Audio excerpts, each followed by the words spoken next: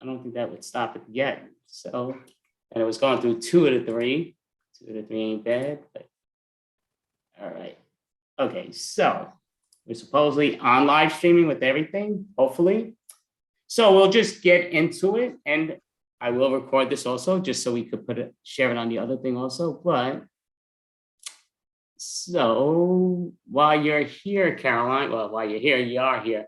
Do you want to introduce the first team, please? Sure. So up now we have the Murder Cats. Murder Cats, perfect. I'm sorry, Murder Cats, you can come on up. Perfect. Thank you very much for having us. We are Murder Cats, and we're about to do On the Prowl. Would the cats come up, please, and join me? It's a dark, fantastical story show, about half-hour long. And our show tonight is going to be inspired by the suggestion, something you fear from the coming year. So while I'm getting that suggestion, would you all be so kind as to tell me one thing you fear from the coming year? The future. Future, lovely. Okay, and next, please. The next day. I guess it's also future, but more concrete. Okay. Flat yes. tires. Flat tires. Oh, thank you very much. Flat tires. Yes, very solid. Yeah, or not. That there's no such thing as the future, and we're only in the present. So we never, ever, ever reach the future year. Right. Wonderful. Okay. Yes. Next, please.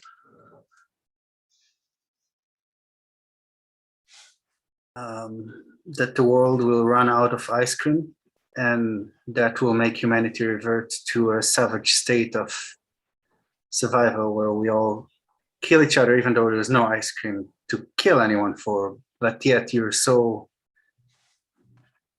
deep in your pit of madness following the lack of ice cream that you feel compelled to violently attack people for no reason. Sort of like a zombie epidemic, but generated by the lack of ice cream versus zombie virus. Right. Well, wonderful. Looks forward to the future there. And you're not going to believe this, but the suggestion is cannibalism. Oh, I love cannibalism. Cannibalism.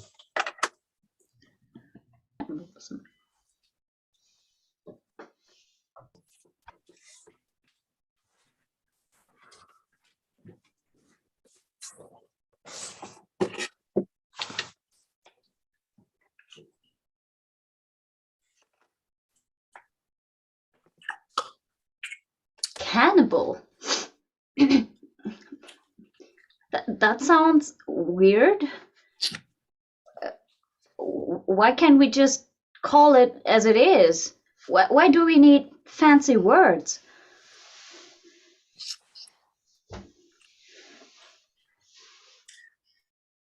Darling, you better eat your vegetables or you're going to be a very unhealthy person, and nobody's going to want to eat you then.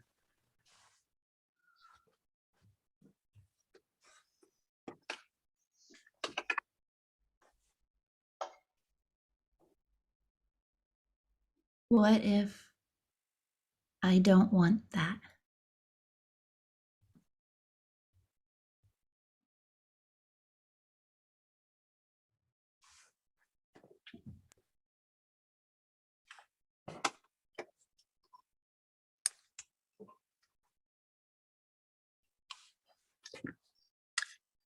I'm not going to eat peas. I've said it before, and I'm going to say it again very clearly now. I'm not going to eat peas.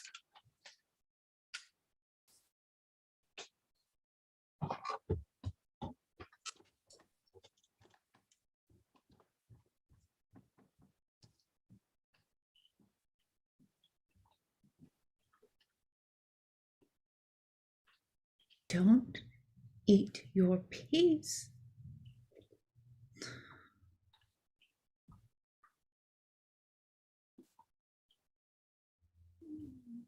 Please.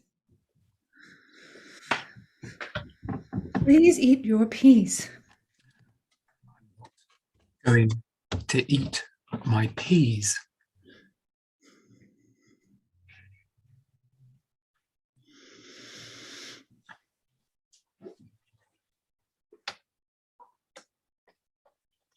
I have loved you for as long as I could.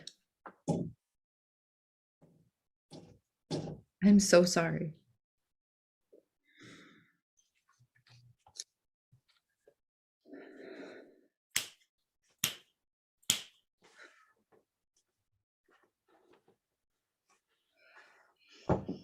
You may begin. It's just one more chance. One more chance, please. No, I'll Come on. Don't resist.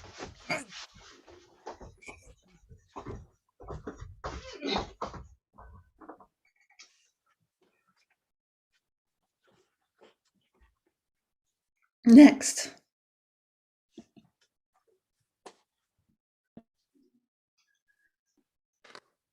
Okay, you're gonna love this. Just trust me on this one, okay? Follow me. It's in the back over there.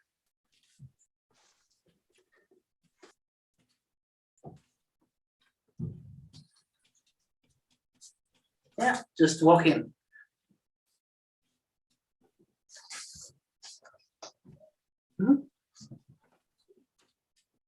You look suspicious.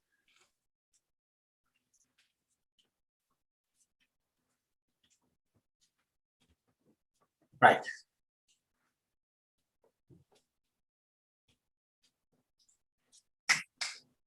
Do it right now. He's in there. Okay.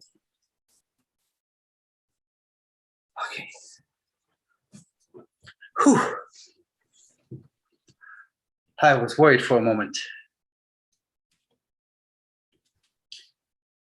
It just gets weird sometimes, but I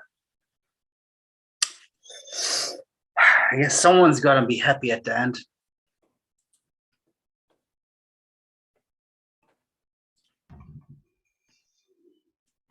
Ma'am, I found a new candidate. I'm afraid to get attached. I can relate. Should I check with you beforehand the criteria, if they match?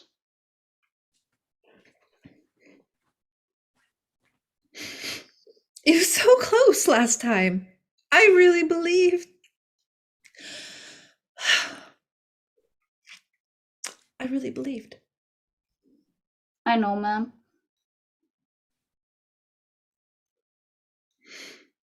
There.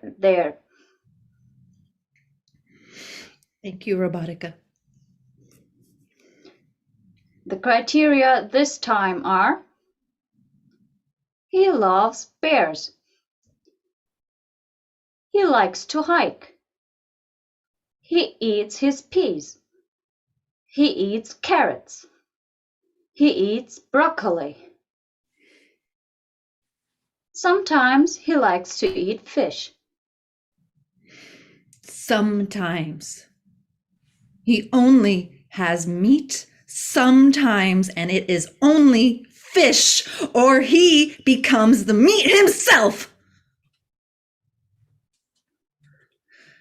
Last year he ate 2 times fish, none times meat. Mhm. I would consider this to be sometimes.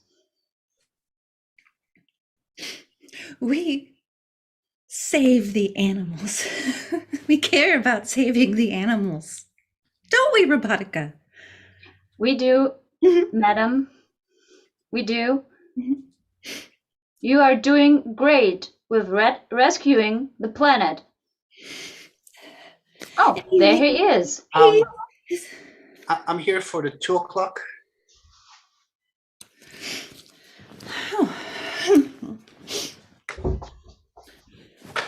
Hello, are you the person I'm supposed to be meeting? Hi, I'm well, you must have gotten a full report with my name in it, but still polite to introduce yourself. How do you meet someone who is meant to be your potential mate for the first time? This is Carl. He likes bears. He eats his broccoli, his peas, and his carrots, sometimes fish. Mm. Yes, that's all true. I also like tigers. And I carry around a box of cereal with me just in case I'm hungry because my sugar drops sometimes. There's no meat in this, despite the picture of a tiger. They are meat-eating animals after all. I also like long walks on the beach while holding hands.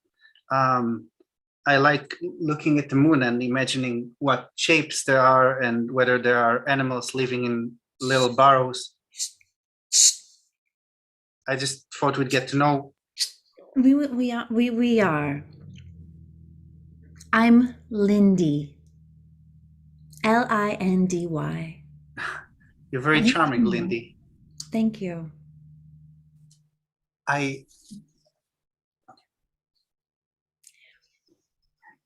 Robotica? Oh. Will you please provide the dinner? The dinner that was Michael, please. The only meat we have in this house. It is wrapped and made in-house. Otherwise, no meats allowed. Mm-hmm. Oh, wait, so this is meat? A special kind. But I don't. Okay, I mean, if you want me to, But we also have a lovely, lovely serving of peas, carrots, broccoli, even asparagus. This is a test, isn't it?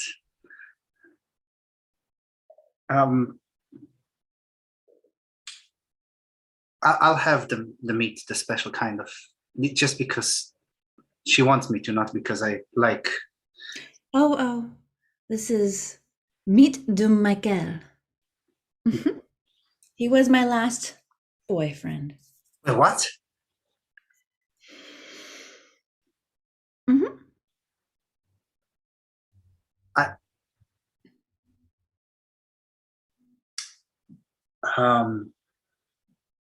Okay, I hope you don't think I'm weird, but I've never actually consumed human flesh before.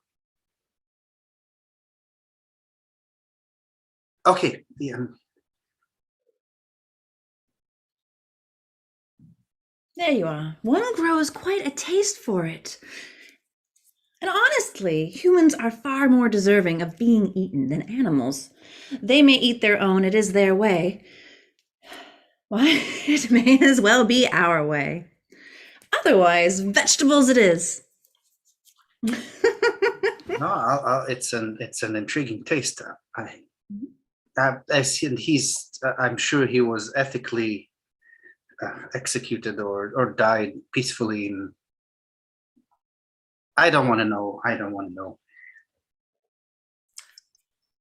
Let's enjoy the rest of our dinner. It's very gamey.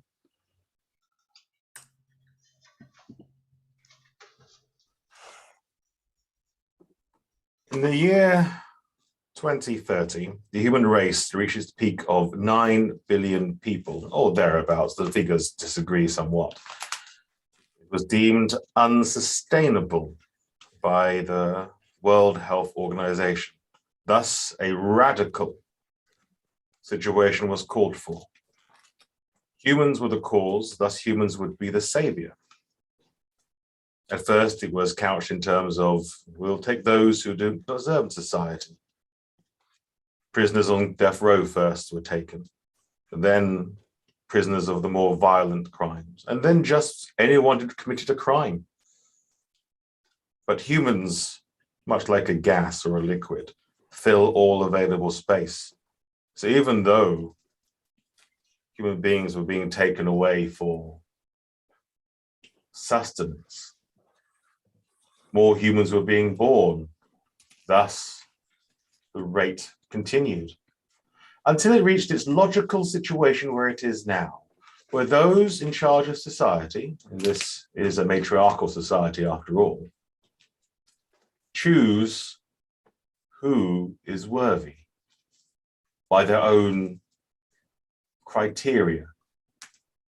The World Health Organization has signed off on this, of course, and thus the population reduced drastically to approximately 3 billion, with more than 2 billion of that number being female identifying. Thus, they choose who is worthy of the soup, who is worthy of the bed, who is worthy of existence. It's gone too far now. Well, what you can say about this is currently the world has never looked healthier.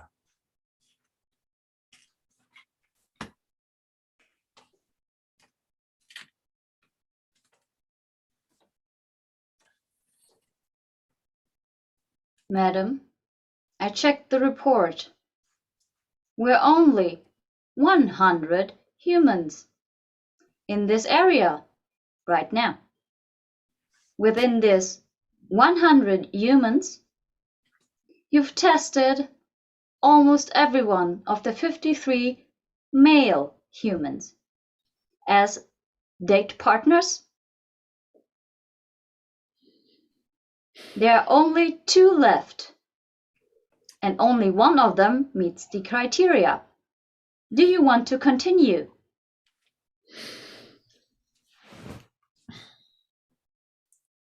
I suppose I have no choice. Only one more meets the criteria. He can't be an idiot as well, can he? Someone has to not be stupid. Someone has to actually have a heart and care about the earth, the animals. So IQ is an additional criteria? If they don't understand what's going on, then they're too stupid to be my mate.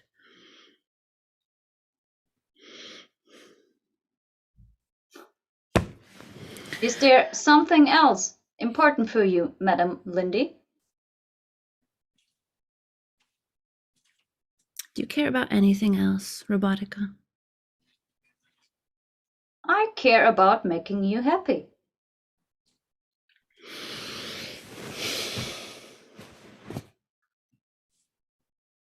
Why? I am programmed to make you happy. I am programmed by your father to make you happy.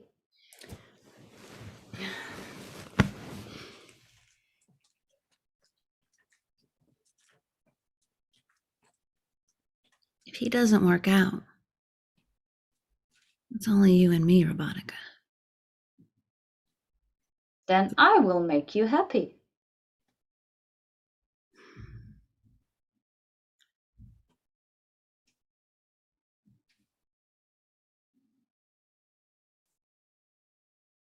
You don't seem happy. I'm not sure you would be happy, but I don't think you care. You're not a bear. You're not human. You don't need to eat. I need to eat. You eat peas, carrots, asparagus, broccoli, sometimes fish. More often than fish, human meat.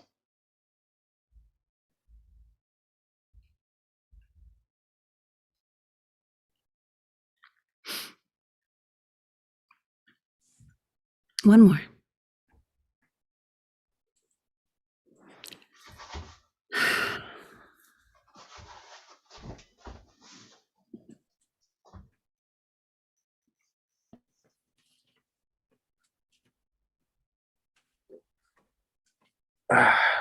Look, I'm having a hard time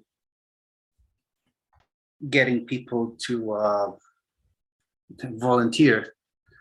There's just not a lot of people around, and I think one of the virtues that led those who are still around to still be around is the fact that they're pretty damn suspicious.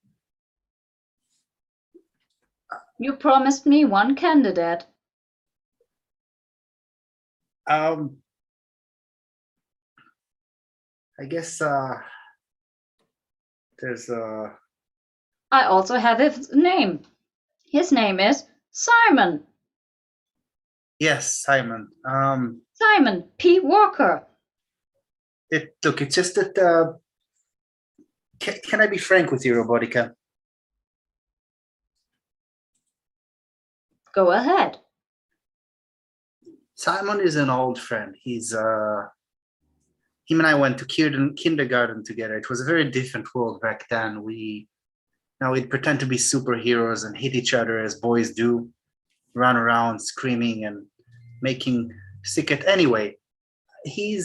I just know that lady tends to how do I put this? Eat the candidates eventually, and Simon, he has a special place in my heart. I would rather. Did Simon hit animals? He, I mean, don't all young boys hit an animal on occasion, out of curiosity or hidden sociopathic tendencies or something. There's just a okay. Did you hit animals? Me? No, of course not. I would never. I adore animals. I think they're much better than humans in some ways. It's just that, well, I will return in 1 hour. I'll get you to the date. Meanwhile, no. I'll bring Simon. I will visit Simon. Yes, you visit Simon. He is not worthy of being on this earth. Kill Simon.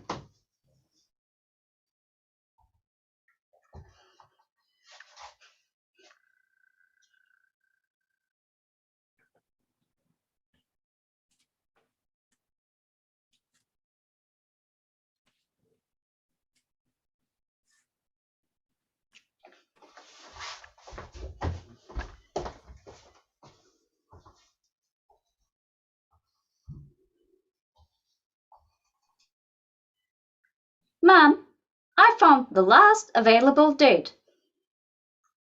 He meets more criteria than you gave me. Have a happy date.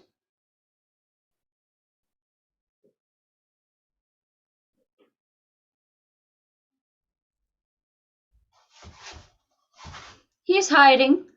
I'm gonna catch him. Come here!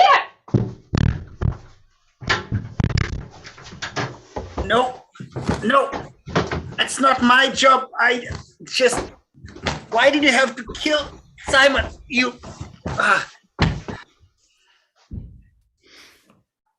I'm not actually, no, I'm not a candidate. I'm just, I'm helping bring you the candidates. I'm not a candidate myself. Lindy, this may be the face of Robotica, but this is the voice of your father playing through the speakers embedded in her system. The only reason this message will play, Lindy, is if you have reached the last viable male. You have a choice, my daughter. Either accept him into your life or doom our lineage forever. That is your choice.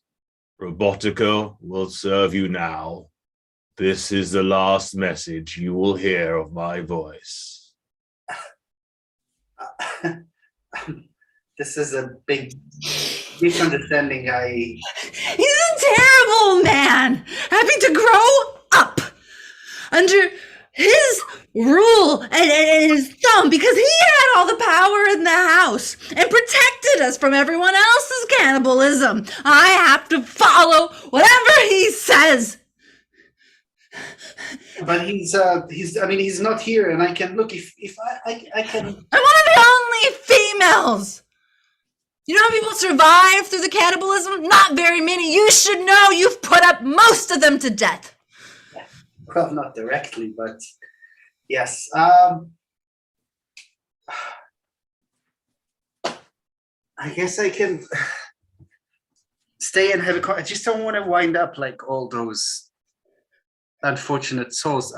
You know why they wind up unfortunate?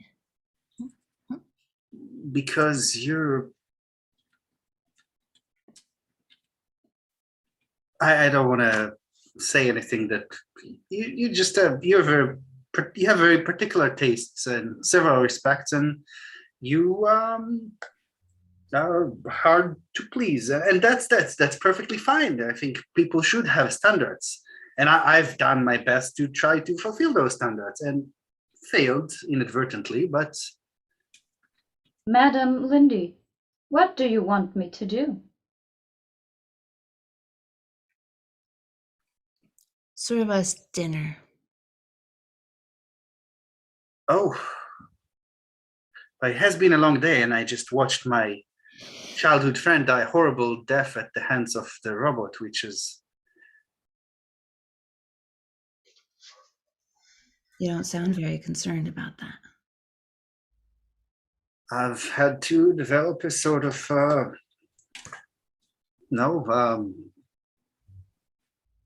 armor, given that I've basically been leading people to their deaths for a while now. That affects a person. It. Do you know what affects a person? Growing up as someone who feels like you're the only one who cares about the earth and the planet more than your own family, but trying to please your family. And also wanting to find connection within that humanity that has no connection anywhere. No connection anywhere. No, it's a very challenging world out there for sure. I've decided, though. I would like to stop this madness. This trek of death. And kill off my family line. Well, that's. Robotica, can you please serve him up? Thank you. Wait, what? No. Yeah.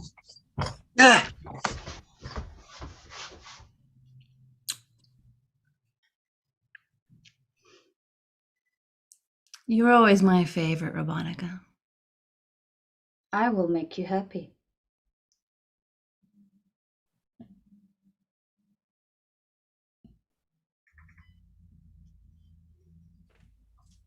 Hey, that's our show, everybody. Thank you very much. Perfect. Great job. Oh, yeah, everyone can pop on up, and great job. I definitely appreciate it. So we do want to ask you a few questions, but before we do, we appreciate you all coming on. You were excellent. What I will say is the Restream gods kind of were playing battle with us here and there, and I'm checking on Google. So partially your video was on Facebook, but you're all on Twitter and on YouTube. So your whole thing on that, which I do apologize. So I will say go check the Andy Abramson Improv Extravaganza monthly show, and you'll see their act, which was great, and I apologize. Or check the Twitter thing. I don't have anybody over there, but it comes down to, so we finally did get it on track. I was looking on Google to find out what's what, because it kept saying, oh, we're connecting. It's like, no, you're not. But everybody else it went to, so I had to reopen up a new one. But so we only got partial of it. But you guys were spectacular, and it's all on YouTube. So I'm just not the fanciest of online stuff, but if I could grab the stuff on YouTube, I'm going to send it to Facebook. I just know it's a little bit harder. But I definitely will try to do that to solve that. But thank you all. So Is that a murder cat or is it a nice? Yes, that is a murder cat. Mhm. He approved. He approved. He's settled down to wait for the next one. We'll see if he stays there. So where are you guys performing next? We're at the Extreme Improv Championship on the 9th of February, I believe. Yes. At I can't remember, I don't know what the Eastern time is, but the UK time is 10:30. I think it's 5:30 Eastern time, I think. Yep, Well done. 5 hours ahead. Yep. Also, thank you guys for the pineapples you sent us. Some of us haven't gotten them yet. I hope they'll arrive soon. I am a little bit resentful that Robin got a nicer one than I did, but that's okay. He's dressed in one actually. Did you find SpongeBob in there or no, he's not there? Still need to be- Still He need must be in one of the ones that's yet to arrive. Yes. So where do you guys normally perform? Is it online? Do you ever perform in person or? We're too far apart. We host our own shows. Lately, we've been playing a lot with Highwire on like a monthly basis, but we're located in different parts of the world, so we're not able to perform in person. Maybe someday, that would be great. We would like to arrange that. It came close one time to figure out how a couple of us were able to perform together in person, and then we could be live on the screens. Someday. If there are any rich benefactors watching, we are happy to do product placement for you. Kellogg's, if you want to send me money because you didn't pay me anything for this was a free thing. They are very delicious. So, Do you think they want to associate Tony the Tiger with the phrase murder cat? Cannibalism was probably not the best. Yeah, I'm just saying. a wholesome substitute for cannibalism that might prevent you from becoming cannibalistic. Right. Well, thank you guys so much. I love the murder cat sign of all the ways to look you guys up. That was really cute. Yo, no, definitely. I mean, we have this monthly extravaganza every month, and we would love for you to come back. I'll reach out to you, and hopefully you'll be available. And I promise you, the restream it's got to work the next time. This is the first time that happened, which is really annoying me. But right now, it's going smooth, which I apologize. You guys are outstanding. Now, do you have like a website that people could check where you're at? Always online, or on her little sign. just the sign part. I'm sorry. Murder cat. It's my videos. Moiter. Moiter cats. Moiter cat. Murder cats. Because Facebook doesn't like murder. So it had to be Moida. Yeah. Yeah. There you go. It's Thank going. you for having us. Thank you. You were outstanding. So Murder Cats, thank you very much. Great way to start the show. And Thank you very much. thank you all. Have a great Thank one. you guys. Hey, everybody. So I'm just looking here because of course I'm gonna mess this up just because of all the other stuff. I did have this one thing written down. What are you looking for, Andy? The name of the person that just because I have it written here. Crap. I was gonna do the introduction thing that they had, but I hate this thing. Everything's faltering, which I apologize. We'll give it a second. You want to sing us a song while I'm looking for this, Caroline? Or? Sure. Over in the meadow, there's a man with a gun, and he's shooting little birdies, and he's having lots of fun. Whack goes the bird. Goes the bird. That's what my dad used to sing to me when I was little. So should be kid friendly. Well, that is awesome. And did you need a longer song? Okay. So,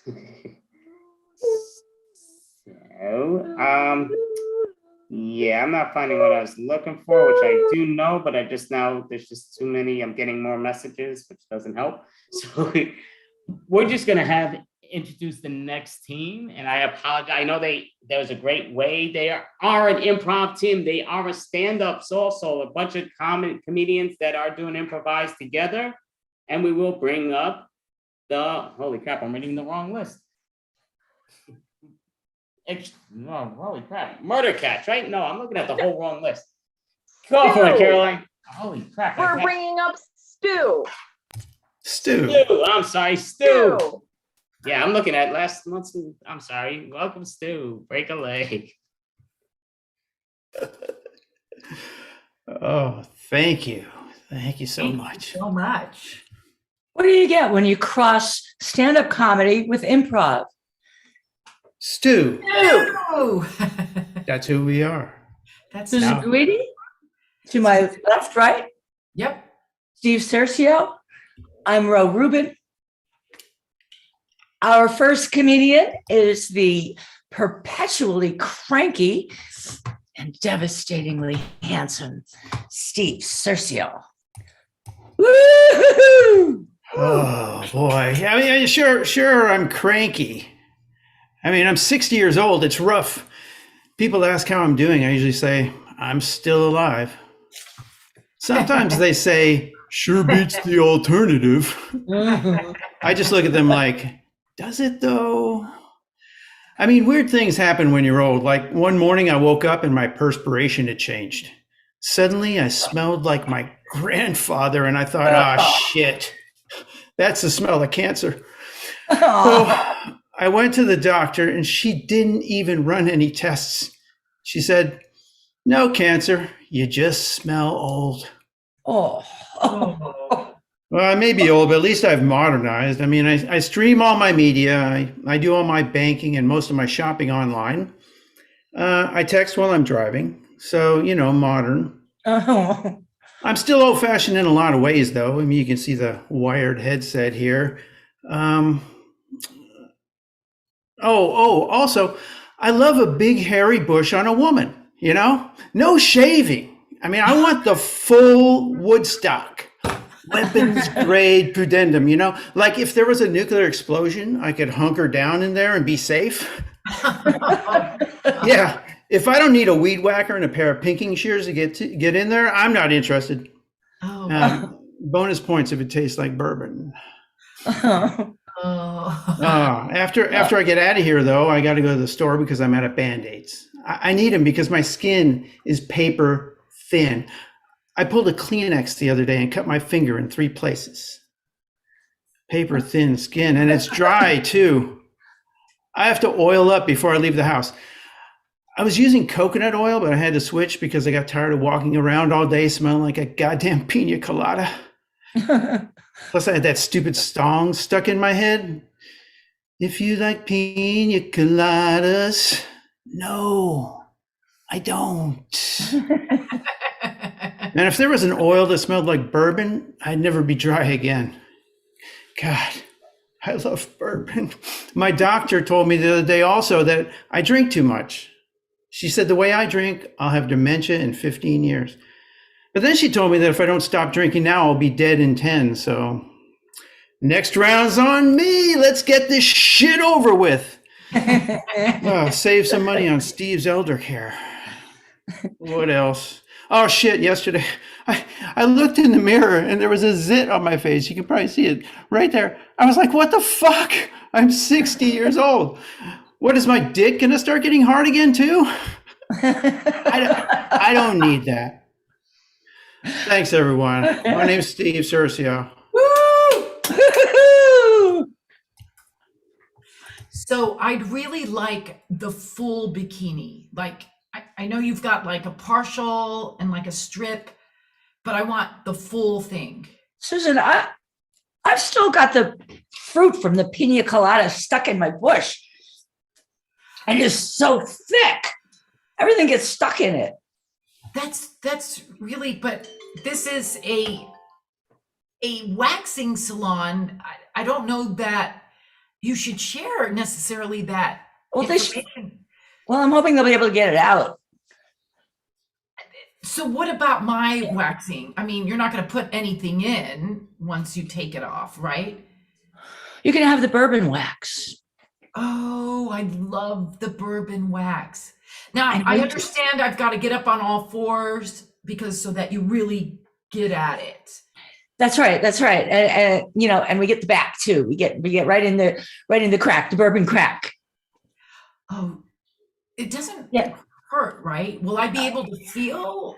Well, of course it hurts. It hurts like a motherfucker. And so we're going to be ripping the hairs out of your butt crack. Enjoy it. You know, All right, so, we'll prep it with the bourbon.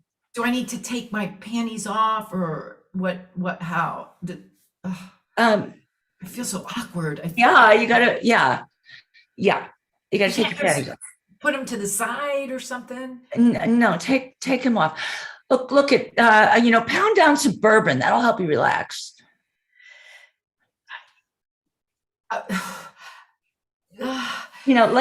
Okay, let's go, honey. Time is money. I haven't had anyone there for a really long time. I don't know. Maybe I shouldn't do this. You won't even see me. It's doggy style. I won't see you? No, Maybe it's not. Cover my eyes and then, We'll put a pillowcase over your head. You won't see a thing. All right. All right. Let's do it. All right. Panties off, up on all fours. All right. Yeah. All right. Okay, my legs are all right. All right. Okay. Yeah. And now we'll just splash the bourbon on it. Oh, okay. That really burns. I don't think I've ever had bourbon there before. Oh, it's good. It's good. It's so good. It's good. It's great for your skin. You're gonna be like a 2-month-old baby down there. Okay. All right. I heard guys like bourbon down there. Yeah. And here's the wax. It's gonna feel a little bit hot. In fact, it's gonna feel burning hot.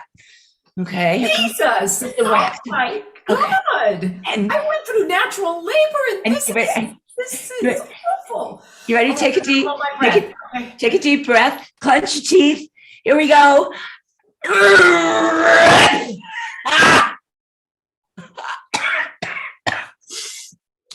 You just a big one. And scene. That was kind of gross. That was really All right, now our next comedian is coming to us from the snowboarding capital of the world, Tampa, Florida, Susan Geedy. What's up, everyone? So I am a professional sonographer. Many of you may know sonography as ultrasounds, sonograms. And speaking of dicks, I actually scan them. Now, you may be asking yourself, Susan, come on, what do you mean you scan dicks? Don't judge me. I love my profession. I'm passionate about it. On the day that I have to go into the hospital, I dress all sexy. I put on perfume. The men need me. On this day that I affectionately call Pee-Pee Wednesdays, I pick up the first chart and I read 33-year-old white male who, true story, complains of he broke his dick while fucking. Now, you may say to yourself, this isn't true, this isn't real, but ladies and gentlemen, this can really happen. So it's my task to go in there and evaluate this poor man's genitalia. I step in the room, all professional, and I say, sir, good morning. My name is Susan. I'm going to perform an ultrasound procedure on you. It starts by putting a little bit of cold gel, followed by an injectable kind of like Viagra directly into the penis. Don't worry, it's just a little prick. Oh, sorry, no pun intended. So to begin the procedure, I have to pull down the sheet, right? So he's laying down and he has kind of this horrified look on his face. So I begin and I pull down the sheet and I pull down the sheet and I pull down the sheet and I pull down the sheet. And before my eyes, I realize I am looking at the biggest penis I have ever seen. Now you have to remember, I'm an older, single Cuban woman. I didn't know if a choir of angels were going to start singing and a bright white light was going to shine onto it and you'd hear, oh! I didn't know if I should scan it or build a shrine to it. That's my set, ladies and gentlemen. I'm Susan Geedy.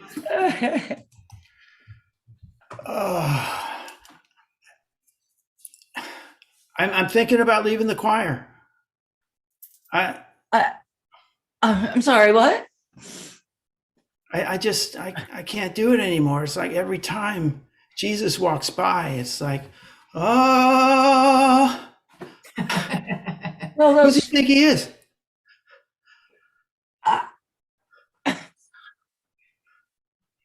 I'm sorry, I'm distracted. I've never seen you in tight pants like that before, and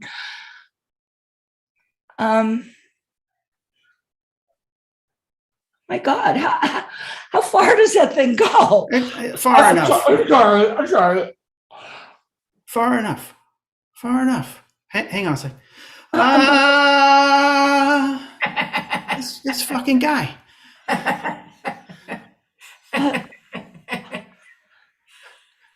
I've never looked at you like this before. Steve. Stephen, please. You want to take my place? Is that what you're saying? You want to take my place in the choir? That'd be fantastic. I could go out. I want to make donuts. That's what I want to do. I want to take a place. I'm not sure if it's the choir. Roberta. I'm sorry. This is the house of the Lord. I'm behaving inappropriately. I just why is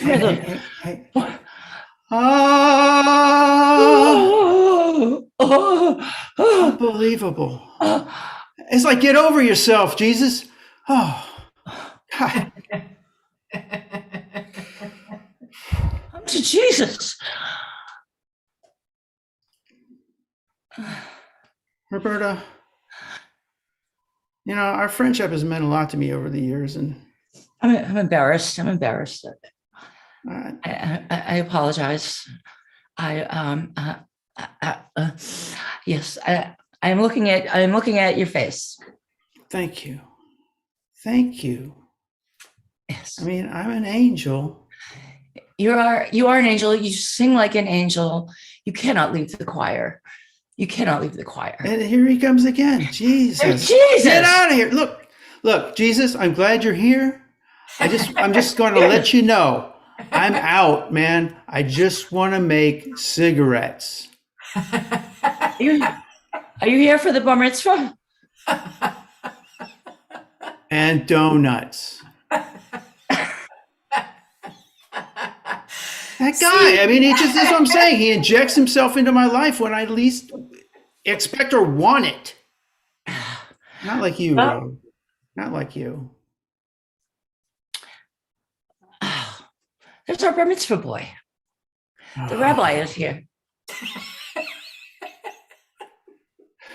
But I could just run away with me then. If you're not going to take my place, just run away with me. So let's hop into the rectory. And scene.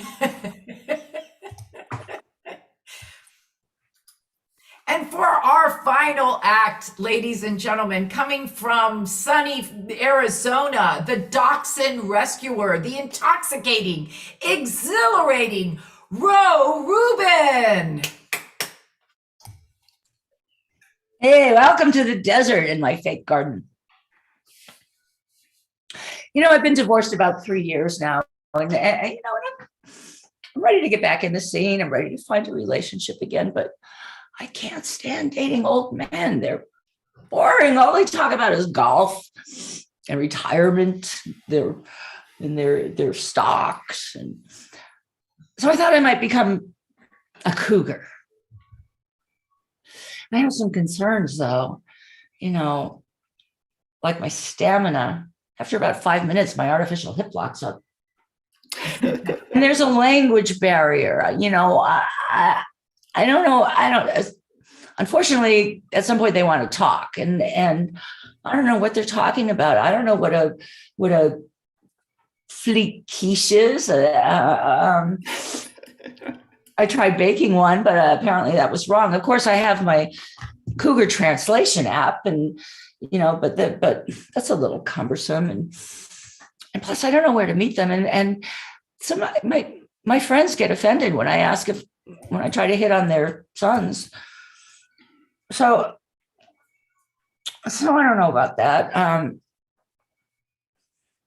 Well, the other alternative is that I could be a lesbian. I mean, I like, well, women don't like me very much. And plus, I don't know, I don't know if I can navigate that anatomy. I mean, with men, it's, it's out there. You can see what you're doing. This is, I understand why men get a little confounded by this. You're like, what's that? What's in there? And it smells kind of funky. Well, if you think about it now, there's a smorgasbord of genders to choose from. You got your L, you got your B, you got your Q, your G. I'm a little confused about this because in my day,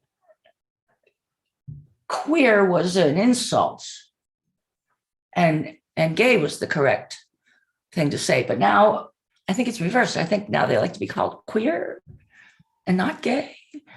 It's very confusing. Of course, I could create a new gender, a cougar lesbian. Wait, a jugar lesbian.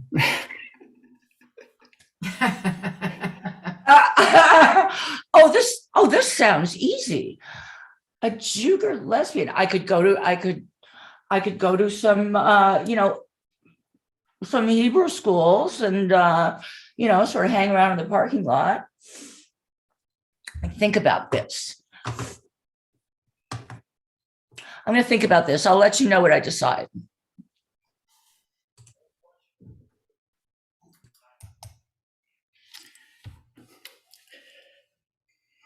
First day of retirement. Living the dream. So you're going to start doing things around the house, right? Yes. Yes, and I decided to start playing disc golf. Disc golf. Disc golf. That's to keep the expenses down because I'm on a fixed income now. So I know golf is very expensive, and I know we're kind of riding the line there with my retirement. So disc golf. I feel like you're going to be gone as much as you were when you were working. And I really wanted to spend some time with you. You're going to play disc golf now? Well, yeah. What about us? Us? Well, we'll still have the same us time. I can fit in maybe an extra 30 minutes or something. It's, I got to stay busy or I'm just going to die. What about me, Jonathan? I've waited for you to retire now for 4 years. Yeah. Said, wait for me to retire, baby, and then we're gonna do stuff. Now you're gonna fucking go play disc golf? I don't even know what the hell is disc golf. What is it? It's a thing. I said we were going to do stuff. I didn't necessarily mean we're going to do stuff together all the time. I still need some me time. Quite a lot of it, actually. I think it's time for me to have me time. I think it's time for me to go explore what's out there for me. Yeah. Yes, that's the spirit, Sandra. That's the spirit. Without you, I could be a cougar, a jugar, whatever the hell those newfangled words are. We're I Catholic. could go find someone who's interested in me and not disc golf. What about that, Jonathan? I mean, if you're making me choose like right now, Yeah, choose. I'll take that. I'll take that because we've been married for so long. Doesn't it seem like time for a change? It does, Jonathan. You're right. I think this could work. I I do, Jonathan. I'll take the guest room. You can stay in the main bedroom. And I'm going to build myself, what do they call it? A she shed. All right. Fantastic. Thanks, Sandra. I knew you'd understand. Jonathan, I Yes, love Sandra. you, but I think us consciously uncoupling is the way to go. Au revoir, Okay. Jonathan. I'll be on the course. And scene. Okay, thank you. Check this. Thank you, everybody. Good job, guys. Thank you. Thank you. So, just for the curiosity, is there a spot that you guys perform in person you want to let the world know, or do you perform somewhere else online that you want the world to know? We are all members of the Vintage Improv Festival. And we all perform on various teams. This is our first time getting together as a team, although we were in an ensemble together with Michael Gelman, and we'll continue to do that. And we're all a bunch of improv hoes. We'll go wherever we're invited. So yeah, just look for our names anywhere around Vintage Improv. That's I have right. a team called Ramen on Sunday. We've been working together for about 3 years now. It's a duo. And I really enjoy doing, and we do shows online once a month at Vintage. And we do stand-up comedy. And we do stand-up comedy, mostly in person, but that's not I happening. don't do This stand-up. pandemic. So are Yeah. all three of you in the same location? You're not, right? No, we're not. We're at all Okay. different parts of the. Texas, Arizona, Florida. And we met through Vintage. Yeah, Vintage. Mickey has done a great job over there bringing people together from all over the world. Yes, So she it's- has. You guys aren't old enough yet.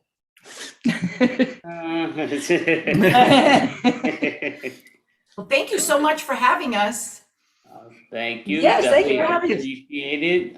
Yeah, so it was definitely a lot of fun. Yeah, this was a fun form that we just came up with because we all do comedy, we all do improv. We say, hey, let's put them together and see what happens. So what happened? We saw what happened. We did see it happen. May take a while to recover from it, but Well, thank you very much. thank you. Have a good. Thanks, Andy. Thanks, Lina. Did this one go on the Facebook? Yeah, this will be on Facebook. It's on Facebook now live, but yeah, it's on Facebook, it's on YouTube and Twitter. So Okay. just not only Twitter. Well, I'm looking forward to watching the rest of your show, and thanks for letting us participate. Thank you very much. Have a great one. Have a you. great night, folks. Thank you Thank so you. much. So, All right. okay, would you like to introduce the next or your choice? Sure. Next up, we have Extreme Improv. David Pustansky. Perfect. All right. And Andy, you might have to start Hello, videos for some hello. people. Thank you. Oh, I have- Greetings. So, thank you guys. If you could chuck me over a co-host just so I can fiddle around with the different settings, that'd be perfect. But any of the other extreme improvisers, come on down, as they say, you know, I guess. Oh, look, it's Rob. Hello, Rob. How are you, Rob? You were muted, Rob. Still muted. And there's Marty, Now I- also muted. I'm doing well. How are you doing? Hopefully I do not sound like a chipmunk. No. Oh, but people are coming, they're going. This is the kind of wackiness and craziness we can expect from extreme improv. But hopefully, oh, look, it's Ruth. Like everyone's just appearing and disappearing again, appearing in my life and running off as swiftly as first they came. But look, there we have Marty, now. Rob, DB, and Ruth. So this is Extreme Improv. We're going to make up scenes, songs, stories, and probably not songs based entirely on Hope not. random suggestions. That I'll get from the Extreme Improv suggestion app, which is available over on extreme.tv. So now let's do some proper hellos since we are all on the screen with us. Marty, say hello to the people. Hey everybody, this is Marty in Seattle, Washington. Okay, now speaking of people that wash a ton, I made this joke earlier tonight on a different show. DB, say hello to the people. Oh, hello. I didn't see you there. I was reading a magazine. Hi, how you guys doing? Good to see you. What was that, Playgirl? What you got there? Yeah, no, I know it wasn't Playgirl. Why would you say that? Well, speaking of our very own Playgirl, Ruth, say hello to the people. Hey everybody, it's Ruth. I'm coming to you from the San Fernando Valley. I'm a Valley girl of Los Angeles. Absolutely. And someone who has lost Angela, but I'm not sure who she was, is Rob. Say hello to the people. That's still up for debate. But hi, everybody. I'm Rob. I'm from Southern California. And yeah, that's Rob. Yeah, and my name is David Pustansky, and I'm wearing a t-shirt which is oh so 80s. Feel free to zoom in and see if you can name all of the characters. But with this, we are going to get on with our first game, which is called Verbatim. The way this works is we are going to have one of our performers perform a 30-second dramatic scene. Then we're going to ask another performer to attempt to recreate that original scene as quickly as they can, not as quickly. Oh, we have an invader. Oh, and they're gone again. Everyone just appears in my life and disappears like that.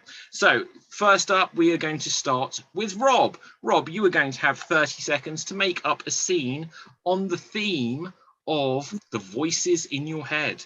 Voices in your head. So I'm going to put you on spotlight here just for giggles, and you will have 30 seconds which start now.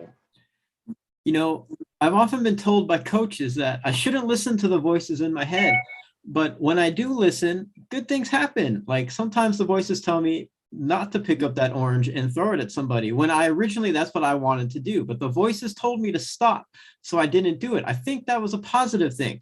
So it's not always a bad idea to listen to the voices in your head, because it'll keep you out of jail sometimes. And that's all we really want in life, is to stay out of jail. I know that's my main goal. I was told as a young kid, you're going to end up in jail. So that I made that my goal, to not end up in jail. And that is time. Thank you very much there, Rob. So now we are going to come over to Ruth. Ruth, you will have 30 seconds to attempt to recreate Rob's original scene as precisely as you can. And here you go. Sometimes I hear voices in my head, and I know I'm not supposed to listen to the voices, but I hear them anyways. And yeah, sometimes the voices are telling me to eat an orange, and I know the voices are wrong because I really want to eat an apple, but I don't care about the voices as long as they keep me out of jail, because when I was a little girl, they told me that I was going to end up in jail and that I was going to only be fed oranges the whole time. And that is time. That is time. Thank you very much there, Ruth. Next up, we're going to come to DB. DB, you will have 30 seconds to attempt to recreate Ruth's recreation of Rob's original performance.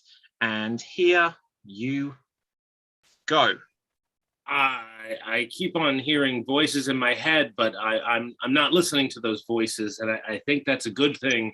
But some people say apples and oranges, and I'm like, what?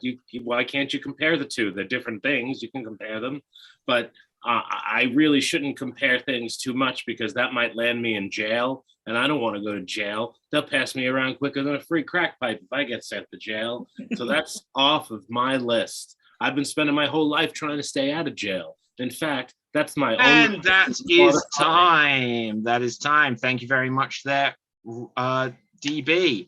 Now, yes, I forget everyone's names, to be honest. True fact, I have to read everyone's names. I don't know what's wrong with me. So now we're going to come to Marty. Marty, you're going to have 30 seconds to attempt to read DB's recreation of Ruth's Oreo's recreation of Robe. Perfect. Yeah, there we go. So Marty, here you go. People tell me not to listen to the voices in my head, but I think my voices in my head give me good advice sometimes, because sometimes they might tell me, eat an apple. And then sometimes they might say, eat an orange. And then sometimes they might argue between each other. Eat an apple, eat an orange, eat an apple, eat an orange, smoke crack. And then I'm like, smoke crack. That's what I want to do. I hate fruit. Citric acid makes my mouth hurt. I'm going to smoke crack and then go to jail, because that's on my bucket list. Yay!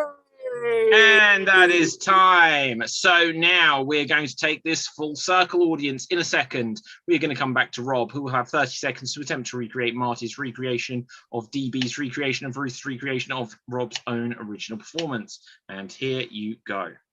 You know, sometimes the voices in my head, they tell me what to do and what not to do. Like sometimes they eat an apple, eat an orange, eat an apple, eat an orange. Well, and then sometimes it tells me smoke crack. Oh, hey, now there's an idea. I like smoking crack because that might send me to jail. And that's been on my bucket list ever since I saw Oz. I mean, that looked like a great place to visit, if you know what I'm saying. Just jail, crack, apples, oranges.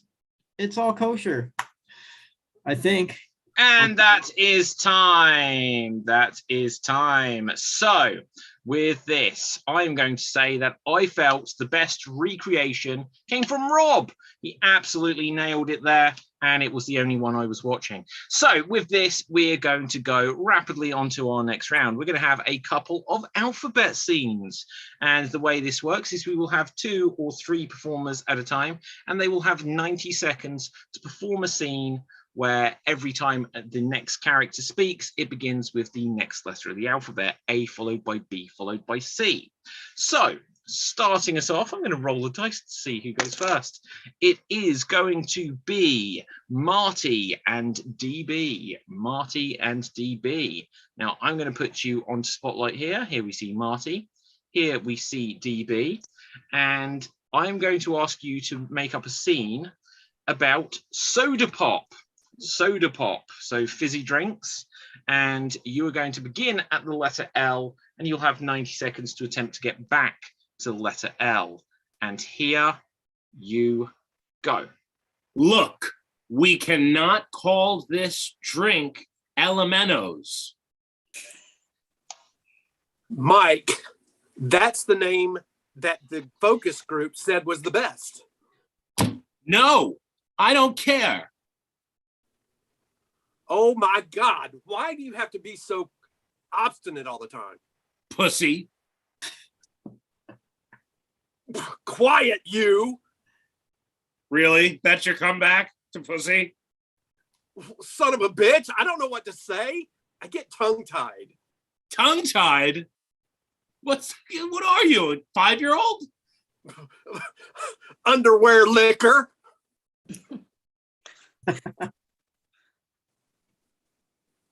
Very stupid poopy pants. Well, that's about 3-year-old level there, so we're even. X-ray of your head would come up with no brain. You're just saying idiotic stuff now. 0 of what you're saying I hear. I can't, nothing's coming through. All right, well, we're going with the original name. I don't care what you say. Busta Rhymes?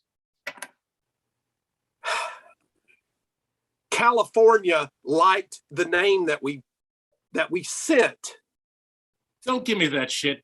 California's a stripper. One girl said this. Dumb. Oh, and that is time. That is time there.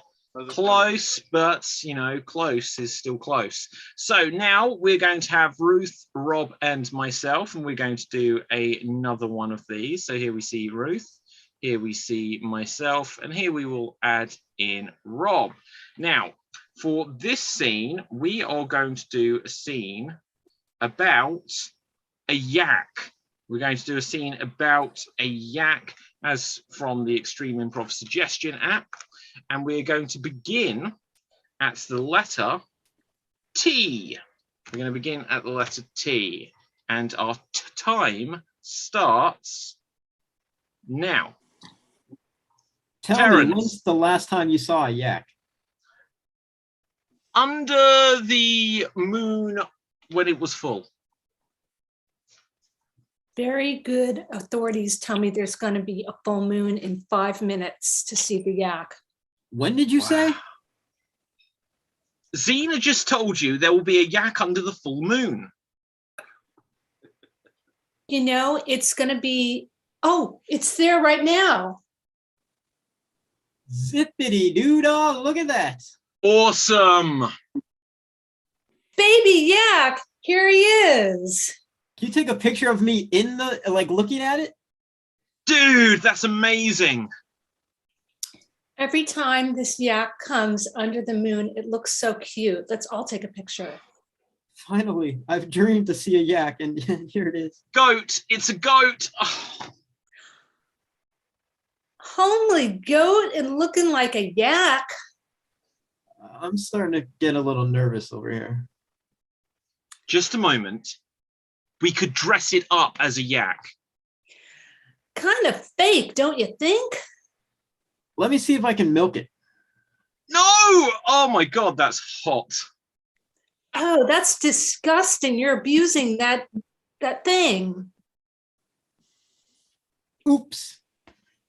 My bad. That wasn't okay, and that is time. We ran out. Right, so anyway, let's have a look. Now we're going to go on to our next game. We're going to do some 1-minute remakes. The way this works is we're going to each get 1 minute to remake an entire movie, and we're not going to just remake it. We're going to play every character having the beginning, middle, and end. It's going to be perfect, everyone. Perfect. Now, going first, let's see who we have with the roll of the dice. 1, 2, 3, 4. DB, could you remake for us John Wick 3? John Wick 3. So let's put you onto the spotlight, and here you go. Dude, I'm still pissed about my dog and my car. Let's fight.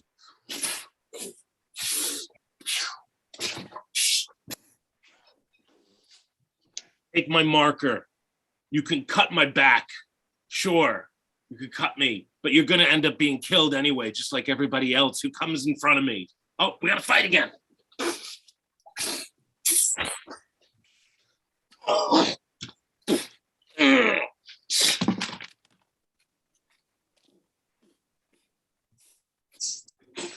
I have another marker here. I need you to take this marker, and it means I'm no longer part of the group anymore. And now I'm gonna go all on my own forever.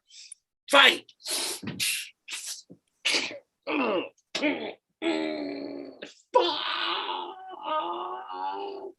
Is that Ian McShane? Ian McShane, you're back.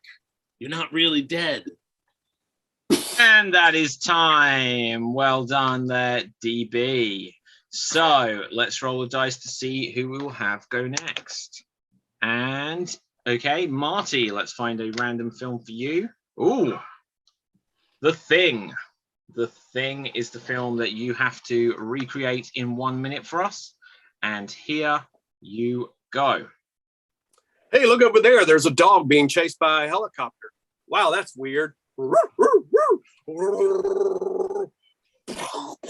What? They're shooting at the dog. Ah, kill him. The helicopter explodes. Wow, there's something weird about this dog. Yeah, I don't think it's a real dog. Oh my God, it's an alien. We better fly out and see what those guys found in the ice. Oh crap, I think they found an alien in the ice. Oh, there it is right there. Well, let's take it back with us. No, let's don't. Yeah, it's already there with the dog. Anyway, we didn't know that. Anyway, oh my God, so-and-so had a heart attack. Now his head's a spider. Oh God, well, I know a way we can test to see who's the thing. We'll take the blood and we'll put electricity to it.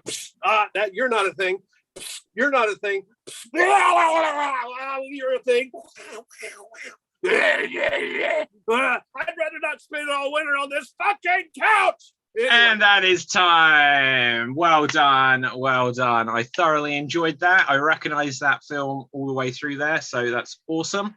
Let's roll the dice and see who we will have go next. And next up will be Ruth. Let's find a film for you. Could you recreate for us The Wizard of Oz? The Wizard of Oz. 1 minute on the clock. And here you go. Oh, I'm going to sleep now. Oh, what's going on? Everything's spinning and spinning and spinning. I'm in a magical kingdom. Oh, what's going on? Where's Kansas? Oh, hello. You're made out of tin. And you're a lion. Oh, and you're made of straw. Let's go and meet the wizard. He can grant all our wishes. Okay, here's my dog Toto. Ruff, ruff. Follow the yellow brick road. Follow the yellow brick road. Follow, follow. Oh, look, we're all very small. Who are you? We're the Munchkins. We live in the land of the yellow brick road. Okay, let's all go to the wizard. Follow the yellow brick road. Follow the yellow brick road. I am the Wizard of Oz. What do you want?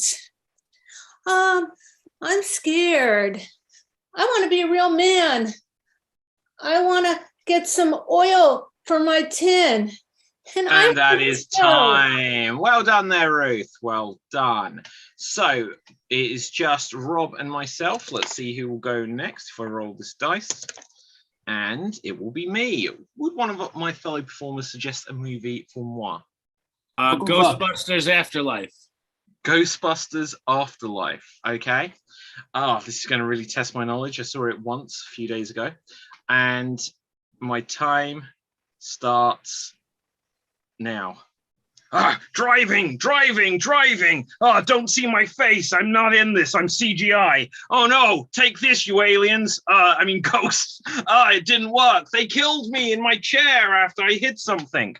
Okay, so kids, you gotta eat your waffles. Hey, I'm evicting you. Oh no, don't evict us. Right, come on kids, we're going on a road trip. We're going to Grandpa, who abandoned me and made my character seem a total douche. Right, so anyway, look, this house is falling apart. I'm a nerd. Hey, I'm a cool guy, and I'm about 14. I'm going to try and pick up this 16-year-old. Now, anyway, hey, I'm a nerd too. Can we go gallivanting? Hey, but look, what's in my basement? Oh, there's all this stuff. Hey, Ghost, are you going to teach me how to fix this proton pack? This definitely isn't too heavy for a 4-year-old to wear. Now let's go in a car. Hey, I can drive it. I'm the brother. And that is time. So anyway, I ran out of time there, but we are going to move on to Rob. So let's see what movie we have for Rob. And could you please recreate for us The Wicker Man? The Wicker Man. Probably not. Do you not know it? Okay, and here you go. What's that noise out there? I don't know. It's scaring the hell out of me. What about you? I'm not sure what it is either, but like I don't know. Let's go look. Okay. Ooh, there's a lot of wicker, man, like out here, you know. Have you seen a lot of, like, man, that's a lot. Ooh, is that man made out of wicker? Yeah, you know, I think he is. Let's go talk to him. Maybe he's cool. Hey, sir, how'd you end up like that? Boom. Oh, I'm never talking to a wicker man again. I just ask him a question. You punch me right in the face. Son of a bitch.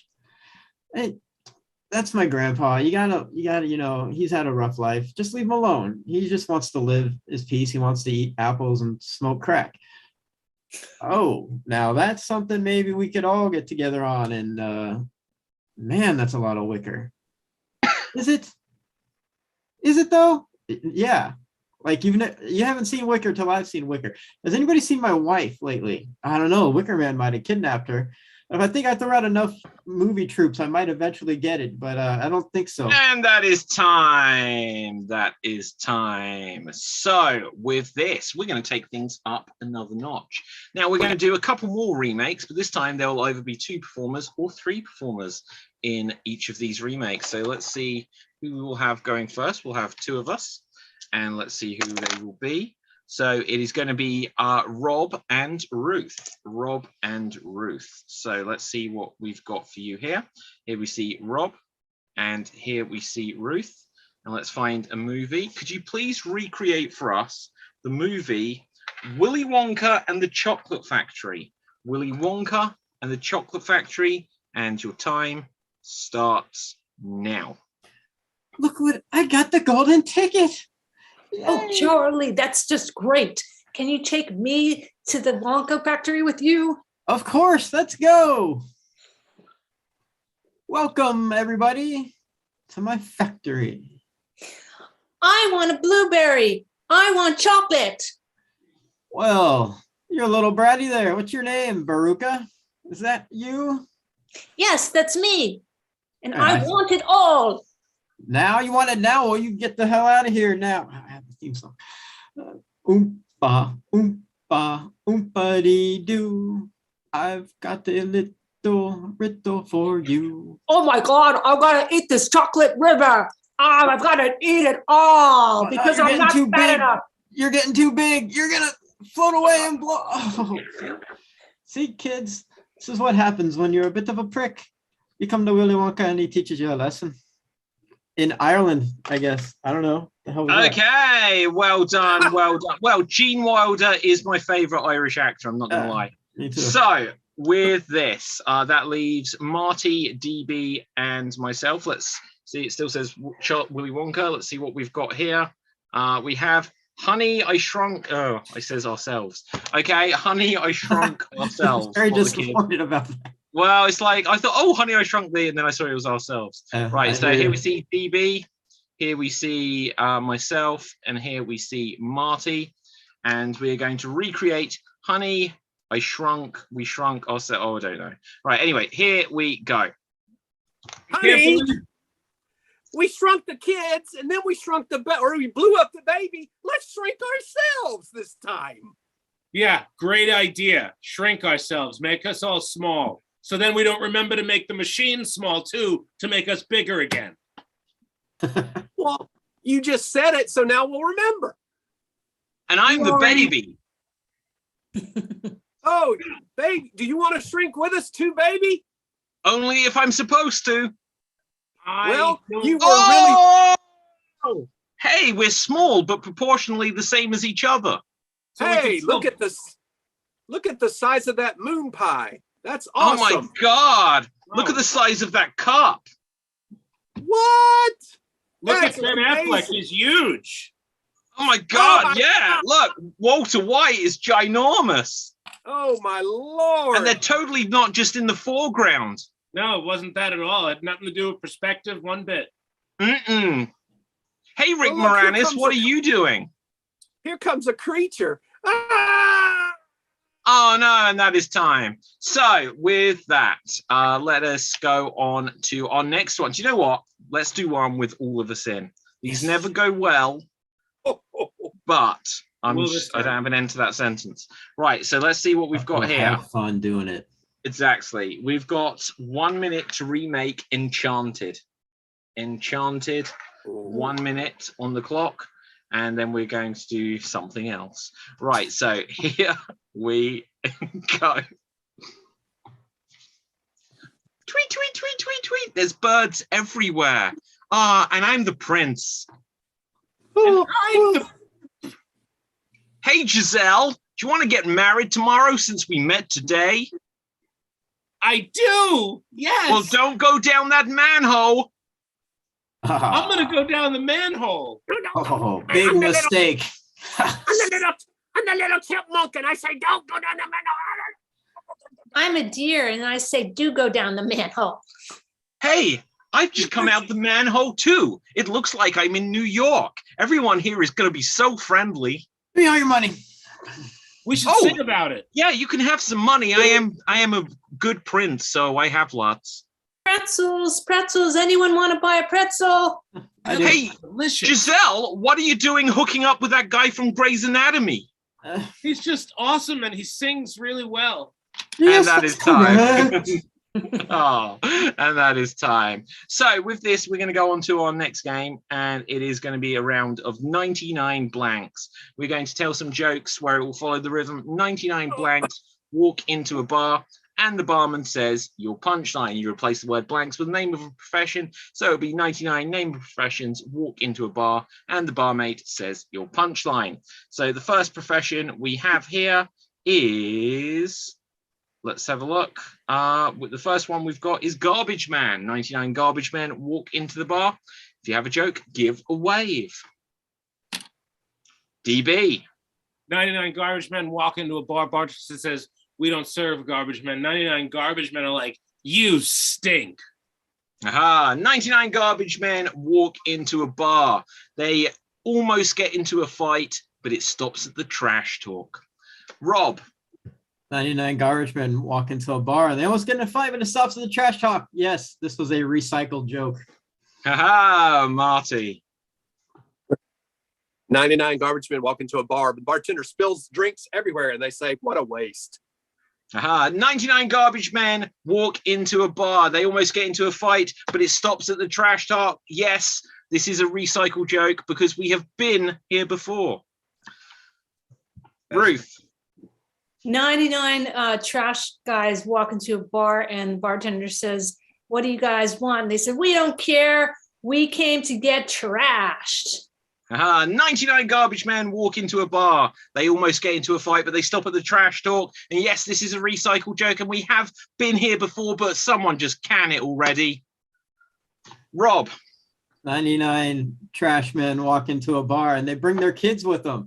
And the bartender says, oh my God, have they just never seen the sun? Take them to the beach. Those are some garbage pail kids, man. Anyone else? American specific there. Yeah, very. Don't worry. Good. Okay, well, let's Ruth, go on then. 99 trash guys walk in the bar and they say, you want to buy some drinks? And they said, okay, here's your drinks. And they said, we're also here to pick up.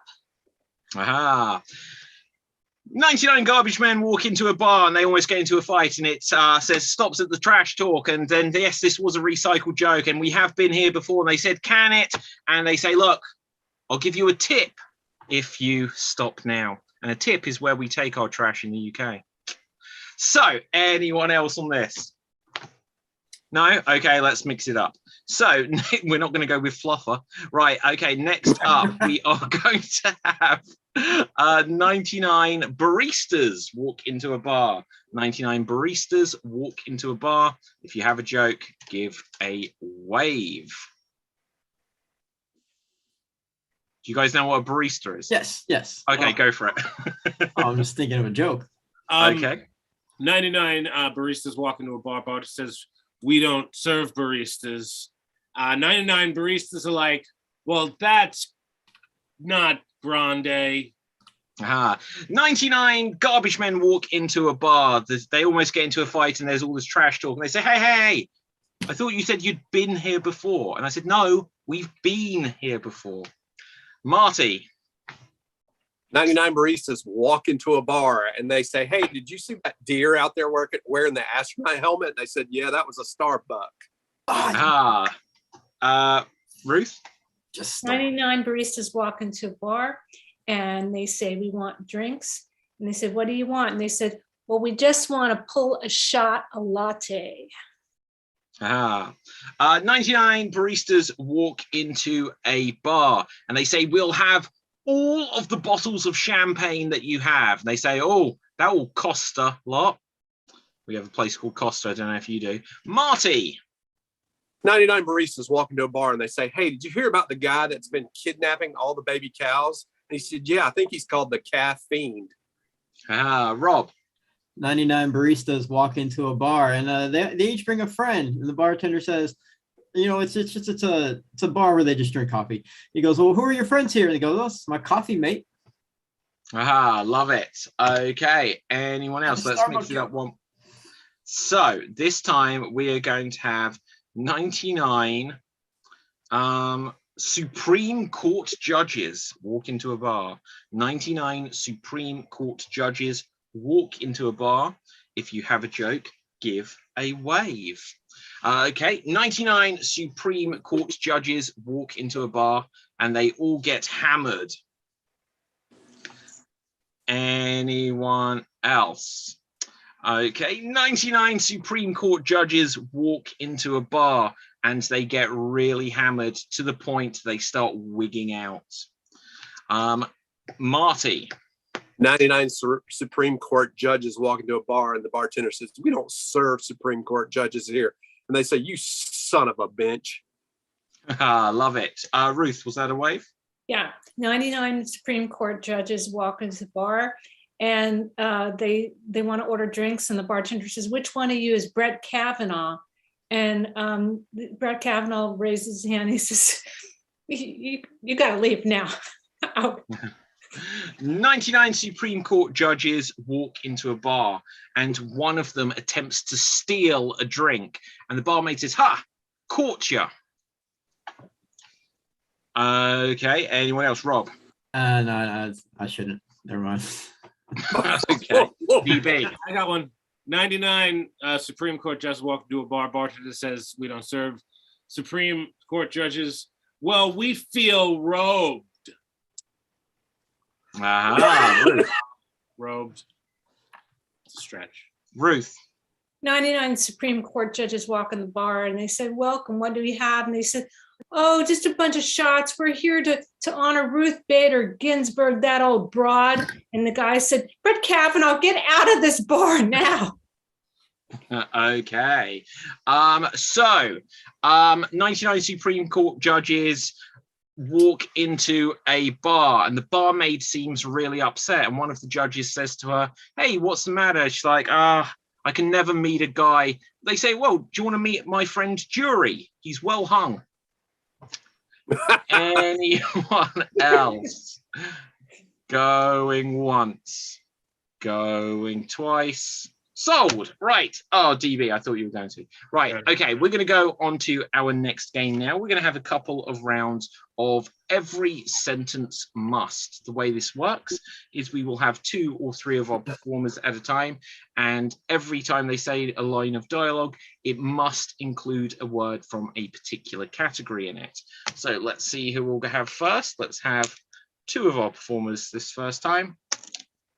And we are going to have Marty and we are going to have DB. Marty and DB, you get to go first. So let's put you onto Spotlight here. Here we see Marty. Here we see DB. What's the game again? Sorry? What's the game again? Every sentence must. Okay, great. Every sentence must. And we are going to say that you are at a pottery class and every sentence must include the name of a food. You're at a pottery class. Every sentence must include the name of a food. Take it away. Dude, I thought this was a pottery class. Like weeds and, greens and, like lettuce. You know what I mean, right? They will teach us how to make pottery if we just turn up. Dude, I thought that we would take like pottery class, dude. Did you pay them the bread yet? I paid them in hamburgers, dude. Like stop really. Stop waffling. I'm not waffling. You're grilling me is the issue. Why don't you just beat it? I'm not gonna beat it. Why don't you scramble? How about that, dude? You're fried. I'm not fried.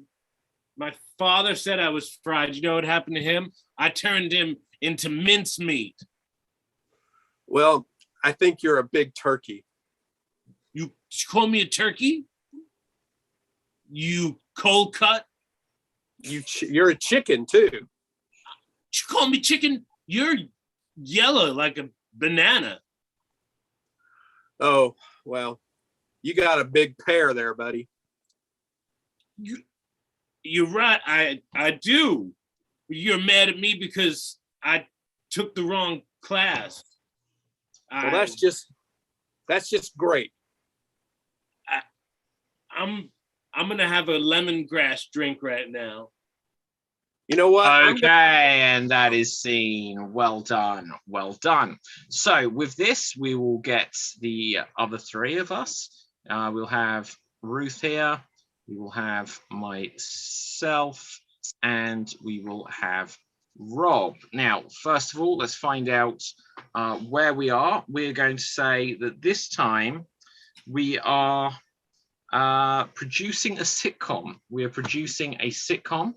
DB or Marty, could you give us a suggestion of a category that every sentence must include a word from? A word.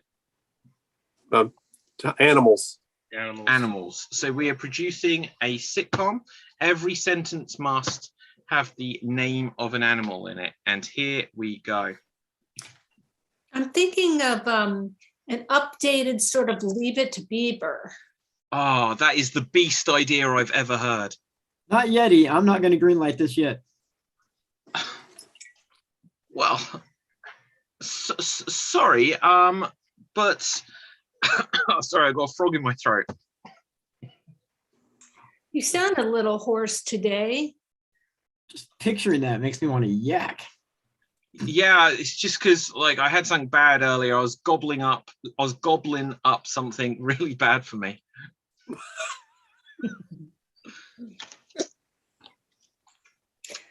Well, so who? But anyway, yeah, go. So you can do the show if you cast my aunt. Was that the one that was called Dogging? Yeah, we could have her do this cat and mouse thing with the other characters. Ooh, I like that. And I'm not lying when I say it. And maybe we could get like co-star Sarah Jessica Parker. I'm not horsing around here. She is a very strange looking bird, isn't she? I spied her, and yeah, she's quite good in Sex and the City. You know, I smoked a lot of grass, hopper all around when I heard this original pitch, and I don't know. Yeah, like to be honest, she's not looking that well. I think she's lacking some calcium. I think she just needs a little bit of tiger balm and some vitamins, and we could get her to work for scale. Oh, who was that one that was on that sitcom in the 80s that was really good? Michael J. Fox. He'd be good in this. He'd be perfect because he's always monkeying around and he's really funny. But nobody call him Chicken. Well, have you seen when he turns into a werewolf? He's got a lot of range. Yeah, like I'm worried that he's going to be a bit of a diva though, and I don't want to pander to his ego. I think if we ferret out like the extra characters, that we could really focus on him being the star. Well, then the other characters would feel like they're being cheated out of their rightful lines. Yeah, but like we got to be careful who we've got, because like some actors, they just like to play too much to the cameras and the audience, and I hate it when someone breaks the fourth walrus. Now, who's going to play the cardinal character? Because we got to be real careful there in today's age. Oh, I think we should get that snake. What's his name? Sean Penn. Oh, was he in Blackadder? That's where he played an investigator. Yes. Oh. Well, I think that this is going to be a whale of a show. Oh, wow. Narwhal. I don't know. Right, and scene. Well. Okay, so anyway, good. We're going to move on. We've got a few minutes left, probably a few too many, but we'll keep going regardless. Right. So let's have a look what we should do. What should we do, guys? Let's play some single syllable showdown. The way this works, there'll be two of us in a scene at any one time, and everything we say has to be single syllable words. So for example, we can say hi, but we cannot say hello. We can say Dave, but we cannot say Dave-id. Everything has to be single syllables. Now, a couple of other rules is we're not allowed to hesitate at all, and we are also not allowed to have what we deem to be a circular conversation, which uses a limited vocabulary and doesn't move the story forward. So, starting us off, let's roll some dice to see who it will be. And I see that it will be DB and me, DB and myself. So here we see myself, here we see DB. Let's find out what our scene is going to be about. And it is going to be about jumping. It is about jumping for some reason. The show could have been about anything exciting, but instead we have jumping. So here we go. Jump! Jump! You want me to jump? You jump! I will jump for your love. Jump was a song from Van Hell. Lan? Yes. Jump for Your Love was a song too. From Girls. The point. Their name slips by me. The point. Yes, that one. So, how high can you jump? 10 feet.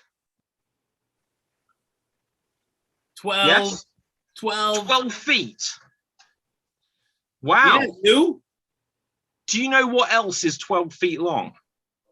I do not want to know. Hey. None. Look. Just because I don't know. Right, so anyway, I'm out and we are going to now say, Ruth, you are in.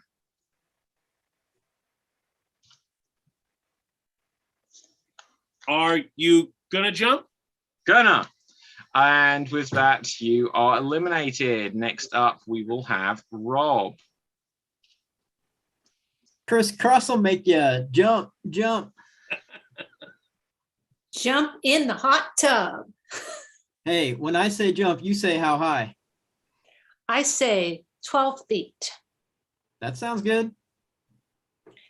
And then roll over. Let's jump at the same time. 1, 2, 3, jump.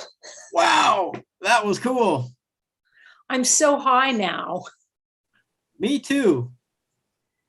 And without pot. You should try. Without. Oh, so with that, you are out. Next up, Marty, you are in. Let's hop. Why?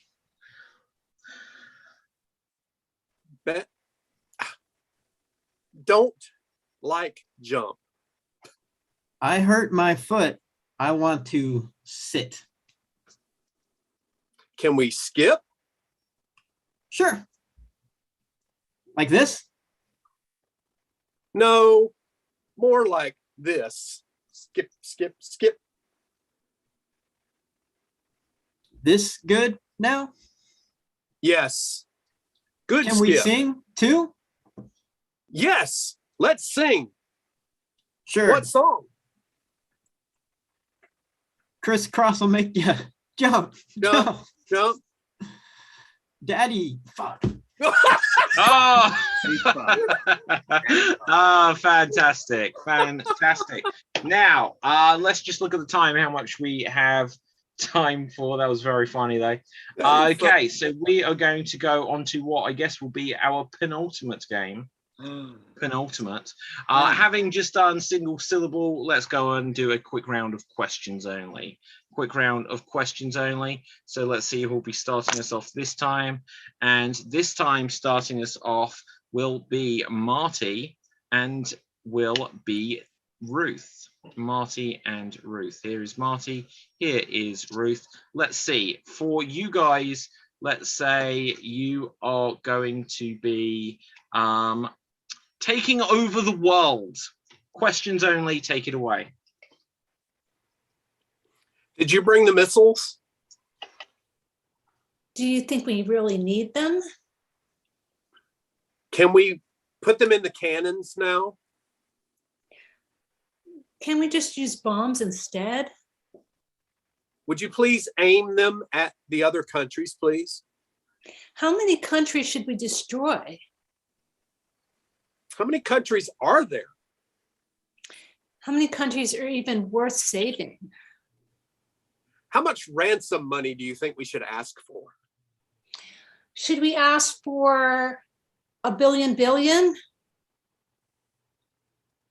I think I don't know. Oh, and with that, Marty, you are eliminated. Next in, we are going to have DB. Do you know who I am? Are you that guy that used to come to my house all the time? What kind of question is that? Are you the stalker? Don't I look like your husband? do you really think that my husband would stalk? Do you think that I would stalk? How many days have you been waiting around my house now? I don't know. Oh, I'm not going to say this question. So with that, you are eliminated. Rob, you are in. Why do you want to rule the world?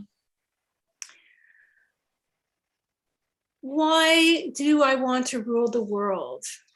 Oh, I'm going to say that is just the circular conversation. I'll eliminate you there. I will jump in.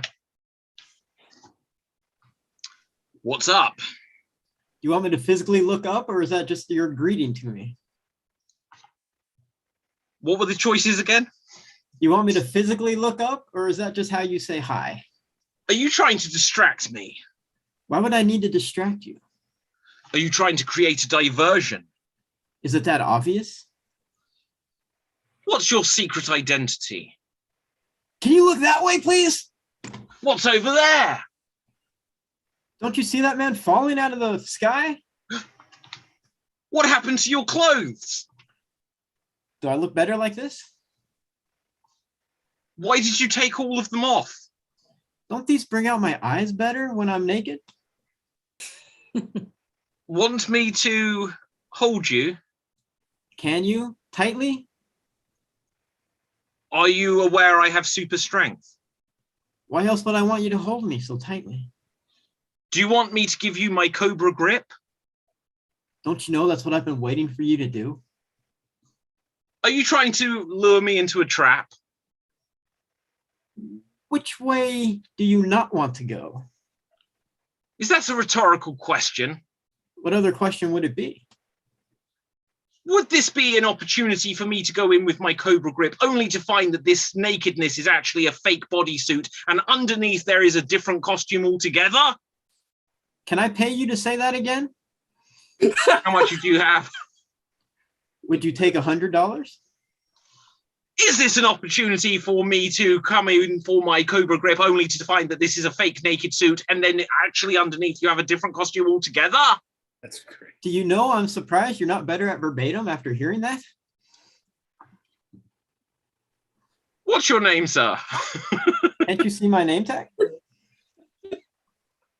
Is that a tattoo? Does it look like it hurt? Where did you get it done? Have you met Jimmy on 54th Street? Are you Jimmy at 54th Street's son? Don't I look exactly like him? Do you have his dong? Would you pay to find out? Yes, and that is Seed. Well done, well done. So with this, we're going to move on to our finale round. And I say that without the quite understanding of how long we have to go. So with this, let's have a look. So what can I say? What can I say? We're going to end on an extreme monologue. And the way this works is each of us is going to perform a monologue with the aim of keeping it going as long as possible or until the show runs out. So let's see. Whoever keeps the monologue going the longest will be the winner and tonight's Extreme Improv champion. But first of all, and most importantly, let's explain the other rules. They're not allowed to repeat any words whatsoever, and they're not allowed to hesitate. So with this, going first will be DB. So bad at DB. this. This is the worst. This is my penultimate bad game. What is the worst one? For me, I'm just not good at it. That's all. No, but you said penultimate. Penultimate bad. I followed it up with penultimate because you used the word penultimate before. And I see. No, that's good. Okay, so could you be Buffy Summers, from Buffy the Vampire Slayer? And let's say that you have had a baby. You are Buffy Summers, you have had a baby, and your time starts now. Vamps. Everywhere. And here I am, I just had a baby. Vampires. Oh, freeze. Freeze. Yeah? He said I twice. Oh, repetition of I. Told you, Repetition of man. I. 17 seconds on the clock. And considering we have 13 minutes left, we're going to have to stretch these out. Right. So we'll have another game afterwards. Don't worry. So let's see. Next up, we are going to have Rob. You will go next. Let's find a character for you. I'll shoot for the whole 13, but Okay, go for it. Whoever can keep this going. Do it. Odds are very 13 slim seconds. since I've never made it past 13 minutes. 30. Right, you are Sarah Connor. And you have had too many desserts. Right, you are Sarah Connor. You have had too many desserts. And here you go. I'm so upset with myself. Can't stop eating delicious food.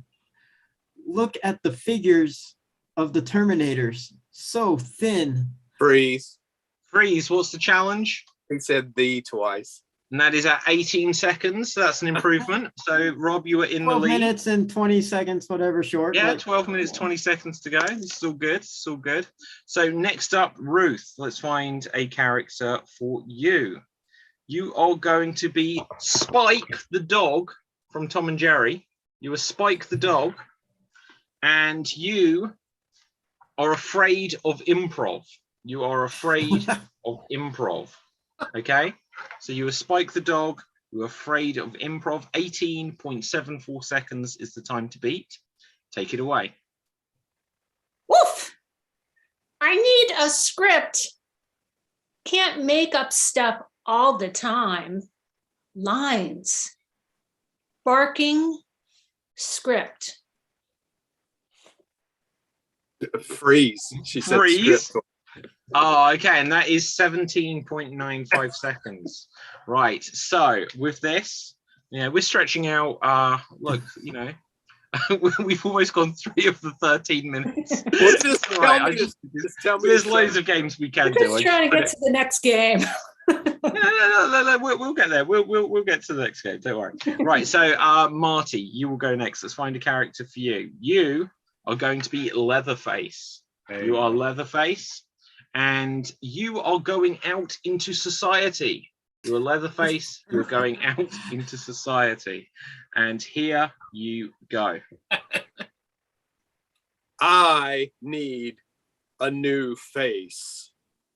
Kill victims. Strip skin. Make masks. Fancy. Hairy. Freckles. Glasses.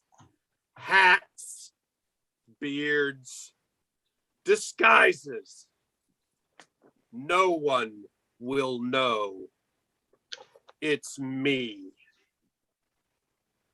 I'm coming to eat your food and drink your wine. I just said your twice. Oh, repetition of Freeze. your at Said your. 51 seconds. 51 seconds, 0.56 is the time to beat, which means that as things are, I only have to make this last 9 minutes. So Anyone can do it at you, David.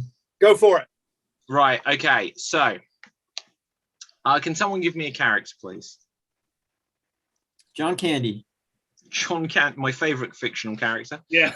And can Maybe can Uncle someone Buck, then. suggest? No, I'll take John Candy. Can someone suggest something unusual for John Candy to be doing? He's auditioning for Darth Vader.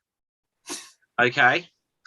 And so I am John Candy, and I am auditioning for Darth Vader, and here I go. Oh, hey, guys. Gee, well, listen, now then. Looking at me, I'm an easy target, but my life is hard. John Belushi, Dan Aykroyd, Eddie Murphy, superstars, great. Bath, no good. Sleeping, crying into pillows, eating chicken, probably. Candy, name, by nature. Darth Vader, big character. Wow. Hey, listen. Freeze. Fuck. Oh no. You said listen twice. Oh. That was excellent, though, Kat. That was awesome to watch.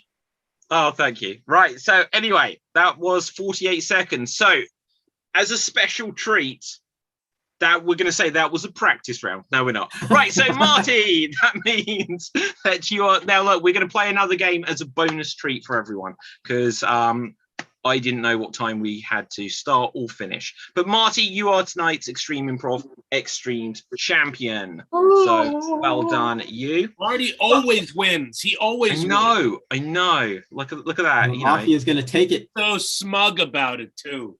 Yeah. Okay, so with this, look, we're going to go, let's do another joke telling round. We're going to do another joke telling round. So this time we're going to play a round of Stopped by the Copper. We're going to play Stopped by the Copper. The way this works is we are all going to tell jokes which will follow the rhythm of why was the blank stopped by the copper? And then we will say a punchline. Now, for anyone who doesn't know what a copper is, it's a police officer, the fuzz, the pigs, the cops. You know, the officers. Right, so anyway, let's see who was stopped by the copper. And we're going to say, why was the nun stopped by the copper? Why was the nun stopped by the copper? And if you have a joke, DB. Why was the nun stopped by the copper? Because she had a lot of bad habits. Why was the nun stopped by the copper? Because they wanted to check to see if she had any illegal firearms, but it turned out she had none. Anyone else on this? Why was the nun stopped by the copper? Because they suspected that she may be conjuring up something she shouldn't have. Ruth. Why was the nun stopped by the copper? Because she was flying without a license. Love it. DB. Why was the nun stopped by the copper? Because she was a convent. Very good. Rob. Why was the nun stopped by the copper? Because she had already given a confession. So why was the nun stopped by the copper? Because they were so excited to see her that they went, whoopee, Goldberg. So anyone else for why was the nun stopped by the copper? Ruth. Why was the nun stopped by the copper? Because she was a problem named Maria. Very true. Anyone else for this? We're going to mix things up. Let's see what we've got. Why was the brain surgeon stopped by the copper? Why was the brain surgeon stopped by the copper? If you have a joke, then give it a wave. DB. Why was the brain surgeon stopped by the copper? Because he lost his mind. Rob. Why was the brain surgeon stopped by the copper? Because he was a ticket scalper. Like it. Marty. Why was the brain surgeon stopped by the copper? Because he ran into the spinal column. Why was the brain surgeon stopped by the copper? For indecent exposure. Yes, they had done full frontal lobe nudity. Anyone else? Ruth. Why was the brain surgeon stopped by the copper? Because he was trying to impersonate a rocket scientist. Okay. Marty. Why was the brain surgeon stopped by the copper? Because he already had some tickets, or this was his third strike. He already had two more. Wow. Okay. So with why was the brain surgeon stopped by the copper? Because there was an important grey matter they wanted to discuss with them. Anyone else? Anyone else at all? Okay, we will mix it up again. We're going to have why was the inventor stopped by the copper?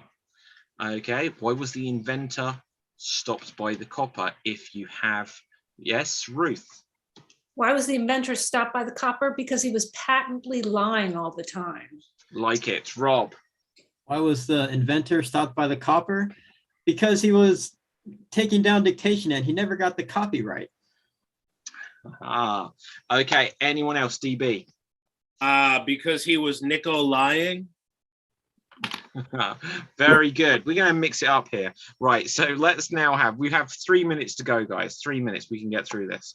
We're going to have, why was the locksmith stopped by the copper? Why was the locksmith stopped by the copper? If you have a joke, give or wave. DB. Why was the locksmith stopped by the copper? Because he was under lock and key. Rob. Why was the locksmith stopped by the copper? Because it was 1970s slang and he was just a real knob. Like it. Ruth. Why was the locksmith stopped by the copper? Because he had committed a combination of felonies. So why was the locksmith stopped by the copper? Because he had a gun, lock, stock, and 2 smoking barrels. Anyone else? Why was the locksmith stopped by the copper? Going once. Ruth. Why was the locksmith stopped by the copper? Because he used multiple keys to key someone's car.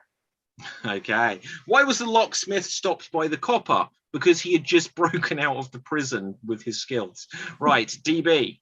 Why was the locksmith stopped by the copper? Because Smith is a very popular name. There we go. Anyone else? Let's mix it up one final time. Why was the magician stopped by the copper? If you have a joke, give a wave. Okay. So Ruth. Why was the magician stopped by the copper? Because he stole all the rabbits from the abortion clinic. What? Right, Rob. Why was the magician stopped by the copper? Because he destroyed the entire copper field. Why was the magician stopped by the copper? Because he had some magic mushrooms. DB. Why was the magician stopped by the copper? Because he stole Abba's cadaver. Okay, Rob. Why was the magician stopped by the copper? Because it was David Blaine. Everybody wants to throw that guy in jail. Marty. Why was the magician stopped by the copper? Because he was driving a Ford Hocus Pocus. Why was the magician stopped by the copper? Just for a chat, just for a little while, just for a short spell. Rob. Why was the magician stopped by the copper? Because the cop needed to get his ex-wife back, so he asked the magician to pen a letter and tell her. Okay, Ruth. Why the magician get stopped by the copper? Because he caused a number of people to disappear. Kaboom! And that is our show. So thank you very much there, guys. I think that is time. So Andy, hello. What's going on? Yeah, Thank hello. you very much. Great job. Let me just put this part. Let me see each other. So, Yes. great job. I definitely appreciate it. So, yeah. So I do realize a lot of times people are like, even some other people are like, oh, how much time do I have? How much time do I have? Then I respond to them. But it doesn't go to them, it goes to somebody else because it's like the last person that's I'm like, oh crap, and they're like, oh man. So No, it's like I sat here and I completely blanked on what time we started. So I was like, am I meant to be wrapping this up soon or not? And I had no idea. Oh no, I mean I always give the heads up to usually the 5-minute countdown, but with you guys I always give the 10-minute. But yeah, so you guys are awesome as always, which I appreciate. I had totally forgotten that there was a dog in Alvin and the Chipmunks. There's a dog in Alvin and the Chipmunks? Didn't you say that? You said Spike, the dog from Alvin and the Chipmunks. Oh, no, that's from Tom and Jerry. Tom and Jerry. Tom and Jerry. I don't know why I heard Alvin and the Chipmunks. I was like, there's a dog in that? That seems dangerous. Why would a chipmunk own a dog? Come on. Yeah. Even though Pluto and Goofy are both dogs. And the chipmunks all spoke English. So, I mean, if we're going to question anything, maybe question. Yeah. I think they speak multiple languages, though. I've seen on other channels that when you do captions, they actually speak other languages. I would imagine the chipmunks they must speak Spanish. They probably speak some Asian languages, some European languages. Yeah, definitely. Oh, that is perfect. I mean, again, outstanding. If people have to run, you definitely can run out, but we do like to interview those that, if you want to stick around, just quickly. So we'll just go over to the leader of the pack, David Riley Pustansky, who I'm an enormous fan of. and again, of all yours. But David, do you want to advertise for anything that you are doing, even in person or online? Which I know you got a Well, lot. next week we actually start the Extreme Improv Extreme Team Championships 2022, which is like a 10 or 12 day like virtual festival with like a big tournament with 12 teams taking part. They're all mixer teams, so they found out who was going to be in what team yesterday, and then over the next couple of weeks they're going to have like a tournament where audience will be able to vote. It'll all be on the Extreme Improv YouTube channel. It's going to be a lot of fun. There's going to be a bunch of guest shows throughout it as well.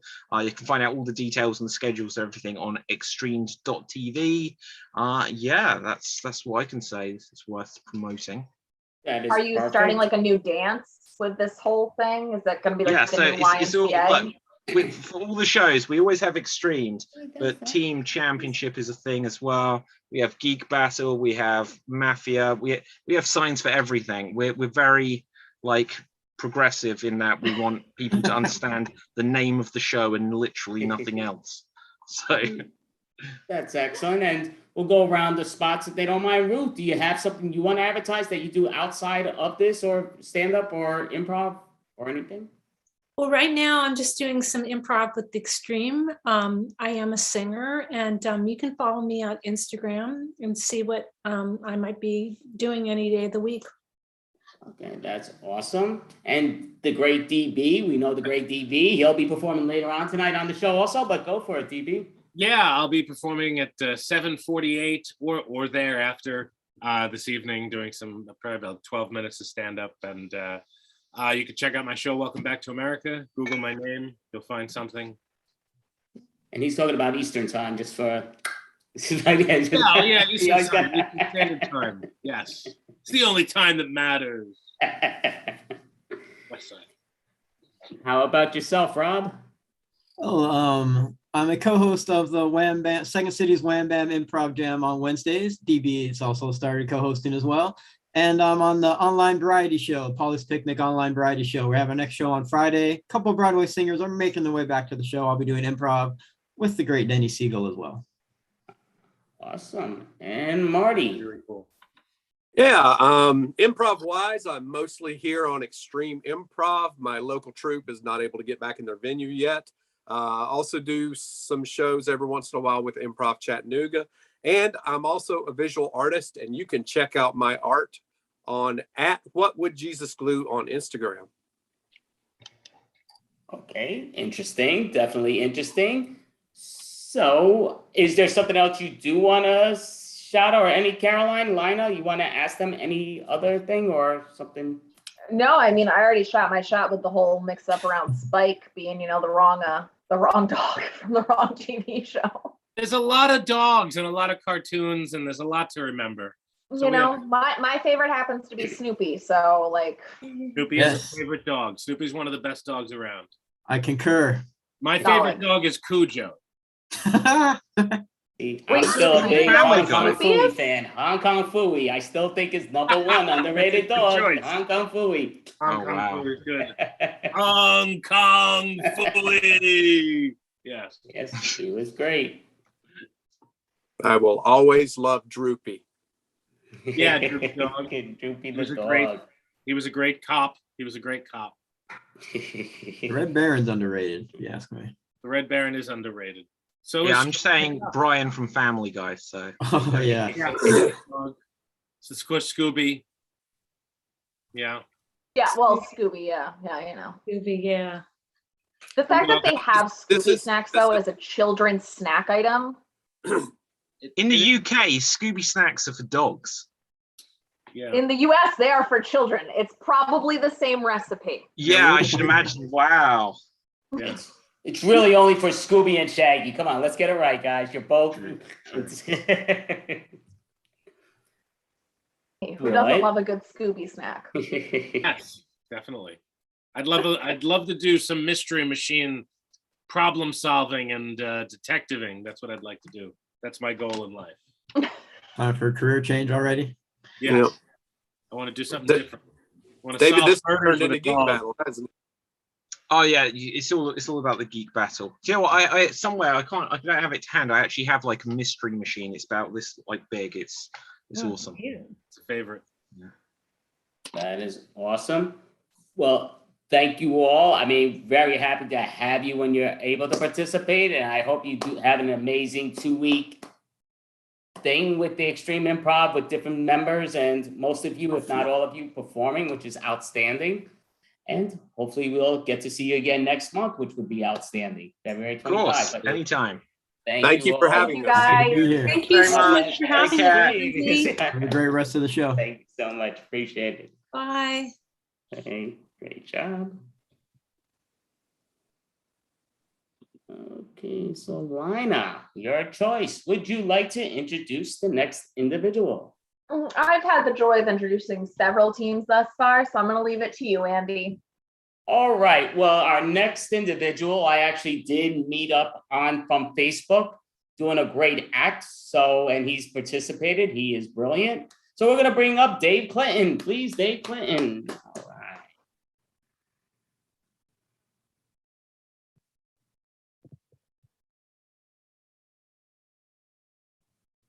Aging Dave Clinton, are you around? I see you're in the background. Okay, perfect.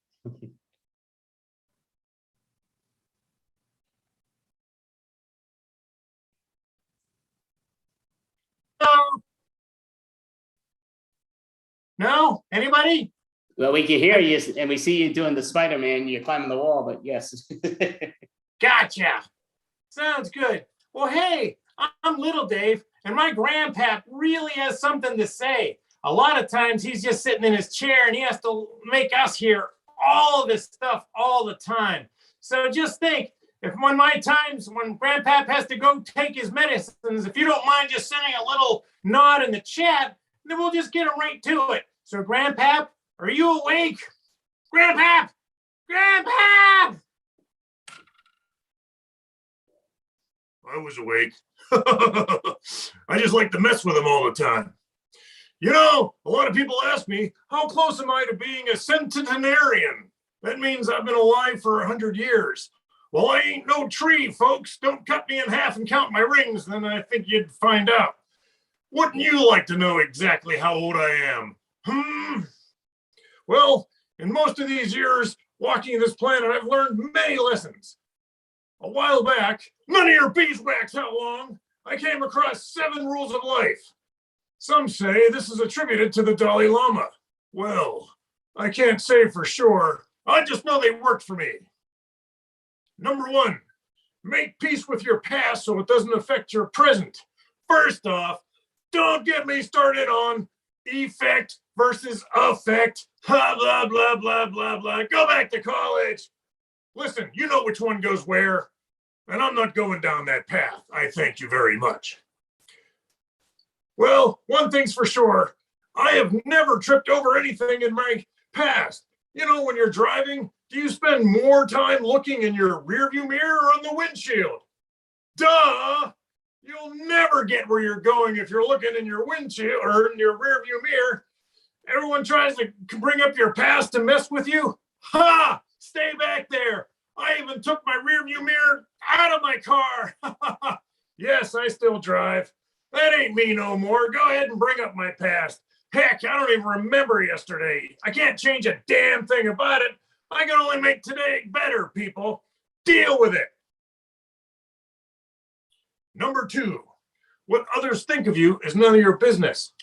Ha ha! I don't care. They know nothing. What they feel is on them. So, yoink. Ha ha, my phone was playing tricks with me. What they feel is on them. I can't control what they think. Or can I? And what they think is on them. Ha ha! I'm just going to focus on the crap that I can control. So, easy peasy, lemon squeezy. To the past. Number 3, time helps almost everything. Give it time. Time, huh? Yep. I've been on the planet a long time. No, I didn't know any dinosaurs personally, but, you know, I remember non-color TV and the fact that you actually had to go to the bank to get your money. But I kind of put my faith in the llama on this one. I can say time is not on my side at this point in my life, but I say if anything can be true, well, the things I screwed up, part of it is memory. I can't remember any of the bad things that I did, but it kind of goes away after a while. Number 4. Yep, 4. Don't compare your life to others and don't judge them. You have no idea what their journey's about. Yeah, let people be who they are. Some of my best people I've met online, and who the heck knows what's going on out there. Woohoo!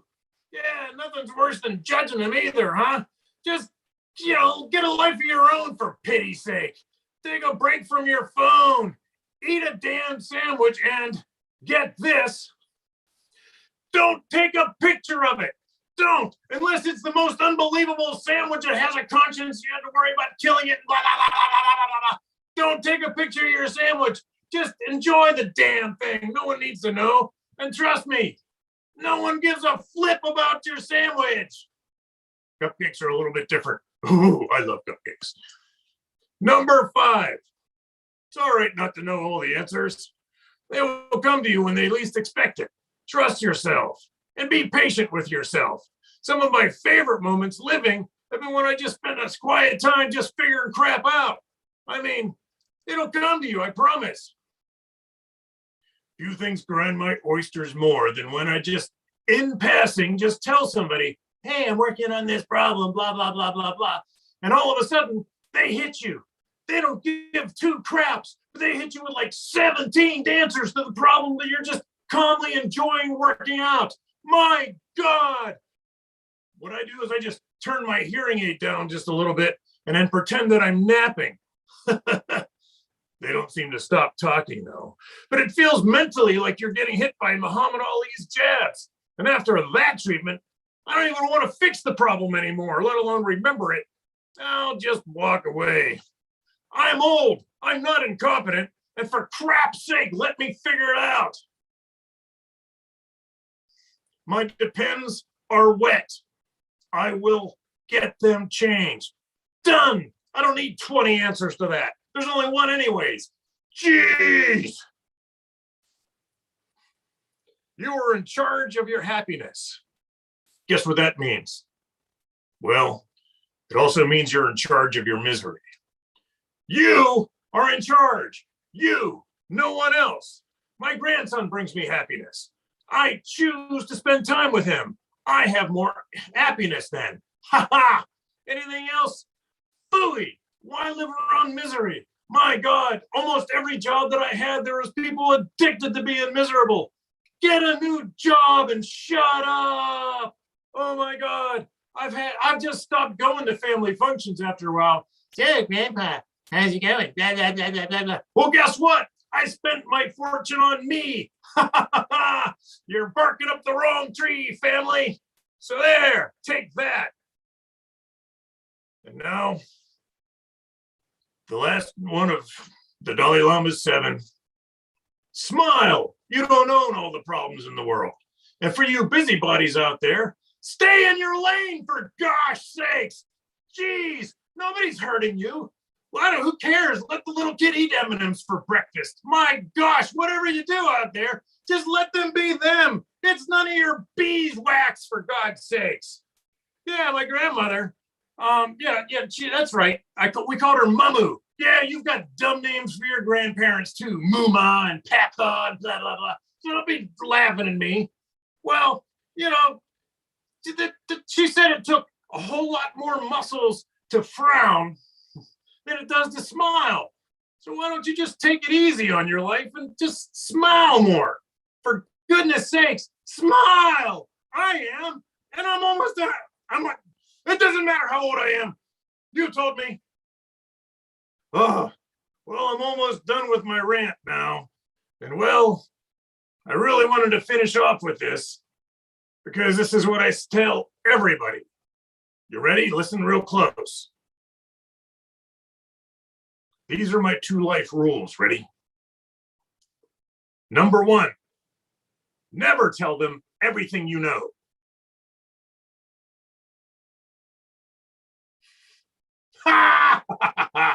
Hey, that's my time. Hope you guys enjoyed my rants. My grandson had a great time with all of this. He made me come in here. And then Andy, who loves you, baby? Who knew? Who knew? I was in a short form team with you months back with Ray. Holy crap, I thought you looked familiar. The old noggin doesn't work like it used to, but man, am I glad to see you again. Great job. Definitely appreciate it, no question. And I know you are, maybe you're not, but your buddy is performing in a few people later on in an improv team, short form style. Yep, they sure are. Dave likes short form because he just kind of like loses all of his filters and just lets it out. Well, that is awesome. So I'm sort of curious. I'm gonna let Lina ask you the first question. So go ahead for it, Lina. Yeah, Lina, go ahead. I'll turn up the old hearing aid. Oh, I can hear ants crawling. Okay, go ahead. So will you ever tell anyone the second thing that you know, or is that just to the grave? Well then, looks like somebody's curious. Yep, that's my answer. Okay, so I'm going to ask you one question just out of curiosity. I'm assuming that it's a mistake, but you never know. Grandpa may be like Spider-Man. So is that purposely done or? What, Spider-Man? Well, that you're walking on the wall. Oh, well, yeah. As it happened, I was bitten by a radioactive centipede. And well, like Spider-Man just has his regular appendages, I got like 1,000 of them. So I tucked them all in my shirt like this, and it just kind of works out. Well, that was not bad. And I know I can't pull it out, but in the new movie, Grandpa Man, the other two actors that played Grandpa in the previous movies will be in there too. It's a hoot, but now everybody knows now. Truth is, I'm just glad they brought Daredevil back. Oh, he's a fave. I agree. He definitely is. And so I guess we'll see your buddy in a little bit. Outstanding job. That was hysterical. Definitely very entertaining. And thank you, Dave and the older gentleman. It was awesome. His name's, my name's Jacob, for goodness. Didn't I go over this? Maybe that's the second thing. Lila? Maybe my name's the second thing, huh?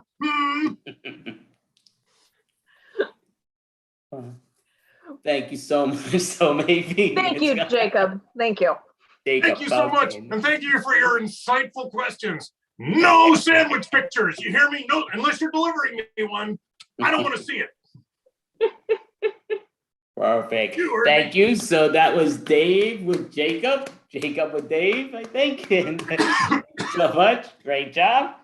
So, Lina, would you like to introduce the next individual? Yes, I can definitely introduce the next person.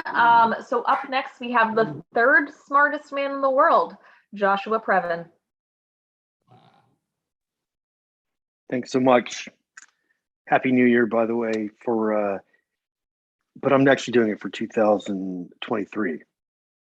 So it's a little early, but you got to stay ahead of the curve these days. Thank you. I'm the third, I got to get this right. Smartest? Smartestest? It doesn't matter. Guys, we have a lot of exciting news. We still have room on our team. We have the Patreon going. So first thing, big news is I'm an NFT now. I've made, so I'm going to be, we did some Xeroxes of my face and a couple of my ass, and we're going to just kind of smush them together and see what we can get. My other projects are going on. We still have people, if you want to volunteer, we're trying to get that country started. I thought it was going to be easier than it was. I've got a little piece of land I have my backyard. I got a little spot, so I have land for it. A lot of UN paperwork. And the key thing is to get recognized. So I'm hoping maybe, I don't know, maybe Putin's under a lot of pressure. I'm not sure, but I just want you to know it's going to be a monarchy. I'm going to be king, but it's going to be very, like a really fun, just like chill, like kind of like chill monarchy, like where it's not like off with your head or anything like that. It's like, lots of coffee, cafe, stuff like that, cookies, and always extra desserts and stuff like that. So the Olympics are coming up also, as you know, and a lot of interesting news on that front as well. As you know, we've been lobbying for 2 sports that should have been in there a long time ago. And I'm hopeful. I mean, we still have a couple days left. One of them is, curling. This one I think is a no-brainer. They have that pot gliding around, and all we were proposing is that you cook something in the pot since you have it there. It's not like it's going to change the sport at all. So you maybe, simmer some hot chocolate, something nice. It's cold, right? That would be a nice touch. I'm confident of that one. But the other one, the other one we had was the skiing, all the skiing events, but just doing it on teeny tiny skis. Just for that extra dimension, like really little tiny, super tiny. And then, snowball fights and stuff like that would be great. Valentine's Day obviously is coming up.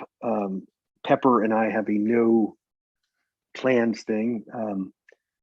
I give her treats and I take her for a walk, obviously. She's a very good dog. Usually what we do is I get a motorcycle, a little sidecar, stick her in the sidecar, we drive around, and we put parking tickets on parking enforcement vehicles. We Xerox them throughout the year. And then we sneak into some movies. But we don't do anything, it's not anything like romantic or anything like that.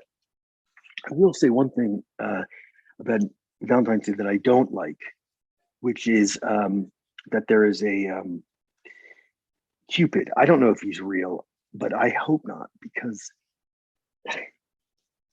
this is a baby. This is a baby who has a bow and arrow, a little naked fat guy, and I think that's horrifying. If I see him,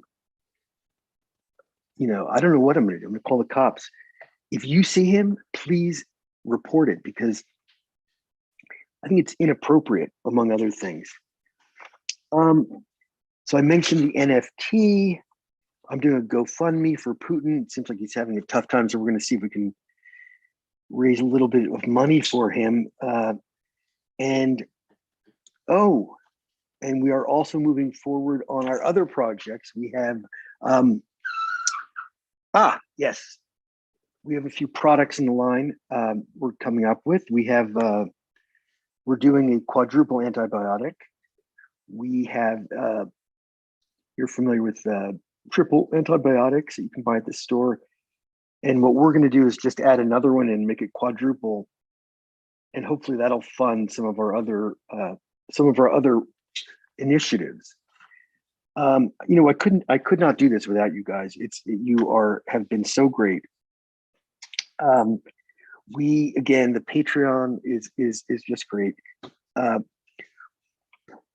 We have one other thing. We have New Year's resolutions.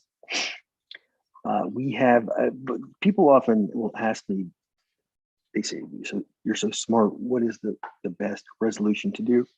And I've mentioned I will stop spreading the AIDS virus. It's not appropriate, and it's time to put it to an end. It's not necessary. It's unnecessary. In terms of our masterclass, we have 3 spots left for, we're doing a masterclass about NFTs and crypto. The crypto class is almost full. I can pretty much headline it for you, which is that we're going to create a currency. And what we're going to do is we're just going to grab a little bit of dirt and get a little bit of sand from outside. We're going to smush them together and pour water on it. And then we're going to put on some tunes, probably like some Elton John or something. We're just going to blast it. And that's going to be it. And if you get in early, that's going to be our, it's not an NFT, it's actually a currency, this one. And it only has to go up like a little bit. So, question from the chat. Let me have a look.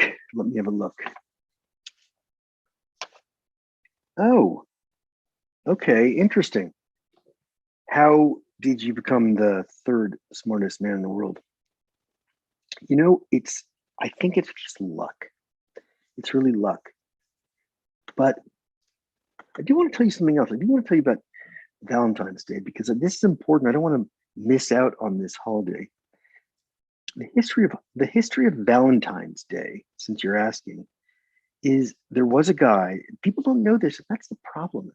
That's why we need, Valentine's Day was created by a guy named Val, and his middle name was N, and his last name was Time, Valentine. That was his name, Valentine. And he grew up in a little house in the forest, and he loved to eat little candies.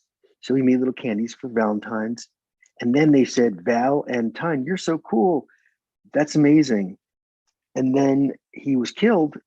He was martyred, and he became a Christian saint. And then they stuck him up on the wall. And they came along later and said, whoa, we should make a holiday about that. And then everybody got scared and ran away. I think that's right. Do I have that right? Bob? Is that it? Anyway, it doesn't really matter.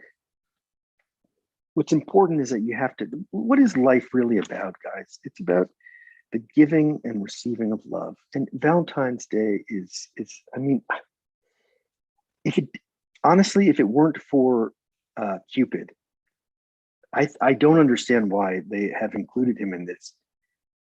Because first of all, and I don't want to get serious on this because this is a holiday, but you don't go around with a bow and arrow, and that's not cool. That's not cool. And I don't care if it makes me feel like I'm in love. I don't want to be shot. And especially since I can't fight back because he's a little baby wearing like half naked. That's bullshit. Because if that guy's going to be shooting at me, you best sure I'm going to have my nunchucks. I'm going to go right back after him. I'm not going to just take it, but I can't, because if I do it, there'll be someone with an iPhone or something, and I'll end up on YouTube or whatever they're calling it. Me pistol whipping some baby.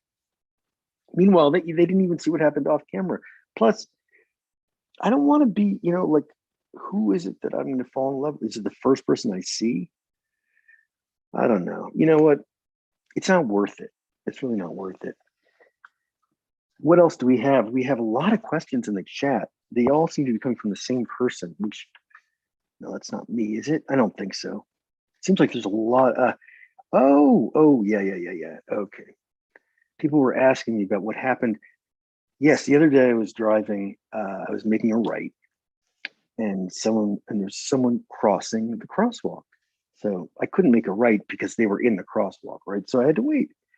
But the person behind me, for some reason, honked at me repeatedly, angrily. Like, you asshole, why don't you make a right turn? What are you waiting for? And so then what I was thinking was, well, okay, you motherfucker, you think I should just turn? And should I just run the guy over? Is that what I should do? Do you want me to run down this person because you don't think that there's someone there because you're in a rush? I don't think so. I'm not going to take a human life because you are such a super duper duper douchebag. I spent the last 5 days, I've been up all night. I've been taking various cocktails of stimulants, plotting my revenge against that person. And someday I will find him. But this is where the smartness kicks in, because smartness can be wisdom. Happy New Year. Remember, New Year's is right around the corner and it's right behind us. So now it's time to think of your resolutions, okay? Get them in before you forget. All right. So great job, Joshua. Thank you so much. Oops, thank you. Timer. Are you planning to perform anywhere else soon, or? I do a lot of improv online, but not anything like formal. So are you on any improv teams, or is it improv jams? Or I do a lot of jams. I do the jam, the Pack Theater Jam on Monday nights at 7 Pacific time, and the Mining for Gold Jam on Wednesday nights. And they're a lot of fun. And sometimes the Intercity Improv Jam. that is great. Is there a website that people would be able to find you if for some reason they You could want Google me. I don't really have a big social media presence, but I pop up. If you Google me, I pop up some few places. I don't know. Lina, any? No, except to just remind everybody there is an improv jam at the end of tonight that you can join. Yeah. So Awesome. that will be at around 1:15 a.m. Eastern time. So a little later. Yes. Yes. Depending on how you look amazing. at it, or really early, depends. You know, it's. That's right. That's right. It's amazing you guys have the endurance to do this. Thank you for doing it. I really enjoy it, and I enjoy participating, but and also watching them all. It's really good. Thank you, and you did a lot a of great good acts job. that Andy has and found. So yeah, thank you so you. much. You did a Oh yeah, great thank job you. in helping us. Yep. Thanks. Take care. Thank you so much.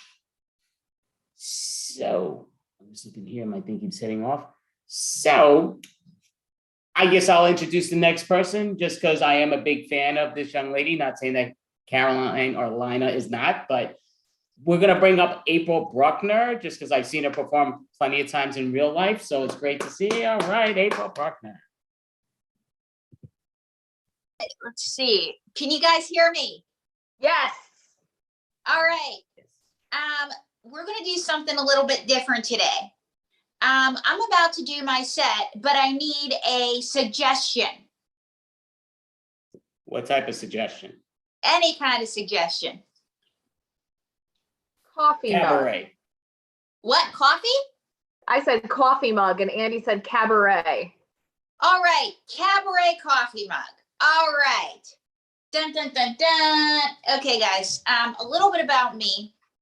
I like to perform in cabarets, and I like to drink coffee. Now, if you know me, you know that I like coffee, and you know that I like to perform in the cabaret. And there's one thing about drinking coffee before you go to the cabaret. It makes you more jazzed, all right? And you can stay up later, and you can deal with some of the acts coming your way. And you get all sorts of acts in the cabaret. And what I mean is that you really need to be awake for some of these acts, because some of these acts are sleepers, all right? Now, let me tell you about the first act that I booked in this cabaret, and you're really going to need coffee for this, all right? He performs at the Kroger supermarket here in Las Vegas. I present to you Dwayne Newton.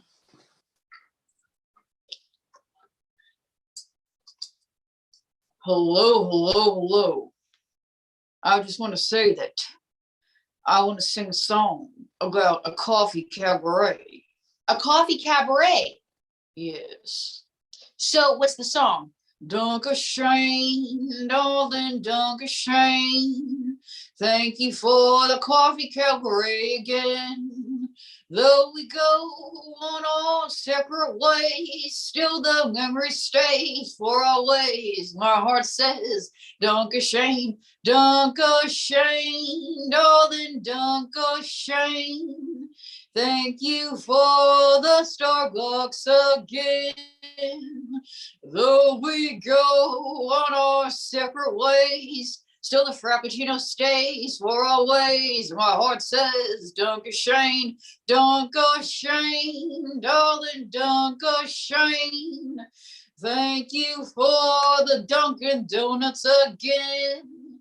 Though we go on our separate ways, still the large coffee stays for always. My heart says, Dankeschön, Dankeschön, darling, Dankeschön. Thank you for the Maxwell House again. Though we go on our separate ways, still the memory stays for always. My heart says, okay, do you know any other songs? Well, I just want to say that I'm Mr. Las Vegas's second cousin twice removed. Mr. Las Vegas's second cousin twice removed. Yes, once by casino security and once by the Clark County Department of Health. So you're not Mr. Las Vegas. No, little darling, I'm Mr. Unloves Las Vegas. Unloves Las Vegas. Have you ever met your famous cousin? Yes, he gave me his autograph once. Autograph? That's nice. It was good gold at the bottom of the restraining order. Oh, but do you have any other songs about coffee? Yes, this one's called Don't Let Your Friends Drink Decaf. You're not a real friend if you feed somebody decaf.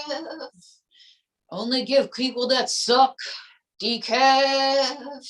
Okay, that's actually not a bad song. But what's one, you're singing a lot of Dankeschön. Do you know any other songs that have to do with coffee? Since my baby left me, I found a new place to dwell. Singing down a lonely street for the Cabaret Coffee Hotel. 'Cause baby, I'm getting so lonely. I'm getting so lonely. I'm getting so lonely I could die because I drank that decaf when I was tired. Okay, all right. Any other songs? Yes, this song's about my favorite coffee. Your favorite coffee, really? Dankeschön, darling, Dankeschön. Thank you for making me instant coffee again. Though we go on our separate ways, still the memory stays for always. My heart says, don't drink decaf. Wow, that was actually pretty good. Dwayne Newton, everybody. Yeah, as I said, you need decaf coffee for some of these acts. But then there are some acts in the comedy cabaret the coffee cabaret, I'm sorry, where you probably need something stronger than coffee. And what I mean is a freaking sedative because they're so bad. All right. There's this one guy, I booked him, okay, because he's a former mobster. Now he's a magician, and now he's in witness protection, and his parole officer forced me to do it, And being a talent booker has to be very, very challenging. All right. Because here's the thing, you're always looking for good talent, but good talent always occurs on a budget. All right. And so for this next guest at the Coffee Cabaret, I present the comedy stylings of Vinny Two Times. Yo, what the hell do I look like? The Monopoly Man? Do I amuse you? Vinny, this is the Coffee Cabaret. Oh yeah, that's right. Can I tell you all something? I drink Maxwell House. It's good to the last drop. Why do you like Maxwell House? Well, you see, back in my former life, before the feds took my baseball bat and gave me this wand when I entered the program, I needed something to keep me up all night when I was driving out to the desert, if you know what I mean. And what was that? Easy. Maxwell House. It was good to the last drop. Oh, so, but what do you think of Starbucks? You know, I don't like Starbucks. Why don't you like Starbucks? It's all these hipsters in there. Hipsters? Why don't you like hipsters? You see, I was a gangster. Now all these hipsters, they get offended by everything. They want to talk about their feelings. But why is that? Is that the only reason you don't like Starbucks? No, I got another reason I don't like Starbucks. Why is that? Well, you see, they were opening up before I entered the program, right? Yeah. So I'd go in and I'd try to shake them down for protection money. Oh, that's not good. And they said, you're going to have to talk to our corporate office. So you didn't get protection money out of them? No. So I don't like Starbucks. And so what kind of coffee do you like? I like Dunkin' Donuts. Dunkin' Donuts? Why do you like Dunkin' Donuts? Well, let's just put it this way. There's a Dunkin' Donuts across the street from the Stratosphere in Las Vegas. Oh, really? Want to hear a joke? Because I'm a wise guy. Sure, what's the joke? How many security guards does it take to throw a slot cheat off the top of the Stratosphere? How many? None. He fell. Accidents happen. Okay, but what does this have to do with Dunkin' Donuts? Well, they asked the guys at Dunkin' Donuts, did you see anything? And what did they say? They said, we're Italian. We don't believe in witnesses. Okay, that was a long way for that joke. Why do they call you Vinny 2 times? Because in my former life, we only had to tell them twice. All right, where'd you first learn how to do magic? I learned how to do magic in upstate New York. Upstate New York, and how long was the engagement? I did a nickel, but they let me out early. Really? And so you learned how to do magic there? Yes, and I did my greatest trick of all time. And what was that? It involves coffee. Wait, how does it involve coffee? Well, you see, it was my grand illusion. My piesto resistant. And how was this your piesto resistance? When case was up for appeal and ta-da! The prosecutor opened his mailbox and a dead fish magically appeared. And what does this have to do with coffee? Well, it was first thing in the morning before he had his coffee. All right, so now that these people need a sedative to get through your act, Minnie, let's do some magic. Well, I've been doing a trick this entire time. And what's that? Making you look like a good ventriloquist. Oh. Hey, yo. All right, what's your first trick? My first trick, I'm going to have you help my wand levitate. Look into my eyes. Vinny, your wand's not moving. It's my other wand. You know, like Magic Johnson. Oh, okay, Vinny. Very funny. For my next trick, I'm going to make your bra disappear. 1, 2, 3. Ta-da! Vinny, my bra's still there. The only way to find out is to lift up your shirt, toots. Oh, okay, Vinny. None of this has to do with coffee, but this next trick's got to do with coffee. I'm going to levitate. Levitate. Yeah. Look into my eyes. I'm going to hypnotize you. And if you don't go to sleep, I'm going to throw your body in Lake Mead. 1, 2, 3. She's finally asleep, which means that I can sneak off and get some coffee. But first, I got to levitate. Man, this coffee cabaret, you see, even asleep, she's screwing up the jokes. Lift up your hand, April. No, your other hand. Look, I'm levitating. And no, you're not on that LSD. Wake up, April. Vinny 2 times, everybody. As I said, you need something stronger for some of these acts. But anyway, I have 5 more minutes left. So I'm going to bring out the headliner of this coffee cabaret, okay? Because let's just put it this way. Not everybody, some people are high octane. And what better headliner than Mae Wilson? Oh my God, oh my God. Pause for some technical difficulties. What's up? You said coffee cabaret. And so what did you think? That last act totally put me to sleep. Yo, toots. Excuse me, Vinny. Yeah, whatever, toots. See, this is what I gotta put up with. But I'm fabulous. I'm a star. So what happened this morning when you had your coffee, May? I got some really bad news. Bad news, what happened? My sugar daddy passed away unexpectedly at the age of 97. Oh, but May, that means that you could always get a job. You said the J word. Every cabaret always has to have some tragedy. Okay, May. There's 4 minutes. You got to wrap it up. So what do you want to tell these people? Well, I want to tell everybody how much I love coffee. Well, I love coffee. No, I love coffee. No, I love coffee. No, I love coffee. No, I love coffee. I love coffee. I love tea. A cup of coffee. I didn't know you could sing. Oh, actually, April, you were singing. Yeah, that's right. I was singing. But really and truly, I was singing. No, I was singing. No, I was singing. No, I was singing. No, I was singing. So, May, what are you looking for in a sugar daddy? Well, I'm looking for a sugar daddy because let me tell you something else. I was having coffee with the girls because I'm trying to tie it in on like the last act. And I was telling them about my breakup with Pinocchio. Yeah, you were with him for 2 years. Yeah, because every time he lied, his nose grew and his dick shrank. But you were with him for 2 years. Yeah, because every time he lied, I just sat on his face. Ta-da! See, I look everybody up. And so, but May, what are you looking for now? Well, actually, I'm not looking for a one-night stand. I'm looking for a sugar daddy, just like my hero, Anna Nicole Smith.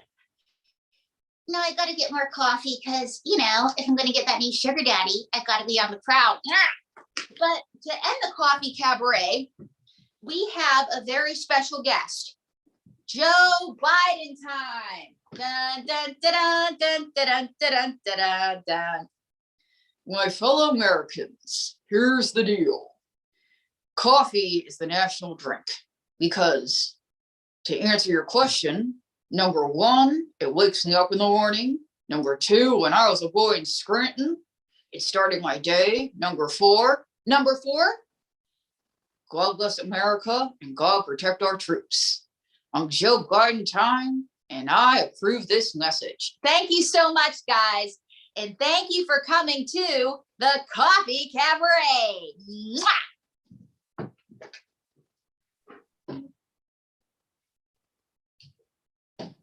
Okay, great job, April. Thank you so much. Awesome. Lina, you have a quest? What? Do I have a question? Question, well, yes.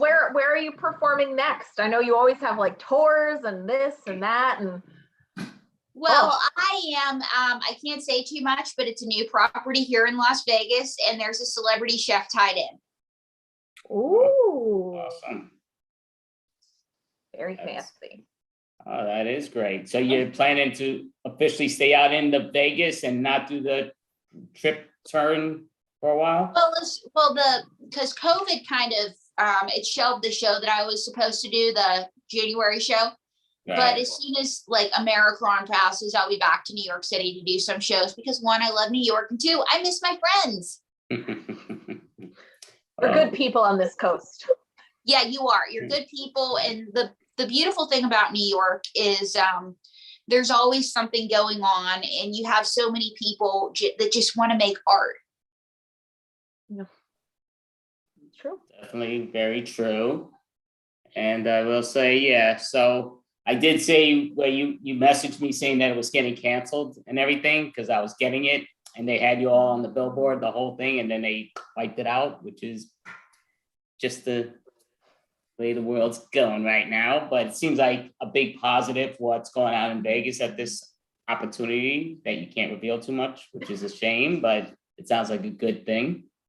It's a very good thing. And you know what, though? It's all we can do right now in COVID is just keep being positive, whether we're doing Zoom shows, whether we're creating or we're writing, all you can do is just be positive. Except for the tests. Yeah. Okay. Don't do those. Be like negative tests, positive everything else. Positive everything else. That's okay. That's pretty good, Yeah, except for the test. That's a good one. Alrighty, I wasn't thinking of there, but yeah, okay, that's that. So Is there a website you do want to let everyone, because I know you have a few that I've even checked out on. Do you want to advertise your websites for the people? Follow me on April Brucker Comedy. I just got over 1,000 subscribers, so please just keep telling your friends about me. And and visit me on Facebook. I'm under April Brucker. TikTok, I'm under April Brucker. Instagram, I'm under April Brucker. Twitter, I don't go on there so much because it's like a battlefield, but I'm April Brucker. She's still You like, have I'm your still own name April everywhere. That's unique. Yeah, in this just day and April age. Brucker. Very If you want unique. to find, if you want to find me, I'm April Brucker. Well, you definitely deserve that star because you are an all-star, and thank you so much for appearing. Definitely. Thank you. April Thank Bruckner. Thank you so much. That was great. Thank you. Thank you so much. So, Lina, would you like to introduce the next group? Sure. Up next, we have Momentary Mischief. I know you guys are down here. I see you. Oh, thanks. Pop on up, Momentary. Pop up. I see you. We're not able to unmute, or we're not able to turn on our video. Yeah, so. Okay, I'm not sure why not, but we'll try to get you back on there. So. Wait. Apparently our video is disabled. Does that mean we get better parking spots? Oh, it's still working for me. Hello, I've got most of my crew here. Robbie and Eric are having a little technical I'll difficulties. just be the voice of God. Oh boy. All right. So we're gonna get started just introducing us while they're having some struggles there. But we are hey, there is Eric. All right. So we are Momentary Mischief. Incorporeal hands. And we are about to do some short form improv for you. If I could introduce my cast, we've got Robbie, Dave, Eric, Ray, and Abby. We are ready to go. And we are going to start right along with the game called Questions Only. The way this game is played is that we will start with a topic, and I watched the last act, which April did very well, and pulled some suggestions from her, so we didn't pull any of these from anything beforehand. So we're going to start with Abby and Ray are going to be our first people in questions, and they're going to ask questions back and forth, but only questions. So if they mess up, I will kick them off of the stage, call a name, and that next person will be coming up and asking questions. When they fail, we throw them away. And then once we go a few rounds here, we will declare a winner, and that person will win nothing.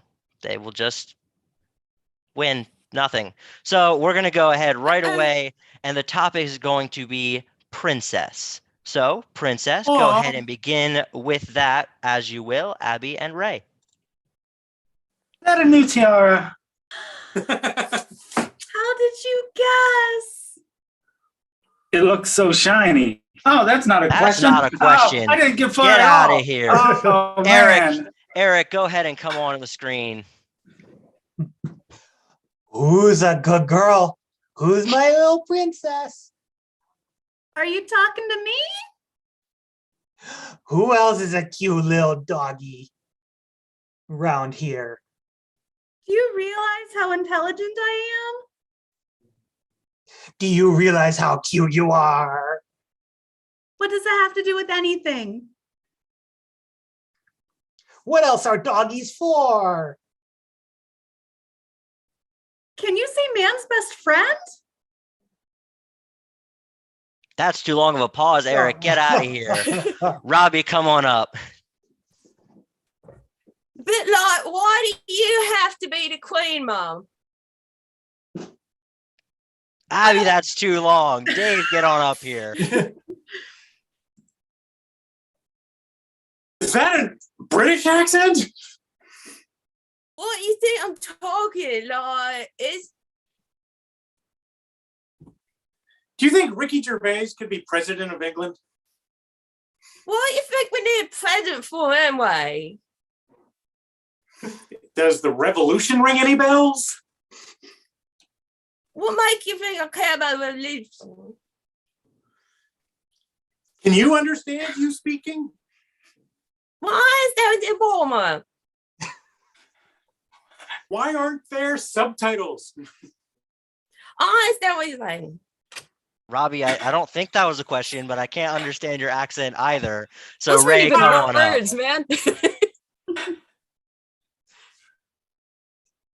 Ray, make your grand entrance there. There he is. So is this the Princess Edition SUV? Where are we going?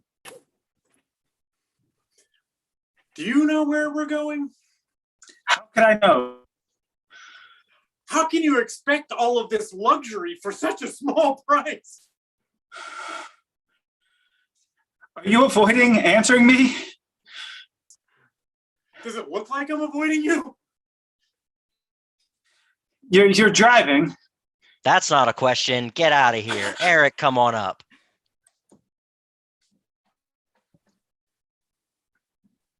Do you think you're on time? When have I ever not been on time? You know your past history with clocks and digital or analog? What does time even mean anyway? Was it Mark Twain that said, if I just had more time, I would have more wine? Dave, that wasn't a question, and that's going to kick you off because you've been there way too long, and Abby's going to come on up. No! Daddy, do you like my new dress? What color is that dress supposed to be? Is that dog puke? Daddy, why do you say such mean things about me? Don't you know me by now? I'm an alcoholic.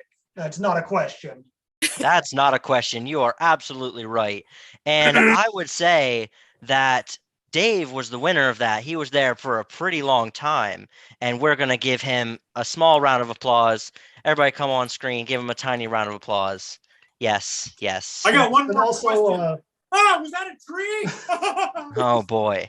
All right. Apologies to, I've been told that we might be broadcasting in England, so I think we all need to apologize for those accents. Yeah. Oh, no, it's fine. You know, it's fine. Anyway, so we're gonna perfect. we're gonna move right on to the next game, and this game is going to be called Dating Game. It's going to be played with Eric, Robbie, Abby, and Dave. And the way this game is played is there will be somebody looking for love, and that will be Eric. He is trying to find his soulmate out of our lovely contestants, who are Robbie, Abby, and Dave. So they will be given quirks. Eric is going to have to mute himself, turn his volume down so he can't hear us, and I'll give their 3 quirks again out of that last act with April, and they will play them out as he asks them questions. After 2 rounds, we are going to see if he knows them. If he doesn't, he's going to keep going until he does, or until I decide he's not going to guess it. So let's get started. First, Robbie, her quirk is that she is a magician. All right, Abby's quirk is going to be that she is a coffee addict. And Dave will be, he wants to be a sugar daddy. That is his quirk. So, Robbie, what is your quirk? I'm a magician. Excellent. Abby, and yours? I'm addicted to coffee. All right, Dave, how about yours? I'm just looking to be a sugar daddy. All right, awesome. Eric, come on back in. Eric, please enter the room. If you can hear me, give me a nod. If you can't hear me, my chat is disabled. So Eric, somebody wave him in. Oh yeah, yeah, Abby.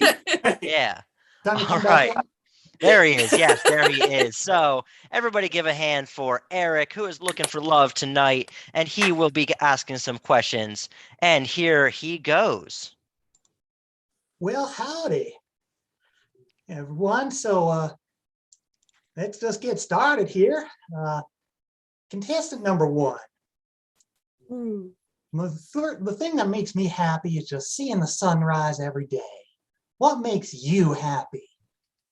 Well, I think the important thing is that you know that you're seeing the sunrise But also, are you really looking toward the sunrise? Or are you wondering about what the moon's doing over here? Geez, I never thought about it that way. Contestant number 2, what would be your idea of a perfect date? Well, I'd just like to get you in a quiet place, figure out where you'd like to be, and then make sure you get there twice. What? Not disposable income if you're putting it on something, that you want to have it. Oh, that made perfect sense. Yeah, I can sense your pulse going a little bit higher and higher. Well, I can provide stuff. All right.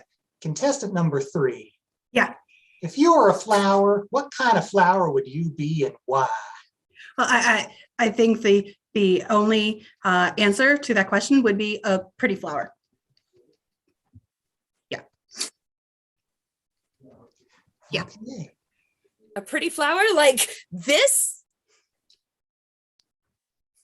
Ooh. It's too early for this. I think oh man. It's either too early or I'm seeing things. But yes, a pretty flower. Let's try to everybody just keep calm. So, contestant number 1, what's something that you look forward to after a long day? Well, I just like relaxing, easing back in my chair, getting my old handkerchief out.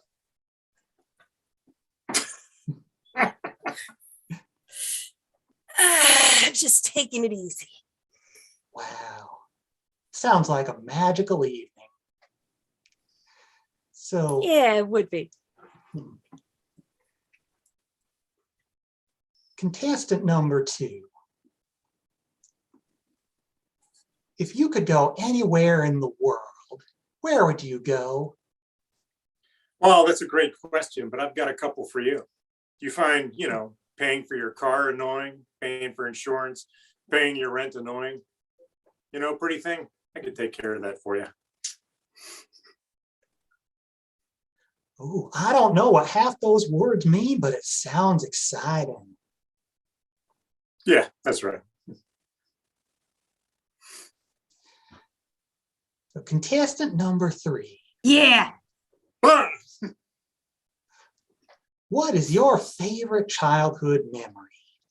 I think the first time was the best time, and I had a lot of milk with it, but oh my gosh, it was so good. And I'm like, and they said it'll stunt your growth, and I'm like, don't worry about it, Ma, I'm gonna be fine. And I think the end, we're all gonna be fine. So the first question here for you, Eric, is what is contestant number 1's quirk? I'm pretty sure Robbie is a magician. Yep. Yes, she is. All right. So make your graceful exit from the stage, Robbie, please. Thank you. Now, Have I what really is... disappeared, or is this more of my magic powers? Oh my.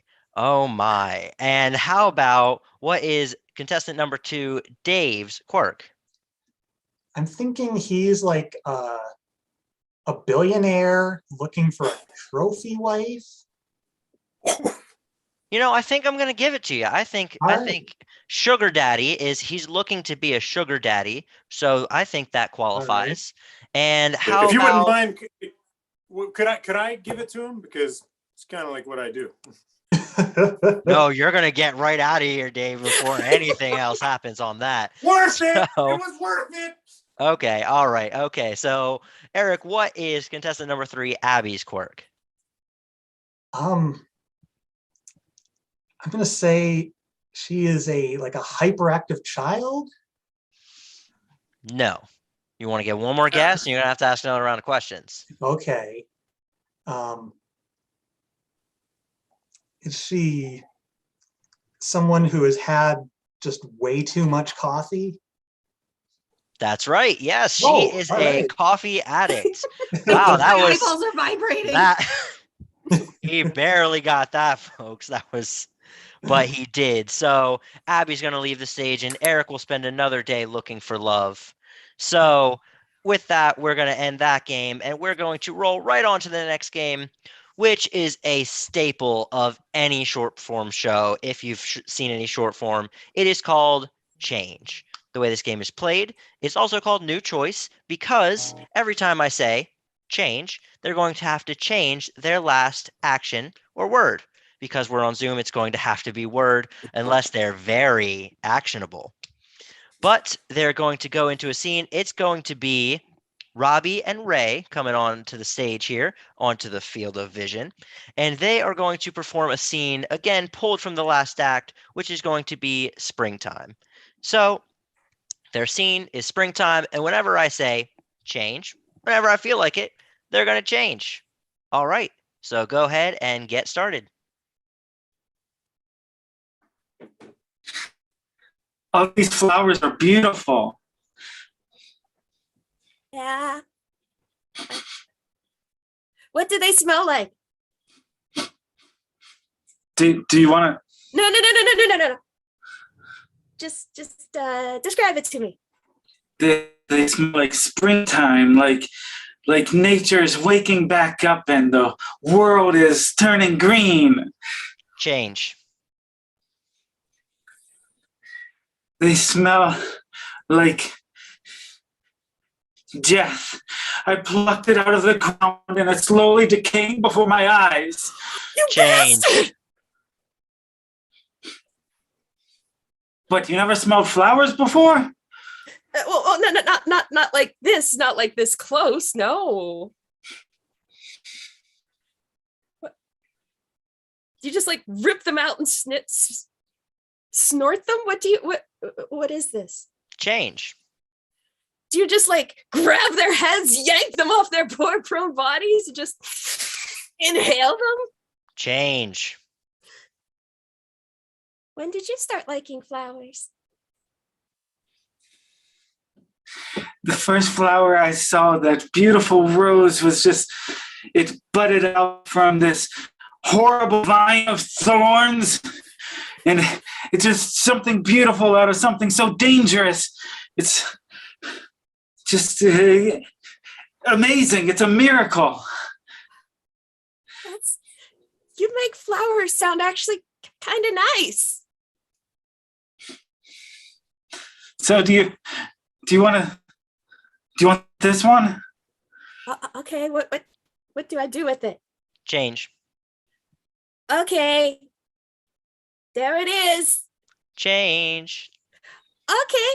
Thank you very much for the flower. Change. Why? Change. All right. Change. I hate flowers. You know this. I'm trying to be strong for you. Change. I love flowers. You know this about me for years. I know you do, but every flower is unique. Every flower is beautiful, and you've never seen this one before. I'll never see that one again. You ripped it out of the ground. Well, here, how about this one? Change. I'll never tear another flower out of the ground again. If it makes you so upset, I'll never harm another living plant as long as I live. Change.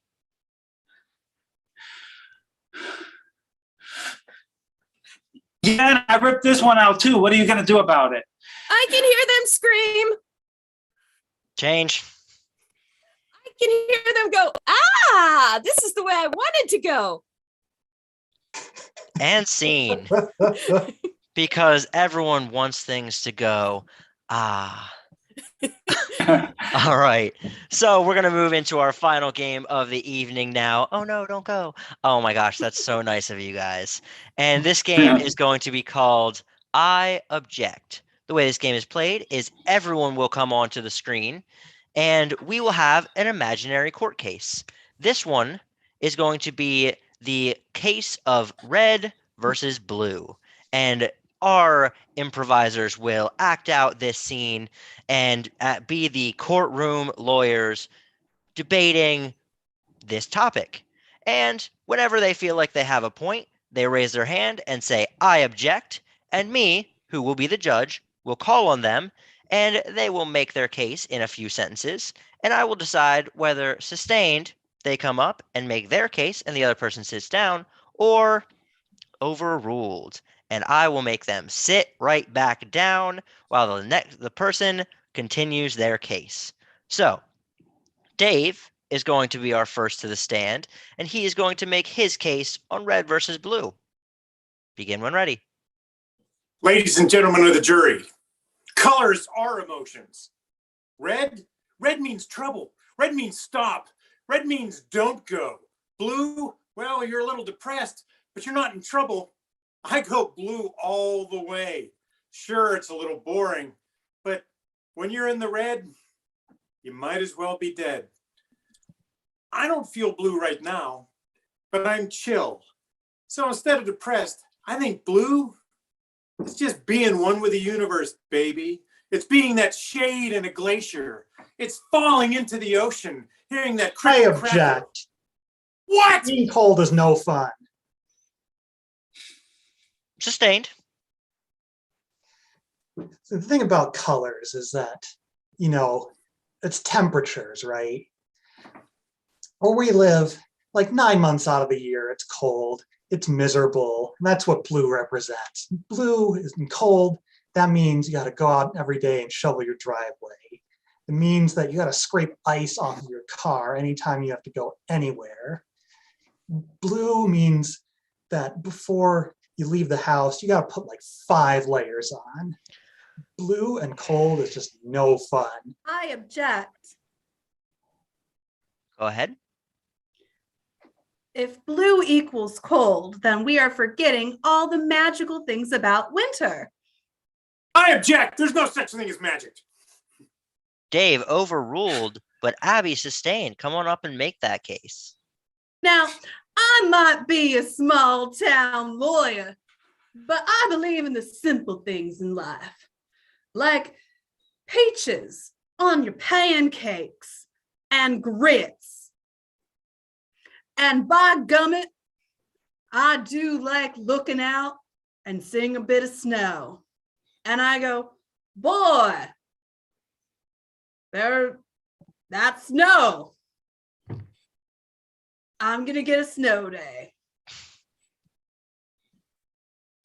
I object. Go ahead, Robbie. We're not gonna get a snow day. It's already the evening. No one cares. Overruled.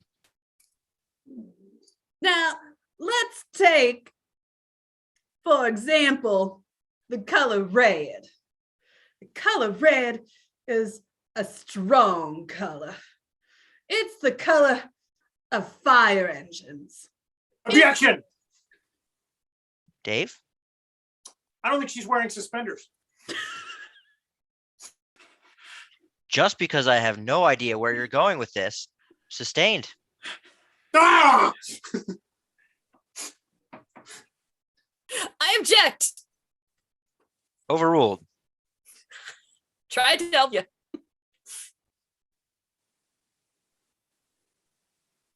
All right, Ace Attorney, you've been sustained. Go for it. Okay. No, You no, suspenderless Dave. barrister. Dave, you Oh, have you're been kidding. sustained. Fantastic. You made the objection that she's not wearing suspenders. So I want you to come up and make that case. In your face, Ace Attorney. All right, Ace Attorney. Why I don't object. wear red suspenders? I object. All right. Dave's just leaning into name calling and trying to lower the jury's opinion of others. I don't know where you're going with this, counselor. No, Dave, go ahead and sit down. Ray, you are sustained. See, whenever you're making an argument, the last thing you want to do is attack the arguer. If you can't attack the point, then you have no point. if you're gonna go after the person, you can't. You're not even talking about the opinion anymore. Now, when you look at blue, blue is just the color of royalty. It's a proud color.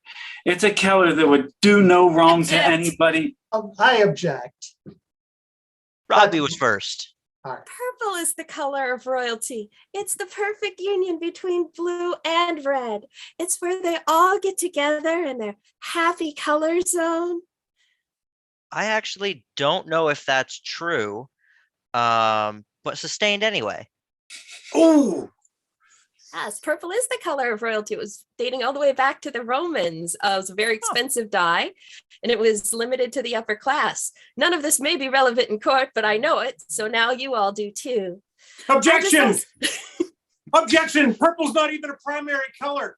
It wasn't even a good dinosaur name, person, thing, color. I don't know. Maybe you should wear suspenders that you don't have. I object. First, Dave overruled.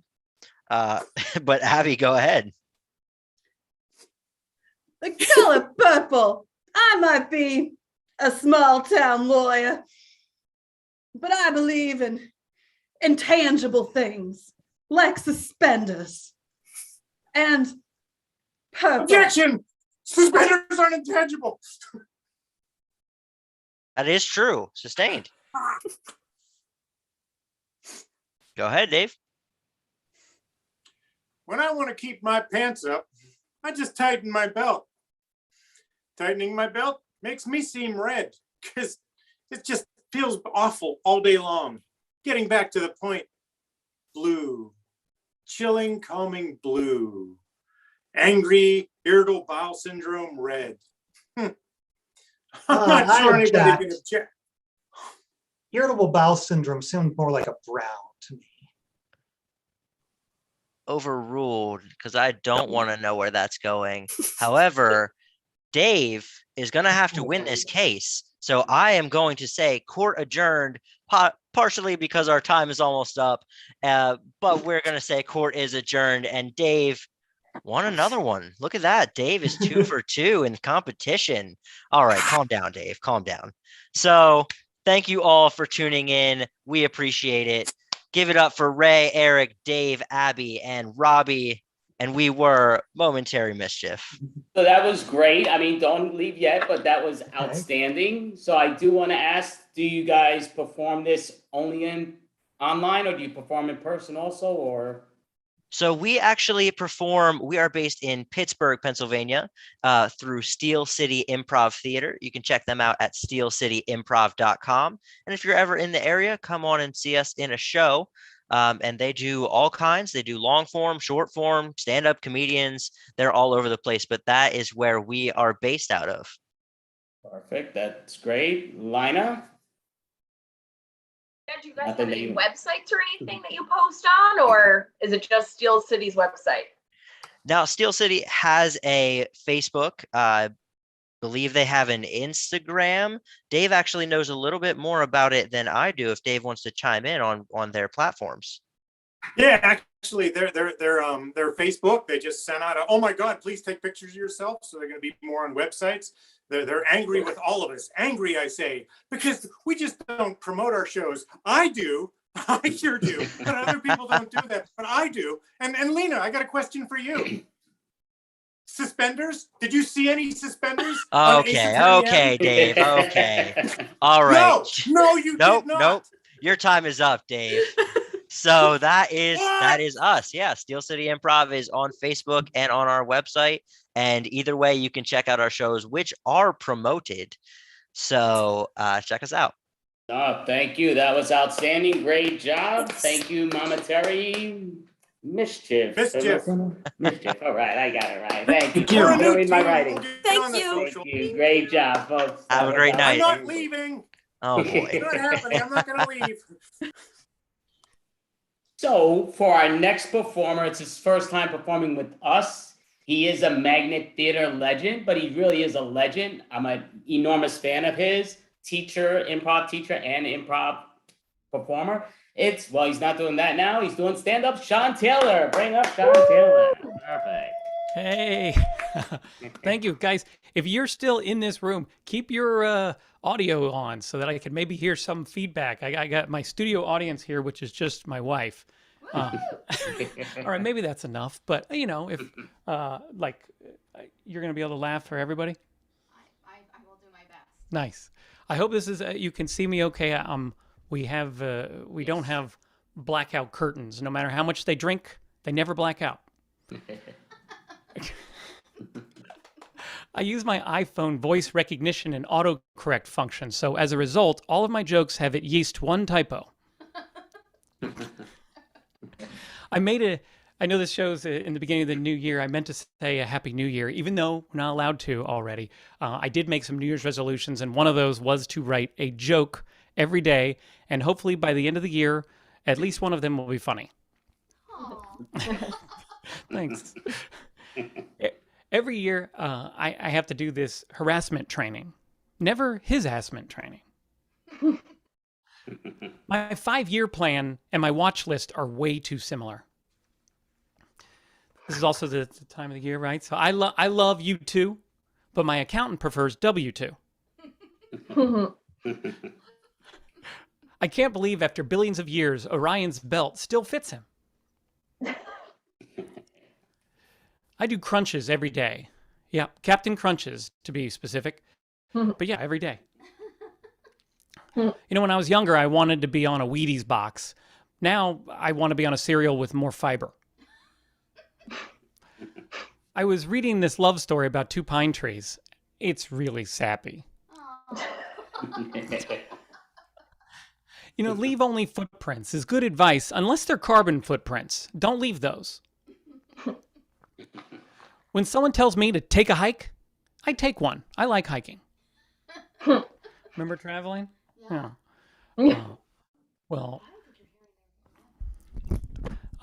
I went to a pioneer town back when we did travel, and they filmed over 200 westerns. It even had an OK Corral. It was okay.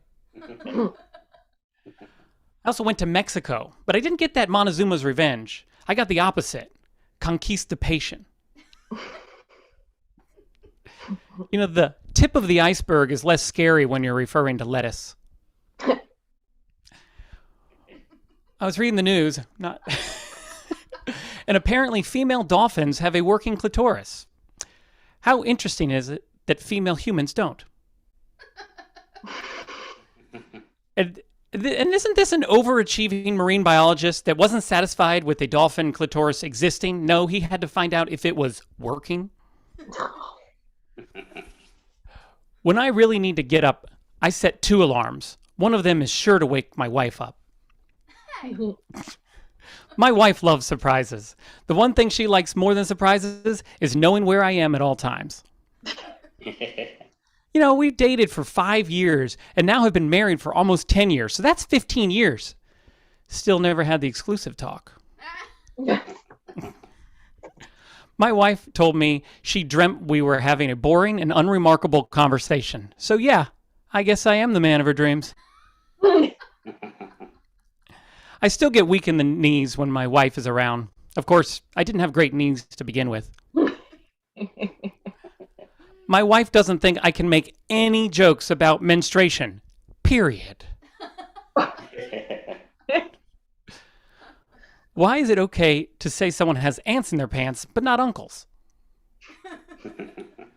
Road workers can fart all they want and honestly say it's their asphalt. Joey Chestnut ate 76 hot dogs in 10 minutes. I am never inviting him to my family's barbecue again.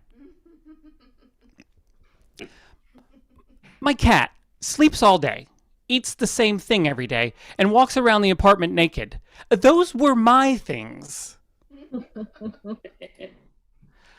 When someone asks whether I am a grower or a shower, I keep hoping there's a third option.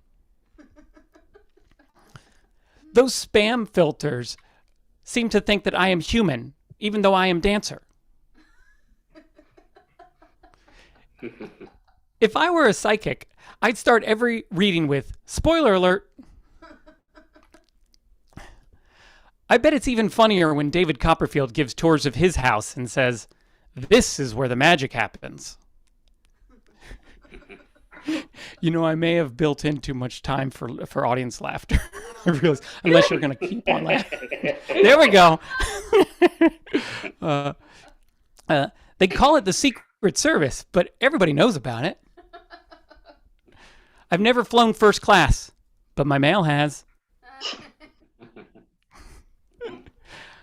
When someone uses the word homicide, part of me thinks, I could go for a side of hummus. I know I'm getting old. I used to be all like, check this out. And now I'm all like, I should really get this checked out. And no matter how many times I go to the doctor, my tongue, oh man. We'll fix it in post. I'll tell it anyway. No matter how good I feel when I go to the doctor, my tongue is always depressed. These jokes had to be delivered a certain way.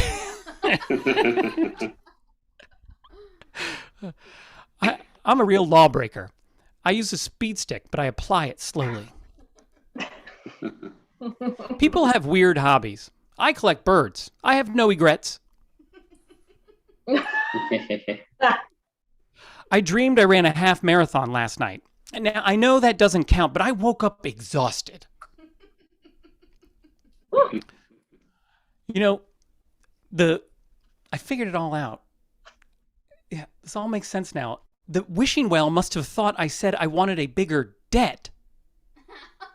Thank you very much. Thank you, Lina great. and Andy, so much for having me. I really do appreciate it. Great job, Sean. Definitely appreciate it. Stick around for a second because we will ask you a few questions, but that was outstanding. Just out of curiosity, I know Sean very well, gentleman and a scholar, and he is an improviser in New York City, runs the Magnet Theater, and we're both Mets fans.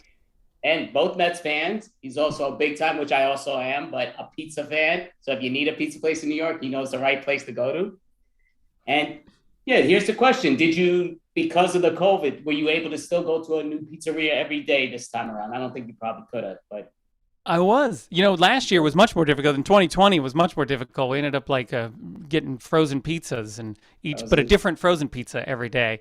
But you must be referring to my blog, the 31daysofpizza.com. Yeah, that's what, you used to always do. Yeah. Well, October is National Pizza Month, not just for me, it's for everyone. So I hope that you guys are doing your part. I mean, you don't have to eat 31 days of pizza, but, 28, 29, something like that. Do your part, I'd be honest, I would do that in a heartbeat if they paid for it.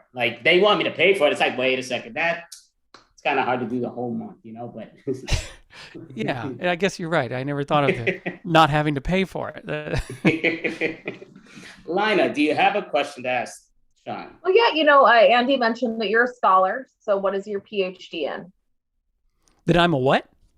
You're a scholar. He said you're a gentleman and a scholar. So what is your PhD in? Wait, if someone says scholar, that means I have to have a PhD? Uh-oh. Andy. Thank you for thinking that of me, but I got news to break. I'm not a scholar. I may have told you to call me doctor because I feel like I could have been a doctor, if I'd gone to medical school and all that, but I didn't. I like the respect. I like to be called a doctor, but I didn't earn it. That might be an old school thing that I was using the reference, and she doesn't understand it because she's too young. But it's a joke, Andy. I know he doesn't have. Well, I mean, he might have a PhD, but I don't. I don't know. Do you have a PhD? Not that I'm aware of. If I am, man, it's well hidden. I mean, obviously, Andy mentioned that you're a big guy at the Magnet. So what do you do at the Magnet? You use the word I'm one of the legend, owners, I believe. Oh, you don't even know? I thought you knew Sean. You don't know Sean. Oh, okay. I'm one of the owners at the Magnet, and I also used to perform there. Now all of my performances involve W-2s, payroll, booking, creating classes, and enrolling them. Those sound like really great musicals. Oh yeah, I guess you're right. It could be a musical. My wife is a musical improv comedian, and we do have classes in that too. So if you go to magnettheater.com, man, I'm just plugging everything now. No, well, you should most definitely. You definitely should. I mean, I'm not even just saying it to say it. I think he's awesome. He's great. He's hysterical. I used to take a lot of his improv drop-ins just because of how entertaining it was to be how he does it. And I mean, he does it in a different style, which I love. It's always great to see the different styles. And it's a great style, no question. And I loved going to him. So when he did take over the Magnet, it annoyed me a little bit just because we saw less of him. And he would always run the funny ball with a softball, which was outstanding. Oh, thanks. But before we say in hello, because I know your wife, she's another great entertainer and all that stuff. And I was trying to get her on because she is a singing improviser and sometimes she does the singing troops. So, you could give her a nudge and be like, listen, participate, get into this, and hopefully we'll see you again. But yeah, I hope so. I mean, this was really a blast, and thank you, Lina, and thank you, Andy. I really had a blast.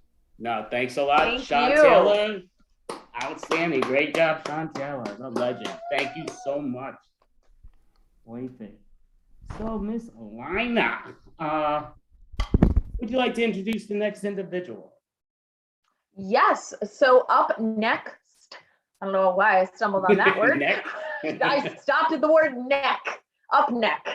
Up next, we have DB Frick. DB, all right. Agent DB. You see on the bottom of the screen, DB? Okay, buddy. Yeah, you had to let me in. I appreciate that. It's good to see you. Thank you for having me on the show. I did want you to know I am a gentleman and a scholar too. I have a degree in failure. Most of my stories are about failing in some way, shape, or form. For instance, even before I was born, my name was a failure. My parents were at an Elton John concert. My name is DB Frick, but those initials obviously stand for something. My parents were at an Elton John concert before I was born, and they said, whatever the next song that comes on, we're going to name our son after that. So the next song that came on was Rocket Man. And my father was an extra special hippie and was like, yeah, we should name our son Rocket Man. That would be great. And my mom was like, no, let's wait for the next song. Now, the next song, luckily, was Daniel and not Yellow Brick Road, because that would have been really bad. But my first name is Daniel, because the next song that came on was Daniel. So that's what the B stands for. The second name, the letter is B, and that stands for Barry. And that was an uncle of mine who was shot dead before I was born in a drug deal. He was shot with a shotgun. So my father wanted to name my middle name Shotgun. And my mother was like, no, let's go with Barry. But my name was almost Rocket Man Shotgun Frick. So even before I was born, my name was a failure. I would have so many more friends, though, if my name was Rocket Man Shotgun. That would be a phenomenal name. I'd have to be a rock star. I'd be a completely different person. I mean, that's what happens. Our names define us as we grow up. I think everybody can agree with that. I know that Lina had just introduced me, and very often we get introduced by our accolades, like different places that comedians have written for, or different places or venues or people we've opened up for. But nobody ever remembers that stuff after a show. Audience members never remember your resume. But I want to start getting introduced by my failures, ladies and gentlemen, DB Frick, he graduated with a non-regents diploma from Holy Trinity High School. Coming to the stage. Next, coming to the stage, he's $150,000 in debt. DB Frick. Ladies and gentlemen, he majored in English because they had the best parking. DB Frick. I think people would remember that, as opposed to, wrote a couple of jokes for Conan 20 years ago. Who gives a shit? Nobody cares. Nobody does. I don't know if anybody watching likes sports, but I'm not a big fan of sports. My parents forced me into sports as a kid. Football, basketball, baseball, soccer, tennis, you name it. My parents forced me into it. It got to the point in Little League, I was so bad at the sport that my coach actually wanted me to take one for the team. He wanted me to lean into the ball and get hit by it. The weird thing about it was bowling. So I'd go home with 6 or 7 bruises several months out of the year. but that was fine because when my father would come home from work drunk, he'd think he already beat me and go straight to bed. That isn't actually true. My father never actually beat me, but it was hard growing up with him. He was a big drinker. Here's an example of what it was like to be with my dad. We were once online at a bank. I was probably about 5 years old, and I'm standing next to him, looking around, bored as hell, as kids are in banks. And the line moved up, and so did he, but I didn't. So there was a completely different man standing next to me, and I thought it was still my dad, and I grabbed his hand, and I knew it wasn't my dad because he held it. My dad once left our pet parakeet, Pretty Bird, on the radiator the night before Thanksgiving. He once accidentally cooked it. He actually cooked our pet parakeet the night before Thanksgiving. We did eat that bird for Thanksgiving the next day, and it was delicious. Truthfully, we really enjoyed it. You'll never go vegan after something like that. I've written some songs. I was thinking about maybe pulling out a rap tune that I wrote some time ago, or I wrote a song about hash and how much I used to love hash. And then I wrote a song about selling babies on the black market. And I'm not sure if I have the energy to sing, but I was really hoping to give you a little number or two. But here's the pretend I'm holding a baby in my arms right now. And this baby I'm gonna sell on the black market. Hush, little baby, I got a plan. I'm gonna sell you in Iran. If that Iran man don't pay, I think I might sell you on eBay. And if that eBay plan goes bust, I might just sell you for some angel dust. So that's the kind of degenerate stuff that I've never actually sold babies on the black market. It's important to note that I don't do that. I'm not that kind of person. I try not to do terrible things. Although it's impossible to live a life without doing terrible things. We all do, and we usually don't even know it. Like, here's a terrible thing that's happening with society right now. We all have too many things to charge. There's too many damn things to charge all the time. I'm charging my laptop right now and my phone. I've got my phone, my laptop. I've got to charge my tablet. I've got to charge my Bluetooth headset. I've got to charge my Bluetooth speaker. I have to charge my Roomba. I have to charge my sex robot. I have to charge my vibrator. And I have to charge my Bible, which is very important. It reads to me pieces of the Bible every day, random pieces of the Bible. The weird thing is that the my Bible, the vibrator, and the sex robot always run out at the same time. I guess I'm using them a lot. Here's a song that I wrote about hash. Oh, I love hash. Anything Moroccan or Egyptian or Israeli. I'd hold the job down, but I smoke daily. Yes, I love hash. You want to hear about some hash? I have here some hash I once sold to a whore. She sucked my dick for it, and now there's a sore. Well, that's the last time that I deal to the poor. When you're dealing your hash, take cash. Oh, I love hash. Anything Moroccan or Egyptian or Israeli. I'd hold a job down, but I smoke daily. Oh, I love hash. You want to hear about some more hash?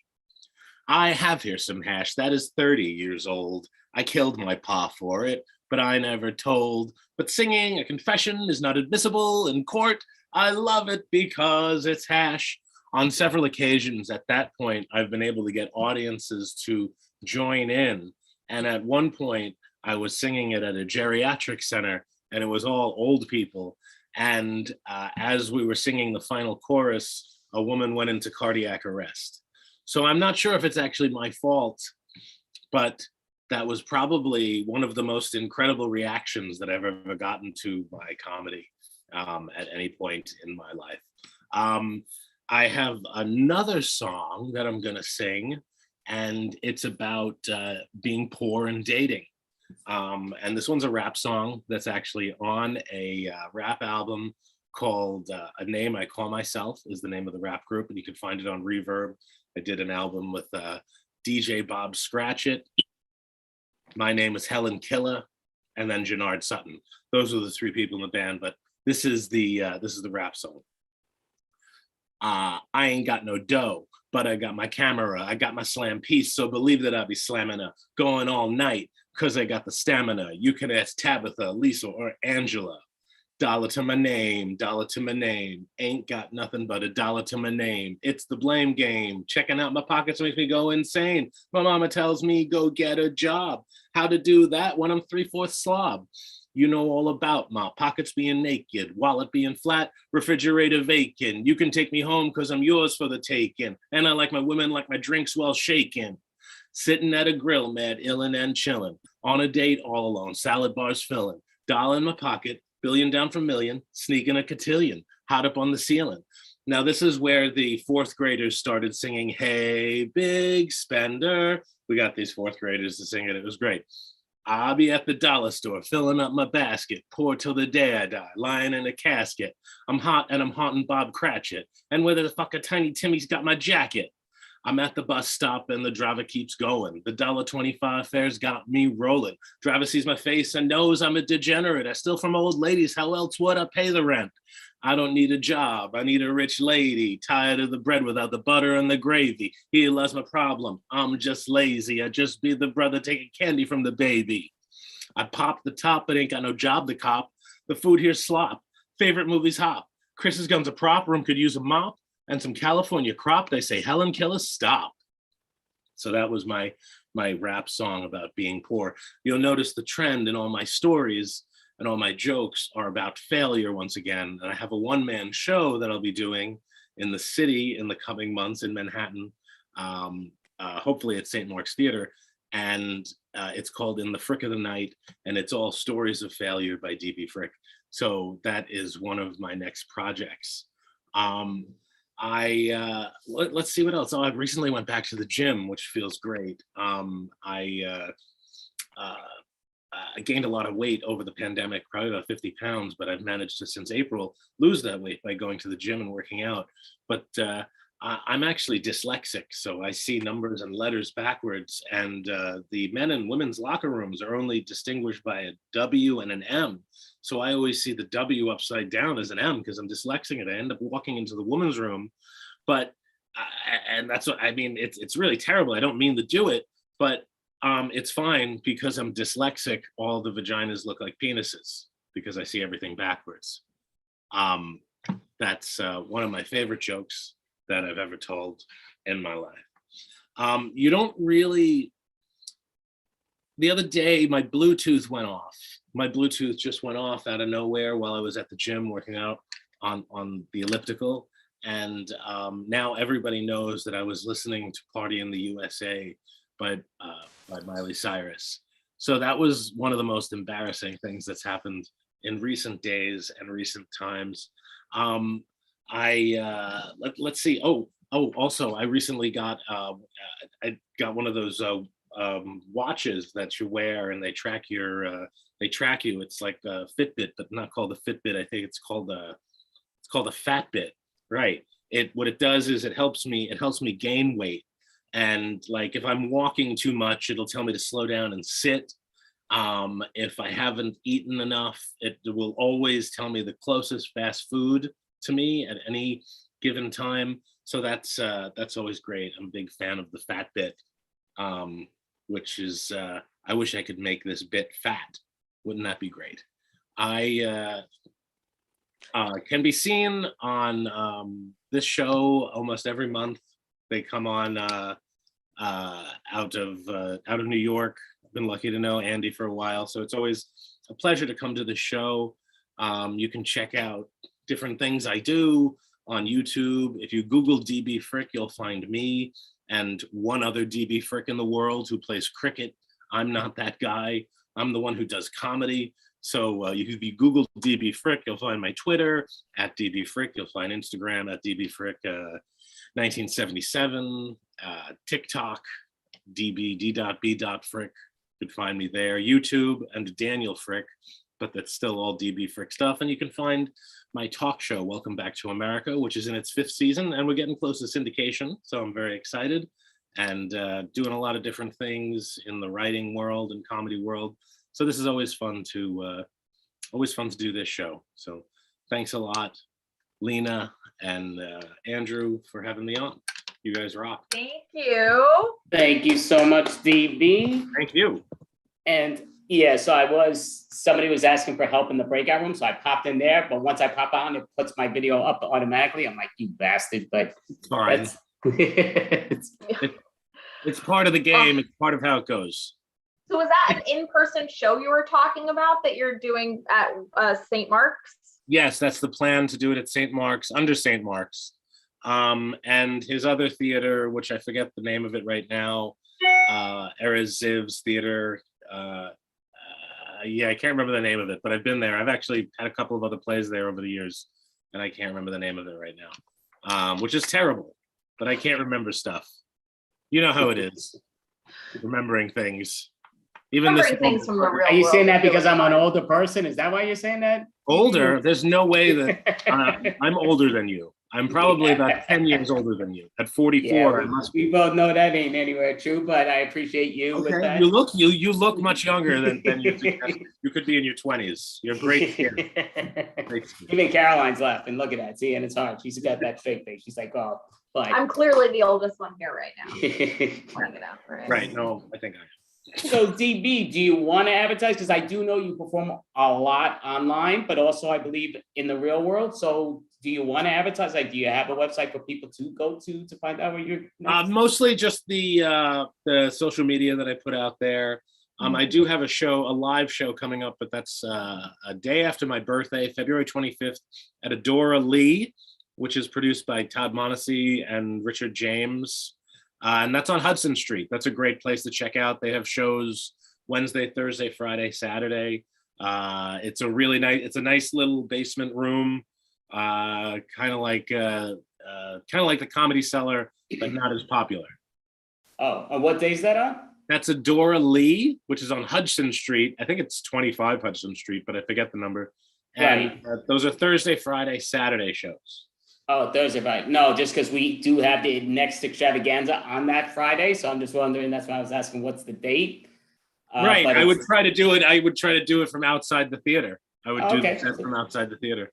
Sounds great. No, definitely. Yeah. So February 25. But yeah, definitely watch our extravaganza, then go see DB in one of those 3 days. Most definite. But thank you so much for having me, guys. I really appreciate it. You Thank great you for job, being DB. here. Thank you so much. You were excellent as always. Definitely. See you later tonight. Outstanding. Be safe. Thank you so much. So, Lina, would you like to introduce the next individual? Sure. Up next, we have Anthony Renda. All right. Oh, man. You can start the video volume, sorry. Okay. Oh man, I had some computer problems there, guys. Oh, good seeing everybody in the virtual world. Even though I don't see you, you guys look quite attractive, quite good looking. I want to give kudos and a round of applause to Andy Abramson and Lina. I call you guys the LA connection, even though you guys are East Coast, but we got to give props to the West Coast. You guys doing a wonderful job. This is like 6-7 times. I'm like one of the vets here doing this extravaganza, which they always do the last Friday of the month. What is it? It's like 3,000 hours of straight improv teams, improv performances, and comedy, guys. If just take 3 espressos every 2 hours, and you guys can watch it all. That's all you need. But good seeing you guys. I always like to start with some world news and some current events. So what's going on in the world? I like to educate you guys and inform you. Lots going on, guys. A lot of murders, a lot of, shootings, cops were tragically killed. All right. I got some advice for you guys when it comes to this. Just don't go outside. Yeah, that's what I'm doing. I am hibernating like a polar bear in Alaska. All right. And if I do go outside, I'm going to wear a suit of armor like Sir Lancelot. Yeah. Like in medieval times. I'm going to be like with my sword and shields. All right. When I go shopping or the corner deli to get a coffee. Some good advice, guys. Write it down. It's like a TED Talk. All right. Also, especially the last few weeks, last month and a half, depression is up. So as a result, suicide's up by 400 to 800%. It's crazy, guys. Here's some more helpful advice, guys. Okay, this is life changing. Not only it's comedy, it's life changing, guys. Just don't do it. Don't kill yourself. And if you're gonna do it, guys, make some money off of it. Get some Benjamins, like sell it on eBay. You know how much a kidney goes for nowadays? How about a liver? You know how many alcoholics are there now since this COVID is approaching 2 years? People drinking nonstop. Sell your organs. Make some money off of it. Yeah. Don't kill yourself outright because you're losing a big profit. Amazon will sell it, or eBay, one of those links or something like that. All right. This is true news. I heard this from a great source, Fox News, which is 99.9% inaccurate. No, it's from the CDC. There's 2 new variances going on, guys. The last few days they detected. One of them is called Kryzzie, which is prevalent a lot of places. And the other one's called Hands Up. This is a stick up. It's a long variance there. Yeah, and it's really popular and prevalent in the Bronx, apparently. I have a rule. I live in Brooklyn all my life. If I ever go to the Bronx, I give myself a rule. I'm only allowed to stay there for 6 minutes and 23 seconds. That place, that borough, that prison, I don't know what I can categorize it as. It's kind of dangerous. So one time, this is a true story. All right, it's not true. 70% false. I was driving the Bronx, right? What you'll call it, and I saw a bodega, and I was in the mood for some Hostess cupcakes or Little Debbie's. So I'm going in. I say, "Hey, buddy, where are the cupcakes?" Like in the corner, right? So I'm looking. So I get the Twinkies. You can do this, and some guy comes in and he goes, "Hands up! This is a stick up." I was like, "Fuck! The CDC's right. There is a variance called that." And I was so upset that I'm going to get mugged and robbed over Little Debbie cakes. Why couldn't it be a hero? Like one of those 1 foot ones or 6 foot one, whatever their size are. Hoagies. That's Philadelphia. That's what they say in Philadelphia, heroes. All right, guys. I'm going to give you some educational news here. You guys know who Elon Musk is, Tesla, the billionaire, right? This guy, he sleeps in the factory for 16 hours, while working. I could sleep for 16 hours. He works for 16 hours. So we don't have a lot in common. Like we're the opposites. But it's true. Elon Musk has 5 kids, 3 separate marriages. One of the kids he named after a serial number. So the kid's name is 743-52798. Yeah. Just imagine being Elon Musk's son, during elementary and grade school when his teachers have to read the attendance. Okay. All right, Michael, present. Aaron, here, sir. Stephanie, here. What the fuck? 792-752-189. Is that a student? Is that someone's name? Yeah. My daddy's a little wacko, crazy. He's this billionaire. He's trying to be innovative, and he named me after. He's got to say that for every class, biology, math, science, every grade throughout grade school, junior high school, and college. That guy's going to have so many mental issues and traumas, guys. I don't know what to say. All right. Thank God I wasn't raised by a celebrity or someone famous, because I might have been called Dingleberry. Yeah. Or some kind of weird name like Remote Control. Hey, Remote Control, you here? And we thought Michael Jackson was weird for naming his kid Blanket. I think Michael Jackson's quite sane. Bring him back. I want to see him moonwalk at 60. Yeah. All right, guys. So that's observational news. Here's another thing. I'm trying to read some more philosophy. You guys ever heard of Marcus Aurelius?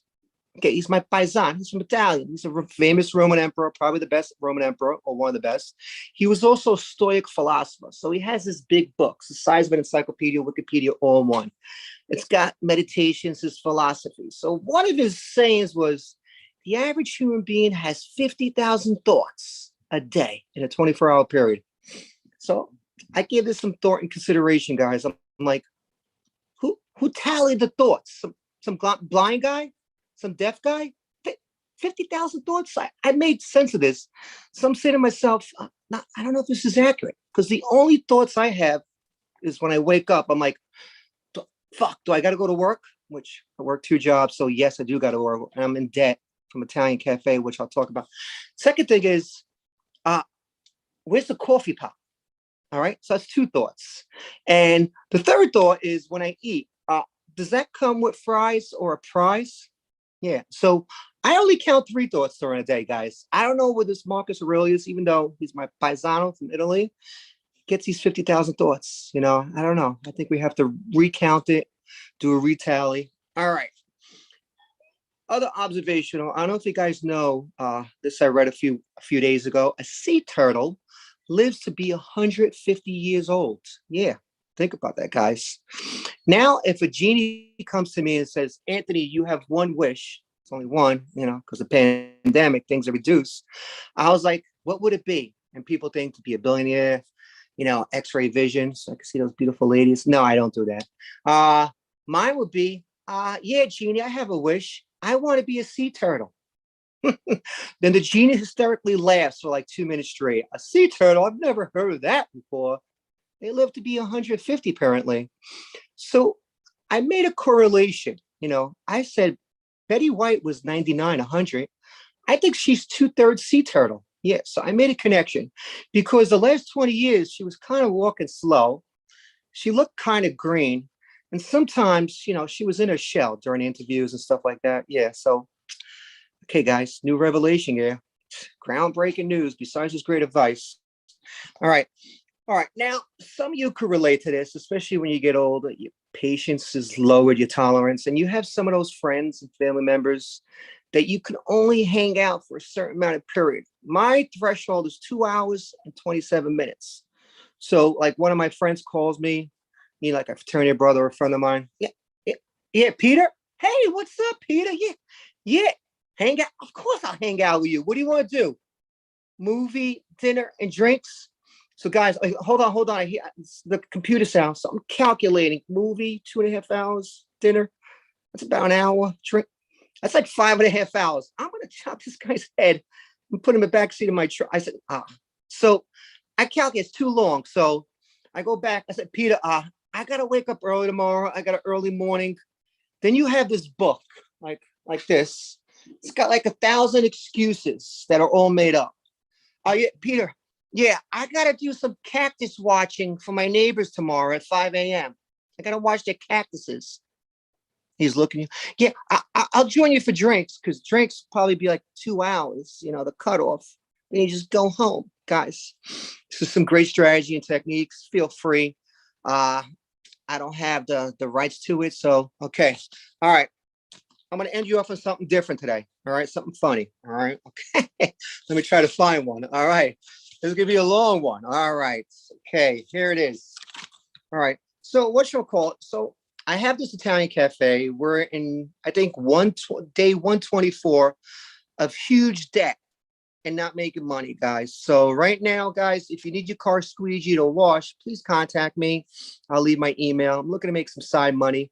But I always grew up with coffee. You know, I used to go to bagel store in Brooklyn, coffee with milk. Nowadays, you got cappuccino, lattes, macchiatos, espressos, upside downs, right side up. I said, what happened to the good old days? Coffee with milk. All right. Then you have all different types of sugars, all different types of milk. You know, you got oat milk, you got lactate, you got soy, you got silk. What happened to regular milk? Okay, let's bring back to old times, simplicity, guys. I know we're in the new age and so complicated. Simplify things for dumb people like myself. Thank you, guys. Pleasure for those who joined us. Join the rest of the shows. They're awesome talent here. Appreciate it. All right, great job, Anthony Renda. Thank you so much.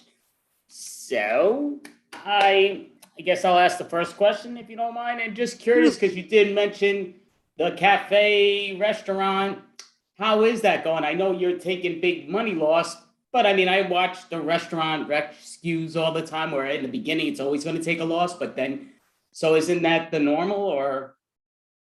Yeah, that is the normal. It's on average a business that's successful within the first 1 to 3 years.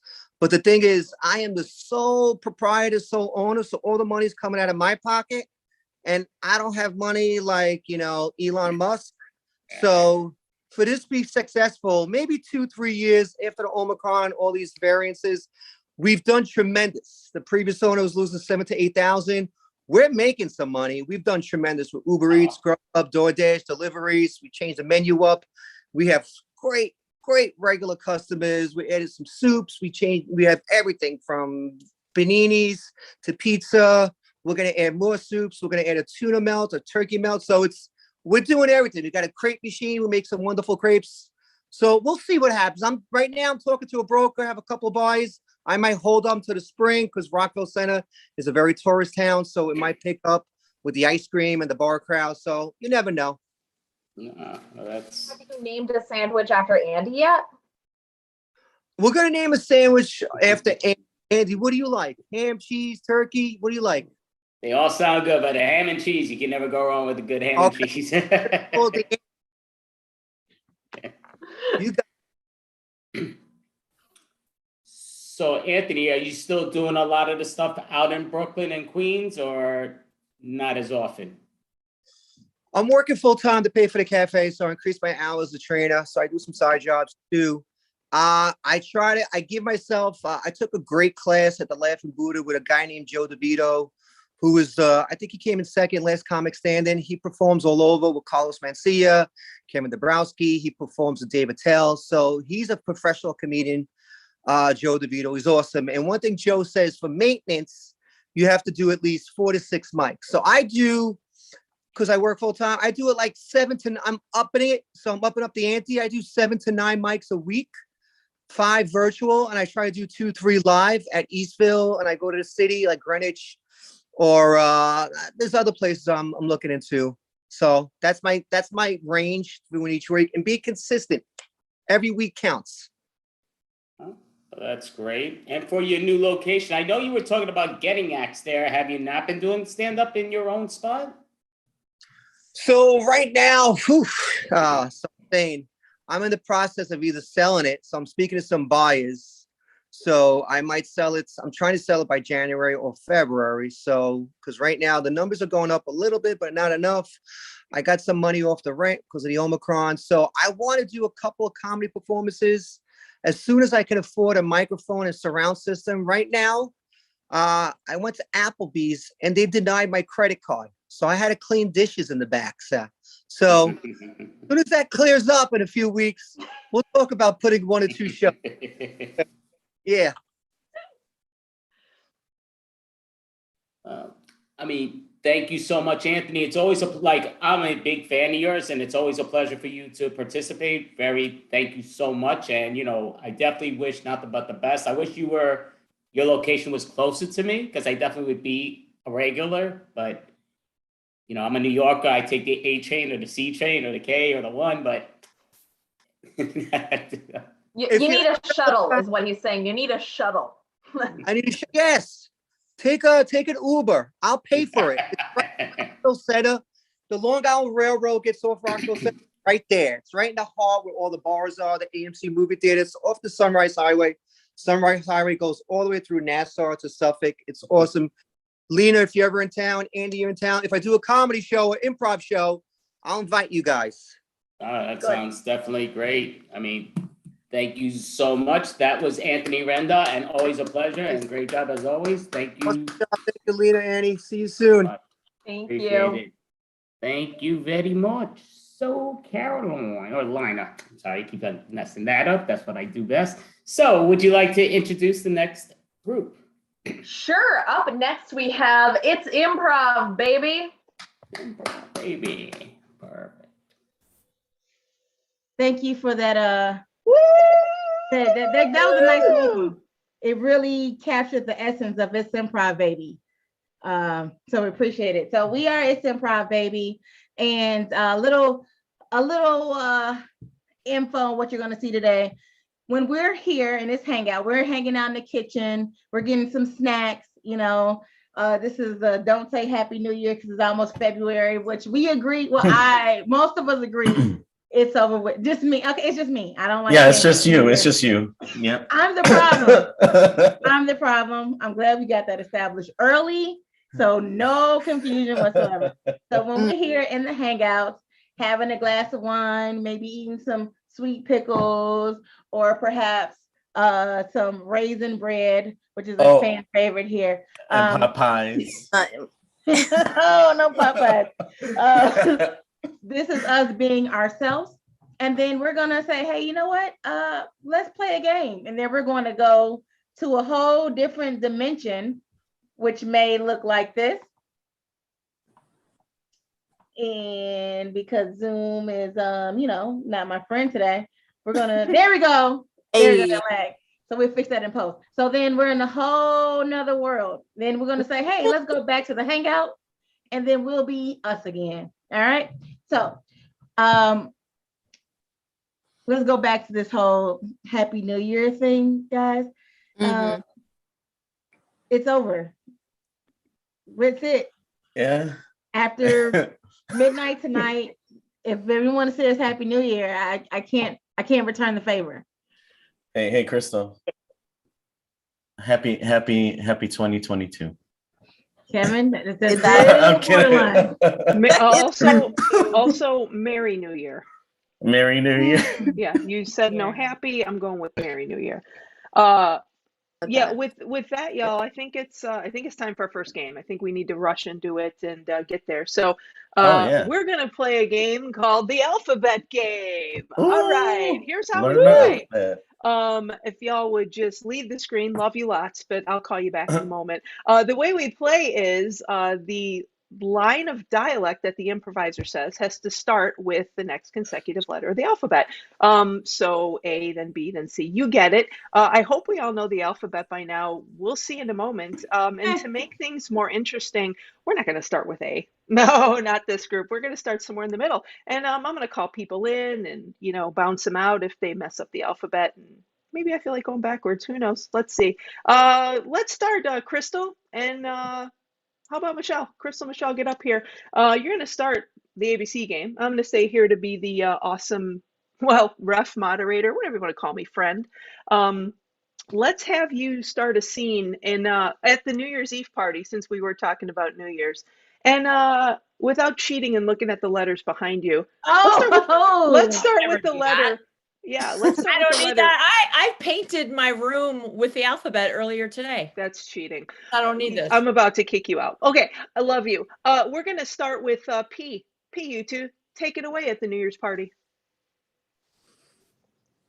Possibly we could leave early, but not before midnight.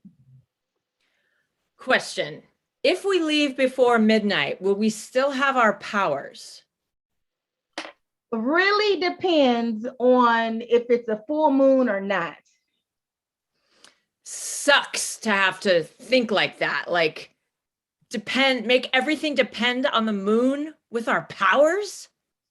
Totally. Being a witch is very difficult and challenging. You turn. Yeah. Okay, and you took too long. Bye, Michelle. It was nice seeing your face. Zolo, I'd like to see your face. And you, my friend, get to start with the letter U. Go. Understandable that you wouldn't know if we're getting our powers. However, I'm gonna get mine one way or another. Velocity. Oh, Crystal. I made the word. It didn't fit. Bye. You didn't give me a chance. I did. Goodbye. We love you. Riley, can I see your beautiful face? Can you start with the letter? We'll start with V. Go. Probability would not be a powers. Great. We're under the sea. Keep going, Zolo. Why don't we go and get our powers, outside where we really can use them? Xenomorph powerful, so we need to get as much power from the moon as we possibly can. Yeah, that is amazing. You're getting your powers already. I see it happening. All right. Just for the sake of, just to not be under the water. Sorry, Riley. We're just going to have you. You did great. You did amazing. We're going to get you out of here. Kevin, get in here. And Kevin, my friend, you're going to start with Z. Go.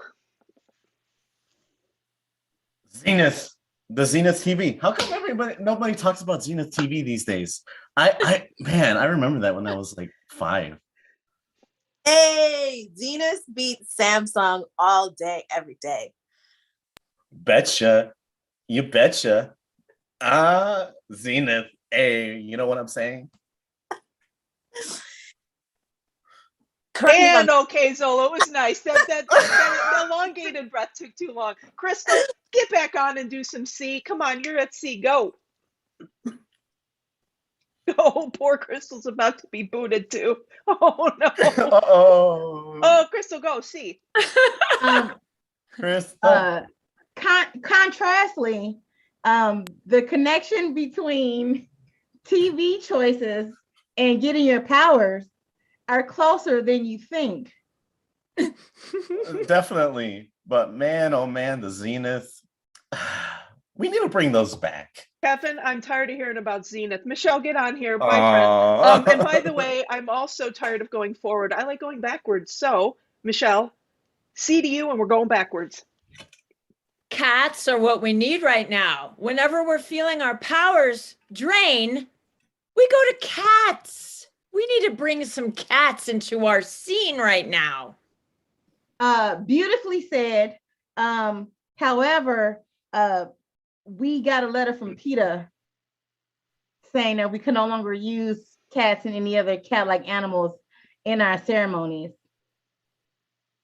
Asswipes, that's what PETA are. And I'm just going to cut you right there, Michelle, because you called my wonderful group PETA asswipes. You get out. Goodbye. Zolo, get your beautiful face back on here. Asswipes to you. Please don't call PETA asswipes. A to you. After the ceremony, we're just gonna have to get rid of all the cats that we have hidden. Zoos are a great place to put them in case we can't find a good home. Yes. X-ray machines will be needed to check the health of the animals to make sure they weren't damaged before any ceremonial rituals. Very, very strong X-ray machines are going to be needed. Excuse me, if I may, the backwards alphabet W's first, but good try, Zolo. Riley, are you feeling like we can hear you? Are you back from under the sea, my little mermaid friend? My little mermaid friend, you are W to you, friend. Oh, yeah, good go, Crystal. We need to think of a new strategy to our powers. Very, very astute prediction, Riley. And the fact that you said it in your native alien language, even better. Even better. Unfortunately, you fail to realize that you also speak this alien language.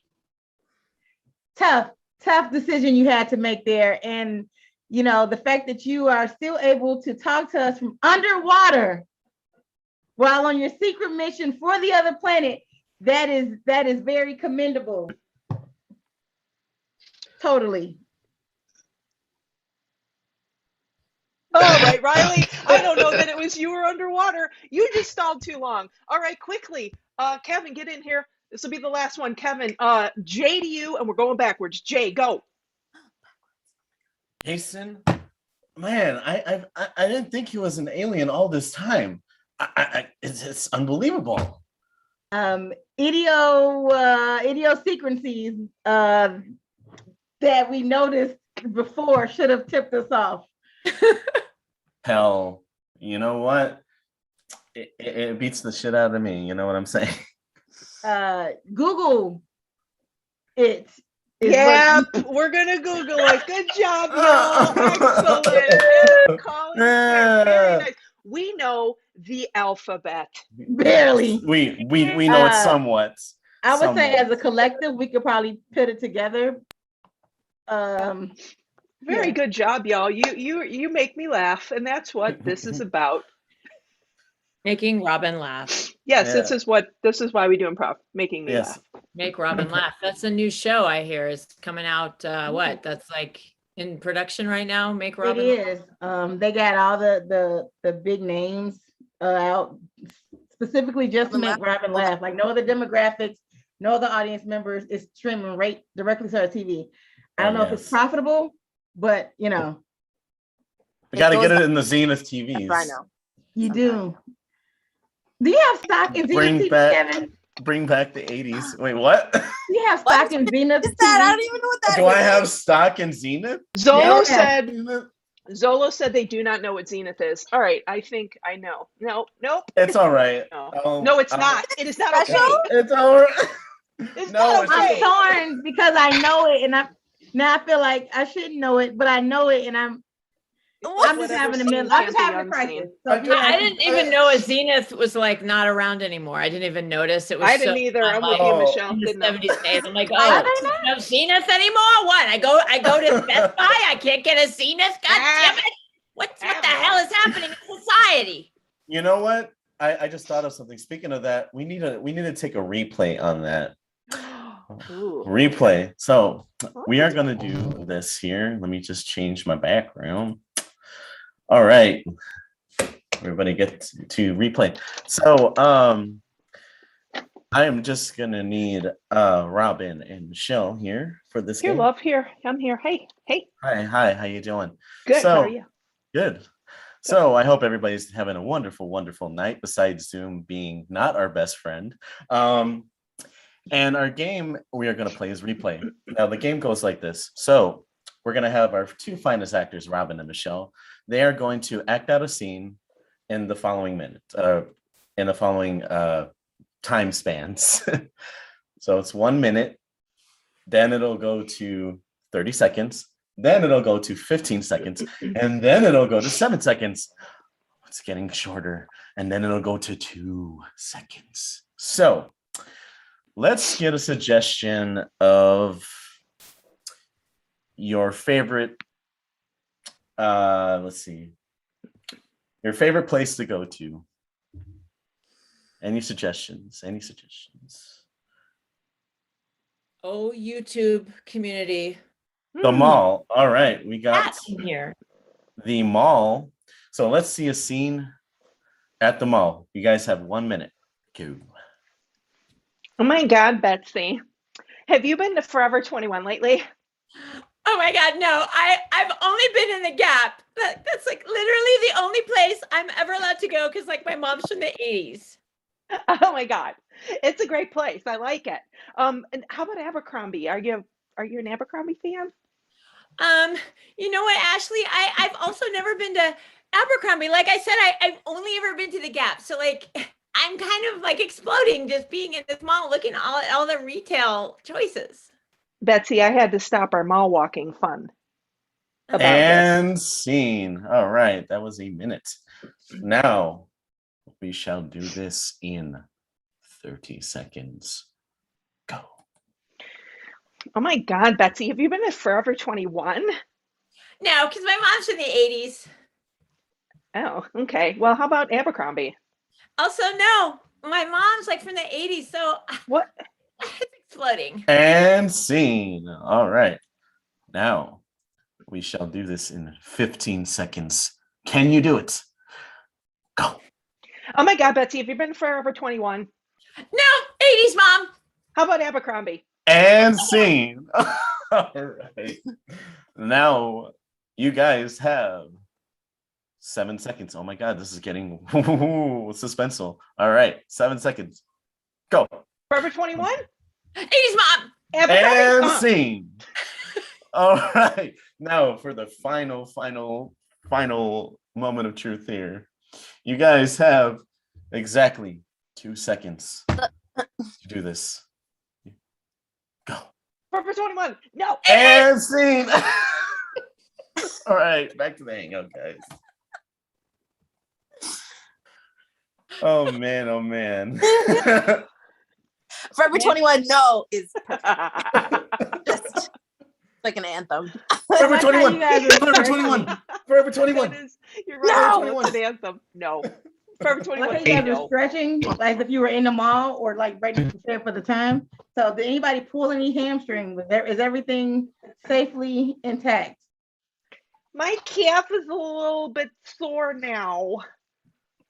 Yeah, and I didn't realize how old we'd gotten. I'd been in the Gap for so long, I didn't realize I aged like that.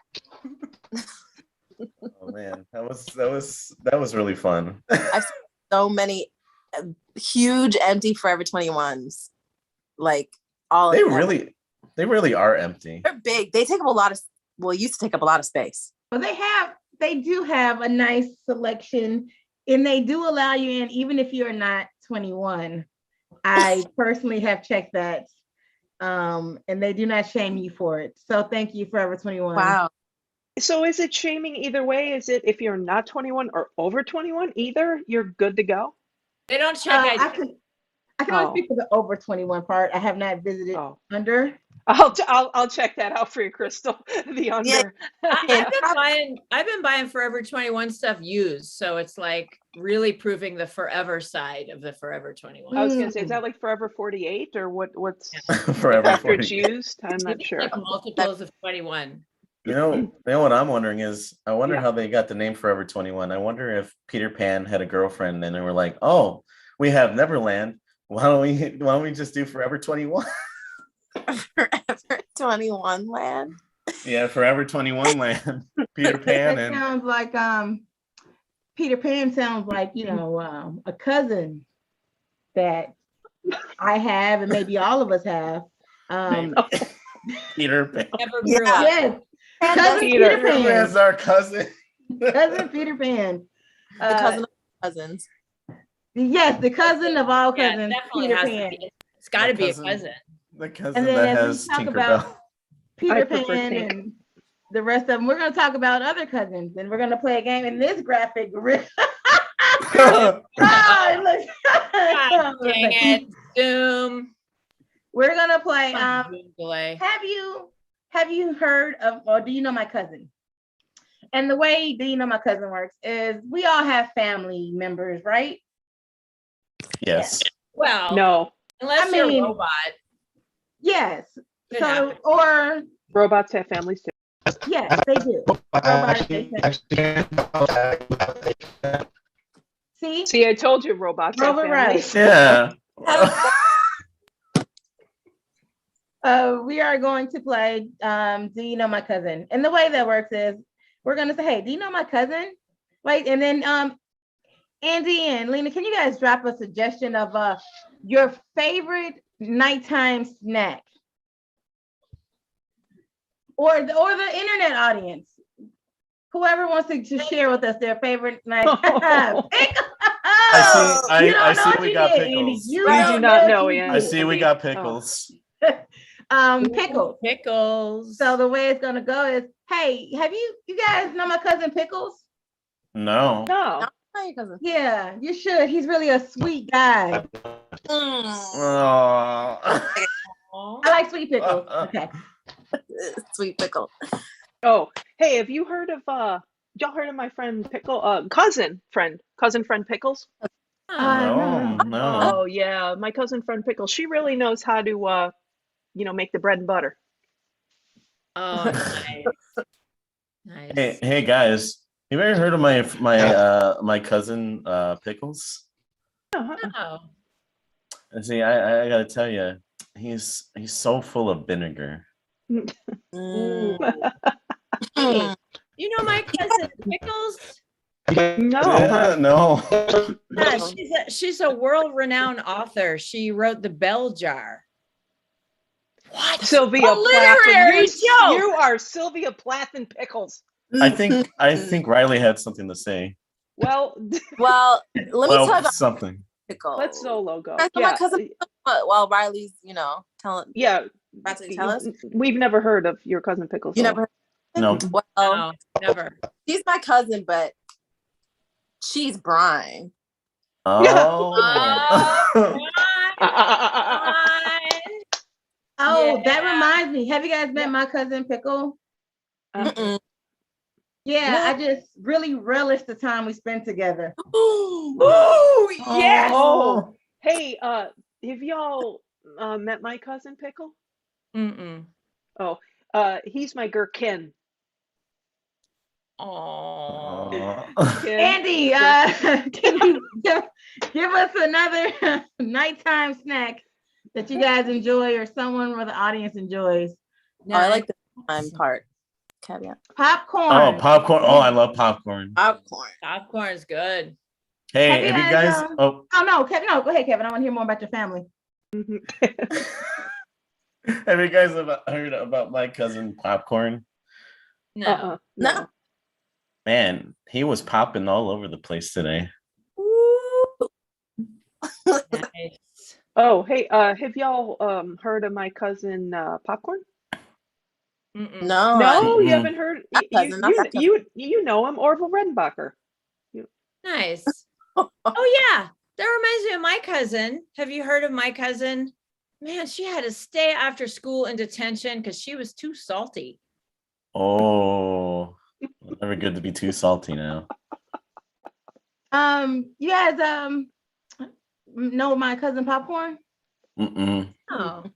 Yeah, they're from Chicago, so you probably didn't get a chance to. There's a mix in Chicago. Chicago mix is very popular. It's got caramel. Oh, Garrett's Popcorn.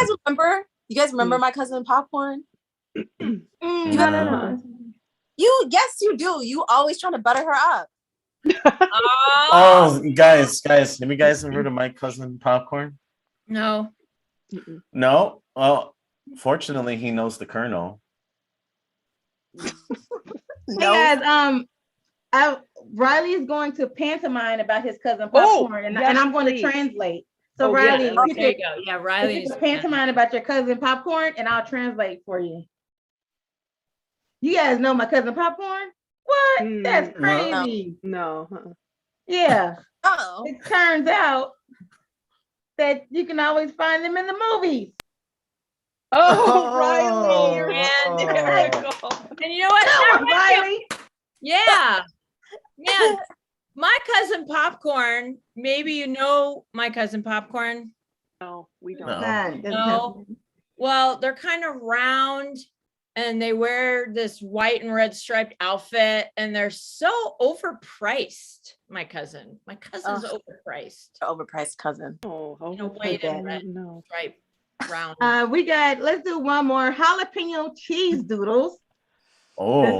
The snack of champions. Have y'all go Crystal? Then I want to hear about your family, Robert. Tell me about. Oh yeah. Have y'all heard of my cousin jalapeno cheese doodle ring diddly dopper? No. No. Sounds like a good egg though. I feel like I would remember that. She's hot. Oh. Yeah. Robert, that's your cousin, man. Oh, that's all right. That's your cousin, man. I can say it. She's hot. You can't, but I can. Great. That's not how that works. Yep, it is. Anybody want to talk about their normal relationships with their cousins? You guys know about my jalapeno popper doodle thingy, whatever you want to call it. No. I'm sorry, I don't mean to call my cousin a popper thingy. So yeah, they're just full of hot spicy sass. Again, that's appropriate. That's okay. Yeah, that tracks. I don't know your cousin, but that sounds very on brand. So yeah. Oh, hey, Riley, can you tell us about your hot jalapeno cousin, and I will interpret this time.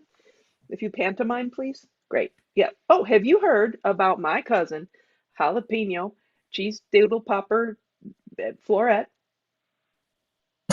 No, we haven't. Oh, okay, good. No, we have not. Oh, here we go. Oh, now hold on.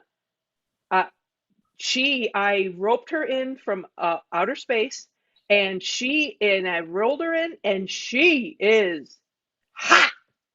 Oh, so hot. So hot. Everybody has these hot cousins. That's disturbing yet impressive. Zolo. Well, you guys know my cousin hot popper cheese. No. That's a pleasure. Well, if you did, you would be going. Oh yeah, that's what. Your cousin. I love this. Yes. And you know what? You know my cousin. It makes me think you probably know my cousin. Which one? Jalapeno cheese doodles. Oh, Yeah, he's no. like, Huh. I don't know. I found him down between the cushions in my couch, you know. Oh my. He just won't leave. Overstayed his welcome at the house, you know. Speaking of overstayed our welcome, we're gonna go back to the hangout. Yeah. All right. Overstayed. And that is our show. Thank you thank you guys for letting us do whatever we just did. Do the thing on that your we did. channel here. Your hot cousin. That was amazing. Oh wait, Andy's mute. I'll translate for you. Oh, I went Yeah, back. Andy we just enjoyed your pantomime it. set. Tell us more. You do Andy, Where and can we I'll find do you? Lina. Sorry, and then we'll. Yeah, no, we won't. Andy, you're muted. Well, he got a bit going. Go, Crystal. Oh, welcome to my show. Thank you for joining Extravaganza. I'm Andy, and I do this every month, and boy, is it tough. Woo! And there's another show coming up next week, right? There's another really cool show about something like a extreme something competition. Some competition happening about improv. I heard something. Yeah. Psychic Improv. This is the Psychic Improv Network. Oh, yes. All right. Well, I plan on winning it. Whatever competition it is. This has been a great time. I can't believe we get to spend it with you guys again. Again, I'm reading your thoughts, Andy, and I'm doing your voiceover. So hopefully I'm doing you justice. Yeah. Okay, so I'm sorry, I keep hitting the wrong buttons. I'm clicking it, it's going off. So that's a going. I was hearing half of you, but I couldn't hear line. I don't know. I don't get it, but okay. So I had some He good muted lines I was me. throwing at you guys. I apologize. Selective listening. We've known each other too long. So, So, is there anywhere that you do want to advertise for people to see you in person or online for just not for the extreme improv, but for others? Yes, so at the last Tuesday of the month, we do our regular show, it's Improv Baby, where we do improv, short form improv and sketch. And we just had our first show of the year Tuesday. We'll also be joining the season 6 of High Wire. So the last Sunday, February, March, and April, we'll be doing some improv there. And we're working on some upcoming dates. So if anyone sees us and they're like, hey, we want those kooky guys and gals and to do something on our show, send us a message on it's Improv Baby on Instagram or Facebook or Gmail.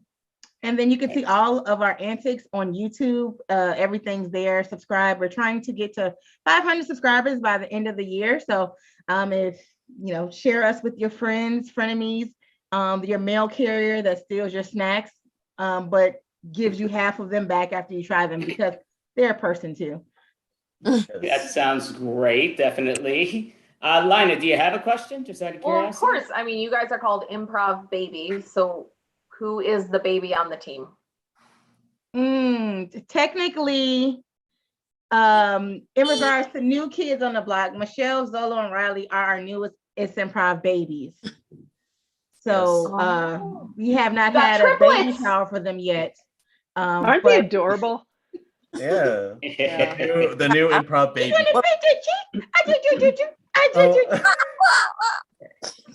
Well, that is awesome, no question. I do like the background of your thing too with the improv baby, which is awesome.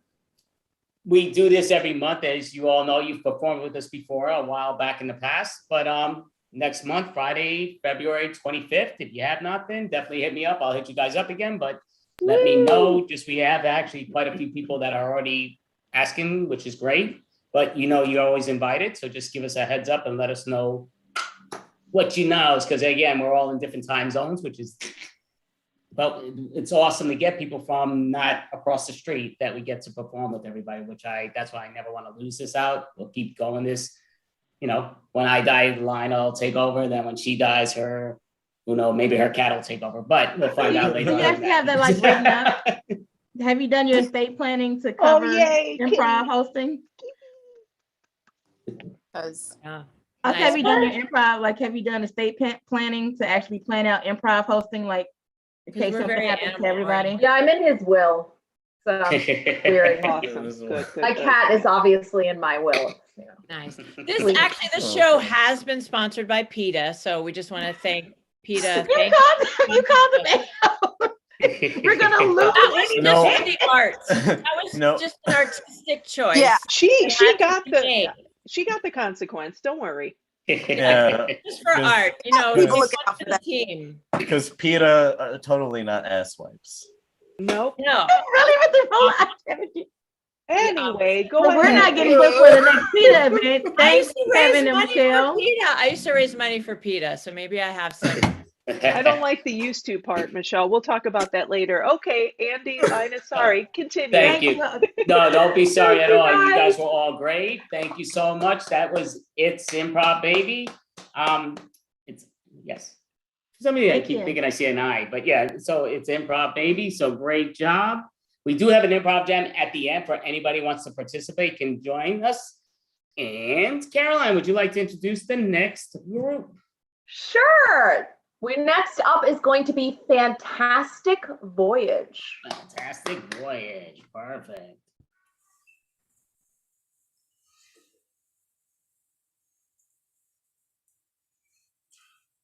Oh, hello. I didn't see you walk in. Welcome to Fantastic Voyage! Yeah!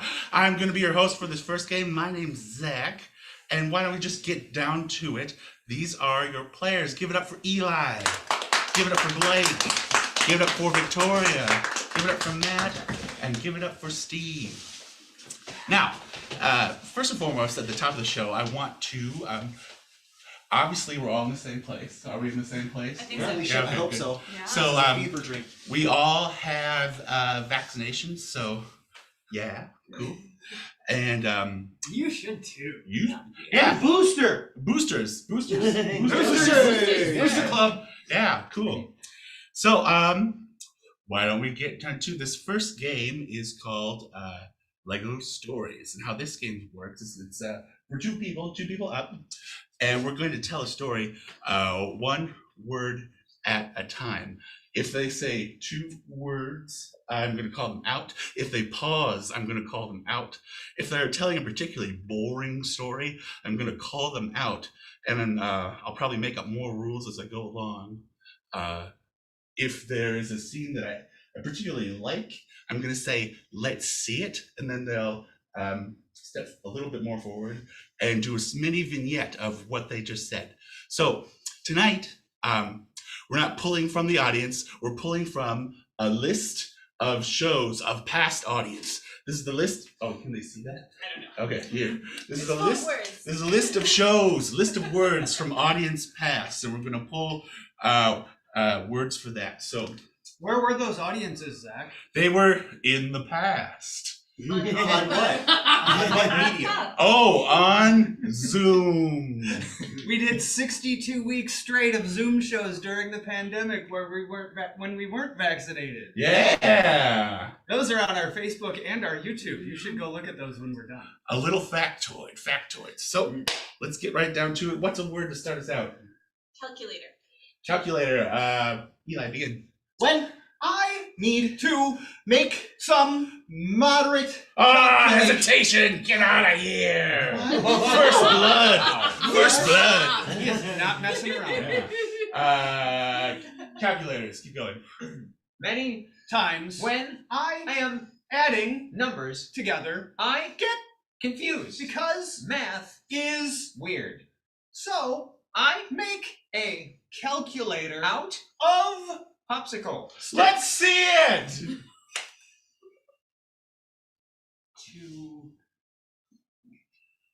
Alright. I suck at this. Here. I'm gonna have to make a calculator. Mm-hmm. Oh, brain oh freeze. no! Brain freeze. Brain freeze. That's a rude gesture. Anyway, two more people. What's another suggestion from the book, Becca? Oh, screw me. Shoot, this is Becca, everyone. She's our wonderful piano player. We call her Becca on the keys. Wave. Hi, Becca. Hi. Yay. Anyway. I also have the notebook. Yeah, you also have a notebook. This is Scrabble board. Scrabble board. Victoria, go. When spelling is necessary, it must be done on a Scrabble board. In fact, She called herself out. A new person. Yes. Scrabble, go. I will use the complex dictionary to figure out which lexicon will make the best word for Wordle to make. That doesn't make sense. You're both out. That scene doesn't make any sense. Two more people. Oh, it's us again. Can I get another word, Becca? snow shovel. Snow shovel. Snow shovel. Minnesota winters are horrible. So you will need a great big snow shovel and a very large warm jacket. When? Oh, hesitation. How? Can I get another word, please? Peacock. Peacock. Peacock. Take it away, Blake. Oh. At the zoo, I saw a mysterious looking peacock. it Was named George. he Was absolutely up my alley. Let's see it. Look at these zebra. Oh, so mysterious. So mysterious. What's your name? George. Wow. Yay! Two more people. Oh, I'm playing with math. Yeah. What's a good word? Atlantis. Atlantis. Atlantis. Swimming under the sea makes people find things such as Atlantis. I found Atlantis when I saw birds. There's no birds under the water. Matt's Day. Let's tell a better story about Atlantis. Deep within the sea, you will maybe find the trident of Thor. As he Thor doesn't have a trident. Mix it. No, mix it all. Someone else. Tell a story about Atlantis. Come on. As far as myths are concerned, there is none greater than Atlantis, the city of mystery and water. As you follow your guide to the lost city of Atlantis, make yourself open to the magic and wonder of Atlantis. The city has streets paved with seashells and We're just describing Atlantis. Nothing is happening. We're just describing what it is. Do I do it again? No. What another suggestion? Knitting. Knitting. My grandmother loves to knit. She Made my grandfather. He. Let's see it. Oh. Honey, you forgot a part. Oh, you're so right, honey. Okay, this might hurt. Ah! Oh! It moves. All right. Okay, now I have to just get a little start down here. Oh! You're doing so well. I married a strong man. Yes, I did. A parent's wedding, this wedding would cost an arm and a leg. Challenge. Victoria, sing about the strong man you married.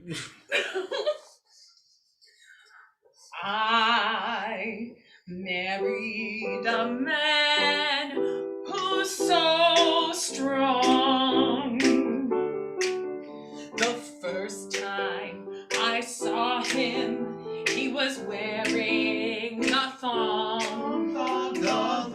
And I could see his pectoral muscles were sweating. And it was not difficult to do all the vetting. This is my husband. He's so strong. I can tell, and it won't be too long before I'm done knitting him, because this wasn't done on a whim. He is strong. He is my husband. Yay! He is a man! And that was the game of Lego Stories, everyone. And I think there's a new Yes. Yeah. And yes, hello, I am TV's Matt Alto. I like that musical thing that was going on, so we're gonna continue with that theme. I'm gonna need 2 players out here, and we're gonna play a game we call Merry Melodies, where we will take melodies that you know, but make up a scene around it. So we actually did get a suggestion from the internet. We did. It was the Itsy Bitsy Spider. The Itsy Bitsy Spider. Dibs. Okay. Dibs. Okay. And so he's got dibs on that one. And I have a suggestion for the other one that I did not let them know. And it will be, Anything for love. I will do anything for love in honor of Robert Paulson and Meatloaf, R.I.P. So he will be singing I Will Do Anything for Love in this scene. And Steve will be singing the Itsy Bitsy Spider. Just for clarification, like I don't have to sing the song, right, Matt? Yeah, well, yes, you do need to sing the song. But like, we'll be saying our lyrics You to will the be melody. singing to the melody of it. Gotcha. You don't need to have the same words. They get to make up words to the melody. But I need a suggestion to start this scene. So Treetop. a treetop is going to be our suggestion, where they will need to continue the scene in those melodies. Let's see Merry Melodies. it's my first day as a lumberjack and I am kind of scared.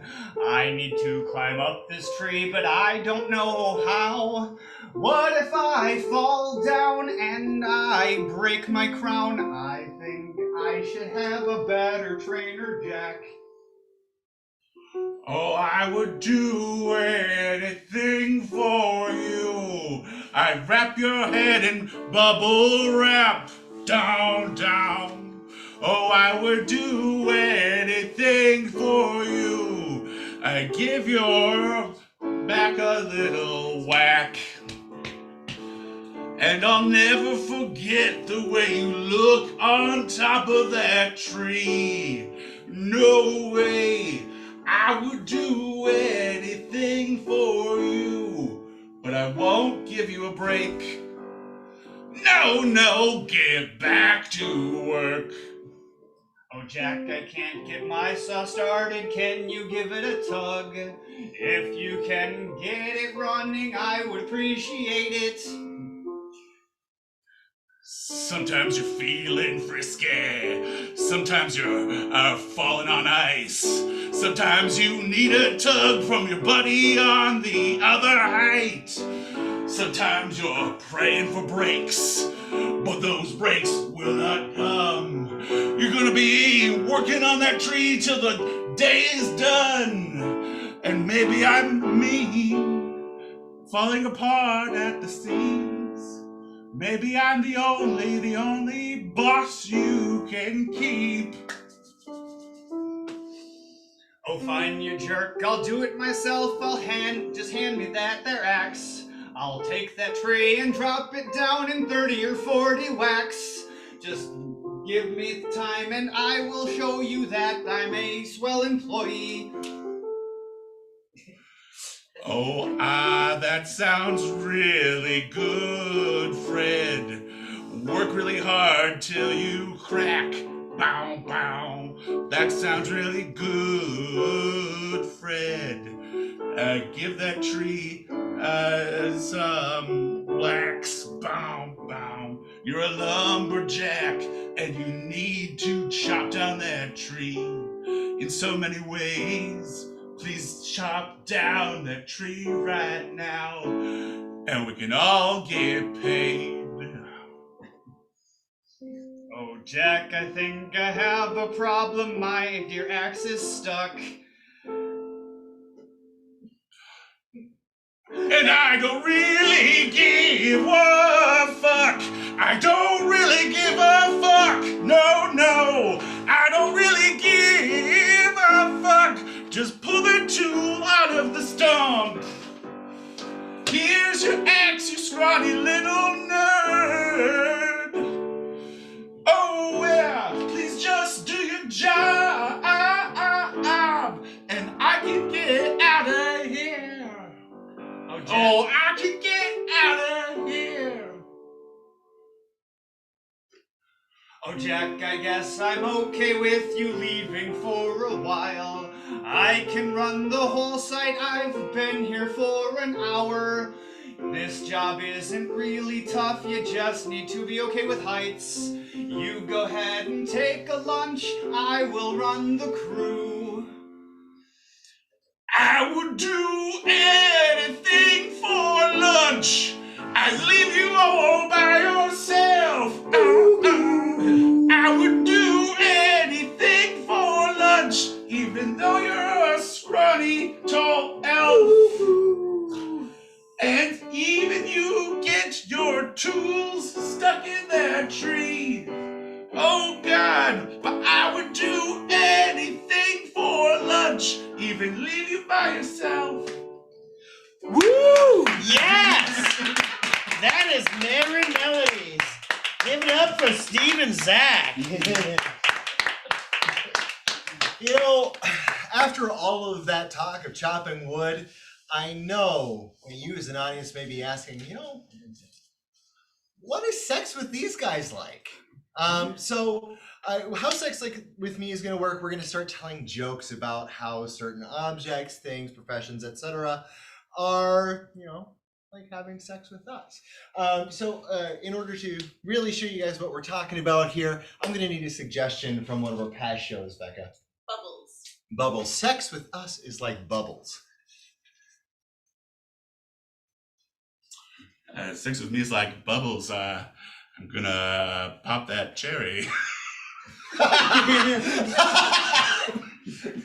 Sex with me is like bubbles. If you blow it in the living room, Dad's gonna get mad. Sex with me is like bubbles. I'm always blowing it. Sex with me is like bubbles. You won't last long. Sex with me is like bubbles. It's all fun and games till it pops in your eye. Fuck, okay. Yeah, that's where we're gonna end that line. All right, Becca, I'm gonna need another suggestion. A food truck. A food truck. Sex with us is like a food truck. Sex with me is like a food truck. There's websites to find out where it happens. Sex with me is like food truck. I'll probably eat tacos there. Sex with me is like a food truck. When you want it, you won't be able to find me anywhere. Sex with me is like a food truck. You're gonna have to wait a while for it. All right, awesome. Looks like that's what we've got for food trucks. Becca, can I get another suggestion? A feather duster. Sex with me is like a feather duster. Sex with me is like a feather duster. Your grandma knows what she's doing.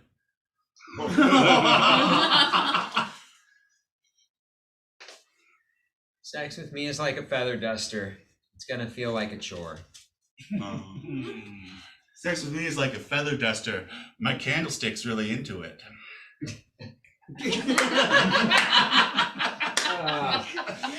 Sex with me is like a feather duster. I'll take the pledge. Jesus. All right, Becca, what's another object that we could use to say sex with us is like? A parking meter. Sex with us is like a parking meter. The sex with me is like a parking meter. There's an app for it now. Sex with me is like a parking meter. You feed it enough and it's good to go.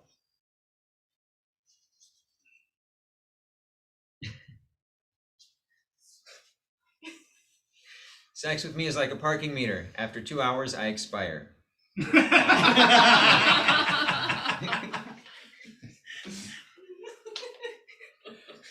I'm not going after that. Yeah, I get it. All right, anyway, let's get another suggestion, please. Stir fry. Sex with me is like stir fry. Sex with me is like stir fry. I make it hard to walk.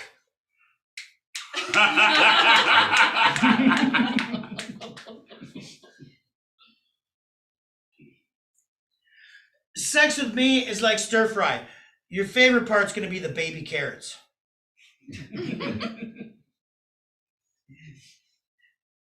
Is it because you're tiny? Moving right along. A paint mixer. Sex with me is like a paint mixer.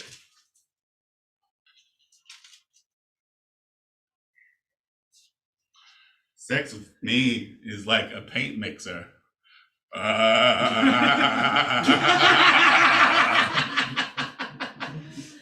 Sex with me is like a paint mixer. I only do it in Home Depot and Lowe's. Sex with me is like a paint mixer. Someone should occasionally scrape the old goo off of that.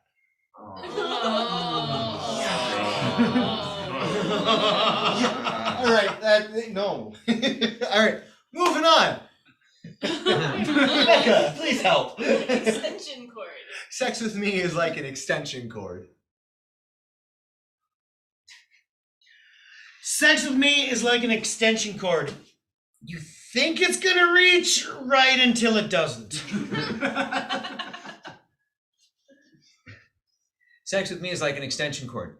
Don't trip over it.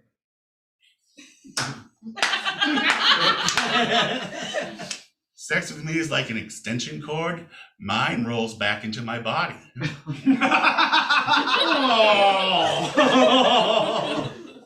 Sex with me is like an extension cord. You're gonna need a 3-prong, not a 2. What? Well, you know. Where did the other 2 prongs come from? I was just gonna say it's only good if the metal's bent, but fuck. All right. Anyway, yes, Becca. Next suggestion, please. Pot-bellied pig. What was that? A pot-bellied pig. Oh no. Sex with me is like a pot-bellied pig. I'm sorry.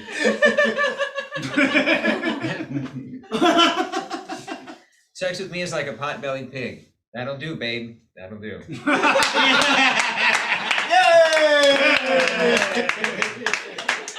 you very much. That was sex with me. Oh no. All right, it's my turn to host. I just wanted to take a second and thank everyone for watching this. We're really happy to be a part of this show. Thank you so much for asking us to come do this with you. It's super fun, and getting to do any live improv in front of people is fun, whether it's online or in person. If you want to know more about who we are and what we do, like us on Facebook at Fantastic Voyage Improv. You can follow us on Twitter. Definitely subscribe to our YouTube channel. Most of our live shows go up there. We do live shows the first Wednesday of the month here in Minnesota, but you have to be in Minnesota to go to our live shows. But you don't have to be in Minnesota to watch our online shows. We've been doing Zoom shows literally since the week after everything shut down in 2020.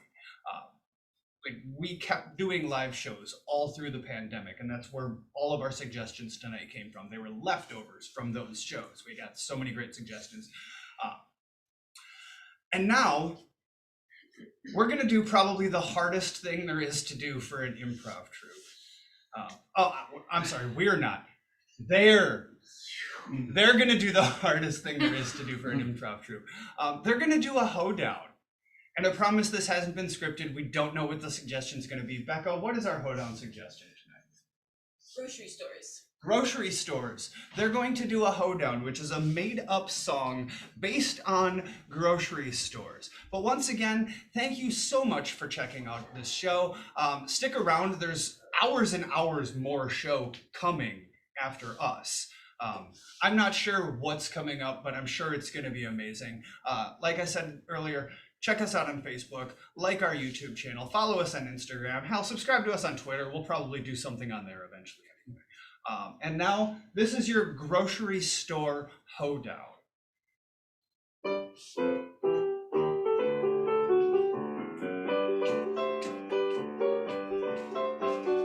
Susie was really hungry and she really got kind of rude. So she decided to go and get some food.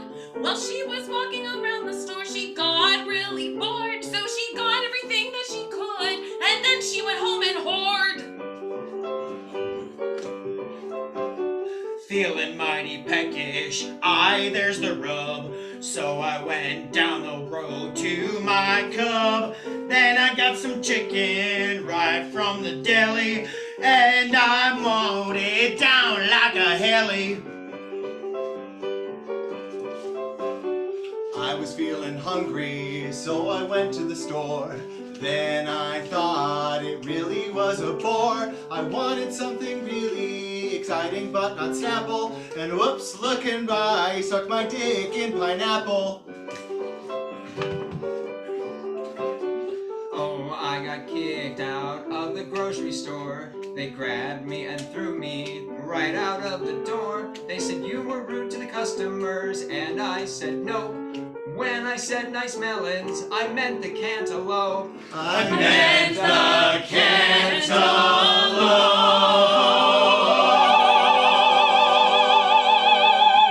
It was a hoedown! They managed to make it through! That is all of the show that we have prepared for you tonight. It looks like our gracious hosts are coming back on the screen. I don't have a camera handy that... Hang on.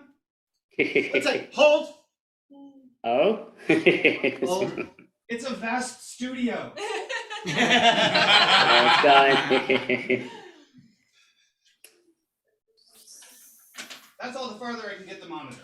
This looks like I do vacation slides with you guys. They'll be like, oh yeah, so this is what it was like. But yeah, definitely. Yeah, it's crazy how close you guys got your Zoom videos. I mean, you're just like, you're in the same room. Yeah. You can it's a whole lot of video editing and ongoing. Yeah. You can overlap the boxes now. Yeah, it's a new thing. No, it does look great. I'm glad that you guys are all together. That is awesome. Now, do you perform together, or are you kind of on a wave at this point, or? We just did a couple Zoom shows, and we'll be back live next week in person in Minneapolis. Yeah. Ooh, fun. I love your logo. Like, where did one of you design it? Did you like find a person?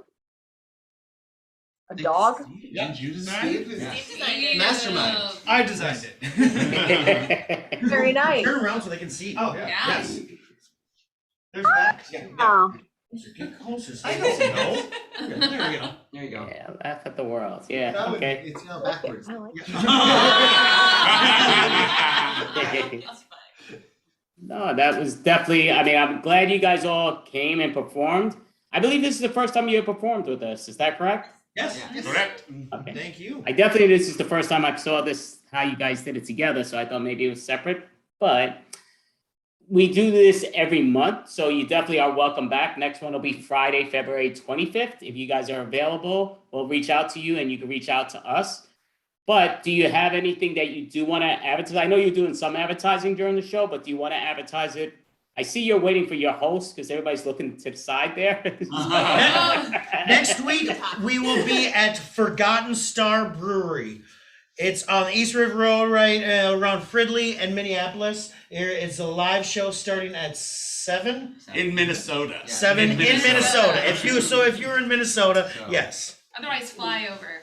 We are asking masks and vaccinations if possible. We're not going to ask for proof, but we ask that you do wear in deference to keeping everybody healthy and safe. Yeah, that's definitely a smart move. We do that over here in New York, so but it's at least most parts. But yes, it's that is now. The next time we see you, how much of that wine will be left? There's a large amount of wine. None of it. That's Timmy's third. That's tonight's wine. Oh, that's tonight's wine. Oh, good. I'm glad you each have 2 to 3 bottles. You know, everybody gets 3 bottles. Yeah. I'm just happy I didn't fall on it. As much time as I spent right next to it. Well, I mean, are we waiting for your host? I'm just curious because I mean, we definitely don't want to.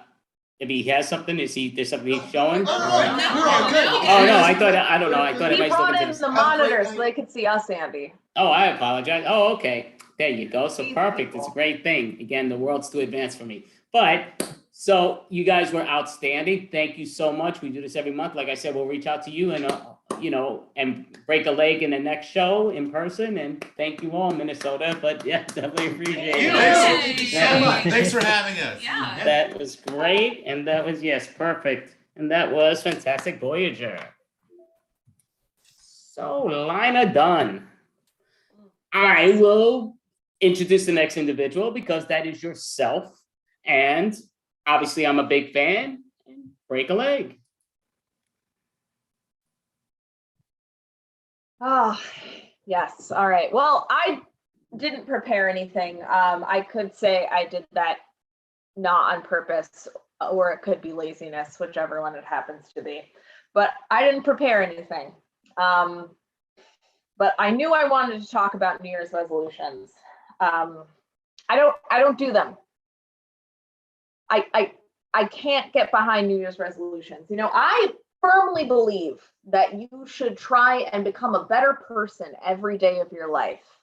And I fail in that belief every day. You know, I've made New Year's resolutions in the past. One of my best ones was to stop cursing so much. Didn't go that fucking well. It's been pretty bad. I believe after I made that resolution, it got worse, which is actually like there's a whole psychological theory behind that, you know, like the idea of if you're trying to like self-police for something that you're going to be more attentive to it, then you're going to accidentally do it even more often than you were previously because you're thinking about it so much and you're so like obsessed with not doing that thing. So I've really failed in not cursing so much, but I mean, it's just, you know, you see all these people with these New Year's resolutions, and when somebody says to me, I have a New Year's resolution, of course I wish them well, but in the back of my mind, the only thing that I'm really thinking is, you are going to fail at this within the month. And you want to know what? I'm usually right. And I'm not usually right, except for that. That's the one thing I'm usually right about, is they're not gonna make their resolution. You know, it is. I think it's like, you know, for some people it is like the New Year's, like a new beginning. A lot of people try and think of it that way.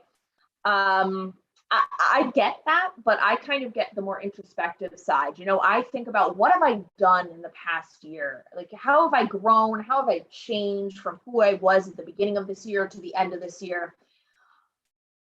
And yeah. Pretty stagnant this year. Pretty stagnant. You know, I do the same thing on my birthday. So when I'm changing into a new age, which is why people always wanted me to get like excited about my birthday, and I'm like, I can't. I'm reflecting on what I have and usually have not done in the past year. How have I wasted my life? Another year has gone by. I am 365 days older.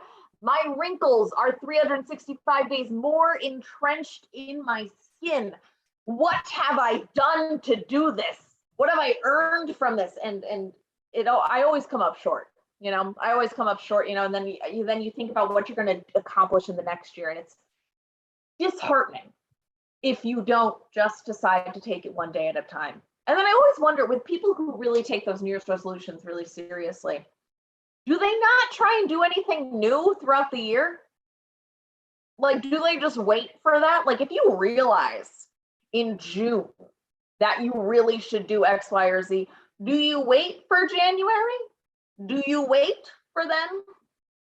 I think one of the big New Year's resolutions is always like losing weight or getting healthy, things like that, which great resolutions, great things to think about, great things to be concerned with. But bad time of the year to try and do that, buddy. I mean, you just came off of cookie heaven. I mean, what is December if not the time to binge eat a lot of stuff? You've got Hanukkah, you've got Kwanzaa, you've got Christmas, you've got the winter solstice, you've just got the general hibernation situation going on. If, of course, you live in an area that needs to hibernate. I live in New Jersey, so yeah, we hibernate at this time of year. I mean, this is not the time to suddenly say to yourself, stop eating all the sugar. You just ate all the sugar. You can't just cut. Cold turkey and sugar do not go together. All right. You gotta wean yourself off. You're back into a baby at that point. You gotta slowly bring yourself down. This guy knows what I'm talking about. If I tried to cut him off some cold turkey, he would enjoy it because he likes cold turkey. If I tried to do that with sugar, he would have no idea what I'm talking about because he doesn't really eat sugar. Cats apparently can't taste sugar, which is sad to think about. I used to go to the gym. I haven't gone to the gym in years. Yeah, the pandemic's been going on for years. Yeah, I haven't gone to the gym in years. I think a lot of people recognize that, depending on which gym you go to, you get a kind of different brand of person is at that gym. But I would always remember that in January, there would always be an influx of new people. It didn't matter which gym you were going to, there's always going to be an influx of new people coming in. And it really made me realize that, public education needs to address how to utilize the variety of machines that are at the gym, because not enough people look at the diagrams.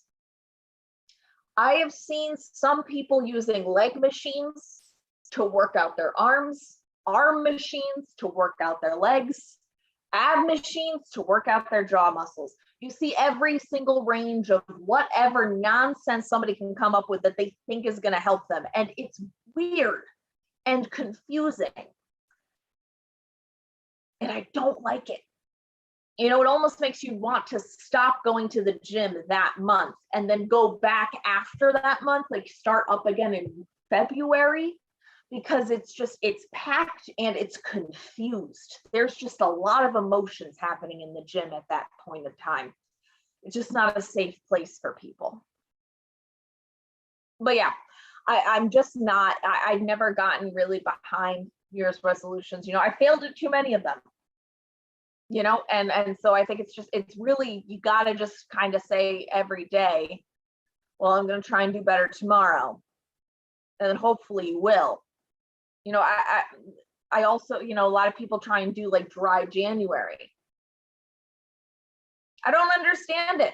You're going to not drink for a month. And then what's going to happen in February when you open that door again? Some of you are going to say, oh, well, maybe I don't need to drink as much. And others of you are going to say, I'm now going to down a keg. You really got to be careful. You got to know yourself. Are you the person who, after you take that restriction off of you, you're going to like go full force, or you're not? You really got to know yourself to make these resolutions. And I feel like not enough of us really know ourselves. So I think as a resolution this year, if you're going to make one, please make it the resolution to do your dishes, because cockroaches are a menace and they love dirty dishes. So just make it that. And I say this full well knowing that I have an entire sink full of dirty dishes that I'm not going to get to until tomorrow. That's it. That's me. All right, great job. Why not? Thank you very much. I'm not supposed to clap. I don't know if I'm supposed to clap. What happened? I was started clapping, and then I realized it was for myself, and that felt very You're that good. Yeah, you're that good. You deserve it. Yeah, So, all right. Yeah. good, it's going. So yeah, I'm just sort of curious, just because you sort of mentioned it, if you go to the gym and somebody's working on their biceps, but with a buttock machine, do you say something to them? No, Oh, you don't. no, I just watch and giggle. I have no. If they asked me, is this what it's supposed to do? I'd go no, and then point at the diagram of the person sitting on it. It's very confusing to me, you know, like you shouldn't be standing on your head. Like it's very clear what a seat is. Like, at least I think it is, but you know, I don't, you know, they try and make those diagrams so that anybody can understand them, but. It's definitely true. And there's people I know that do some insane stuff with the stuff that the machine doesn't say to do, but yeah, it's like, oh, all I can think about is insurance liability. That definitely, that part is true. And here's a question for you. Do you, because I sort of know you haven't been, but is there something in your near future that you're thinking about doing in person, you know, maybe even just taking a 5-minute drop-in class and perform in person, or not a class, but a jam? Yes. I have not thought about doing anything in person at this point. As I mentioned earlier, I just spent the entire month of January in my house because I kept getting exposed to COVID. So the idea of being in public at this point is confusing to me. But I do know that there are rooms out there filled with people that I should be in. So I do intend to venture out into those rooms at some point, but I have not planned any sort of a date for that. And I mean, I'm hibernating now. So like, please. Okay, that's interesting.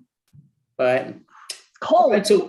Yeah, it's definitely cold out. There's no question. And it is snowing out here. This is New York City. It's not terrible at this point, but it's still, you know, it's definitely snowing, and they're saying it's going to pick it up a lot more. But I looked out the window and I was out there earlier and it was cold. So yeah,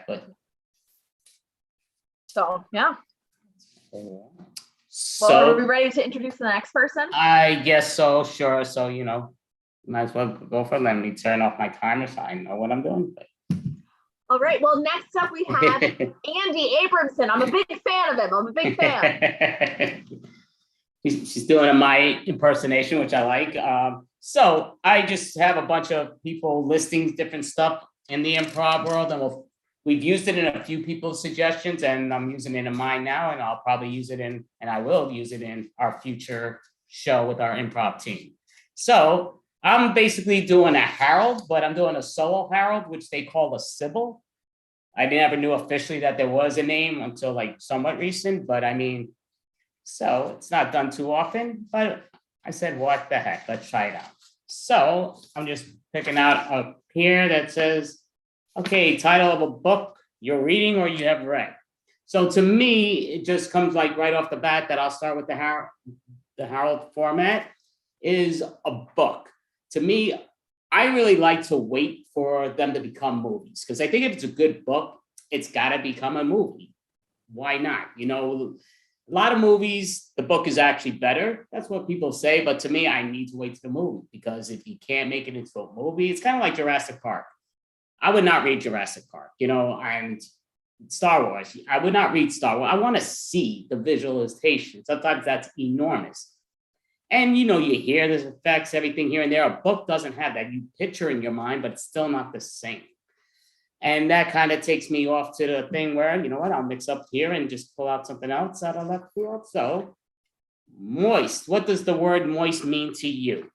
So just in general, moist means to me something really wet, something sticky, kind of like it could be a bread could be moist, it could be wet, sticky. So that's what I think of, like your clothing could be moist, a sweaty body could be moist, pretty nasty. But that's, in my eyes, that's what moist means to me in there. So I didn't hit my thing, but, and I'm just gonna pull out one more suggestion from what was pulled out of left field. So can I read what I wrote? Oh, bird. Do you believe in birds? So what is your favorite bird? I'm not one that, I love animals in general. So I'm like, oh, what birds are here and there? I'm a New Yorker, so pigeons are probably not my favorite bird, but I would say a peacock.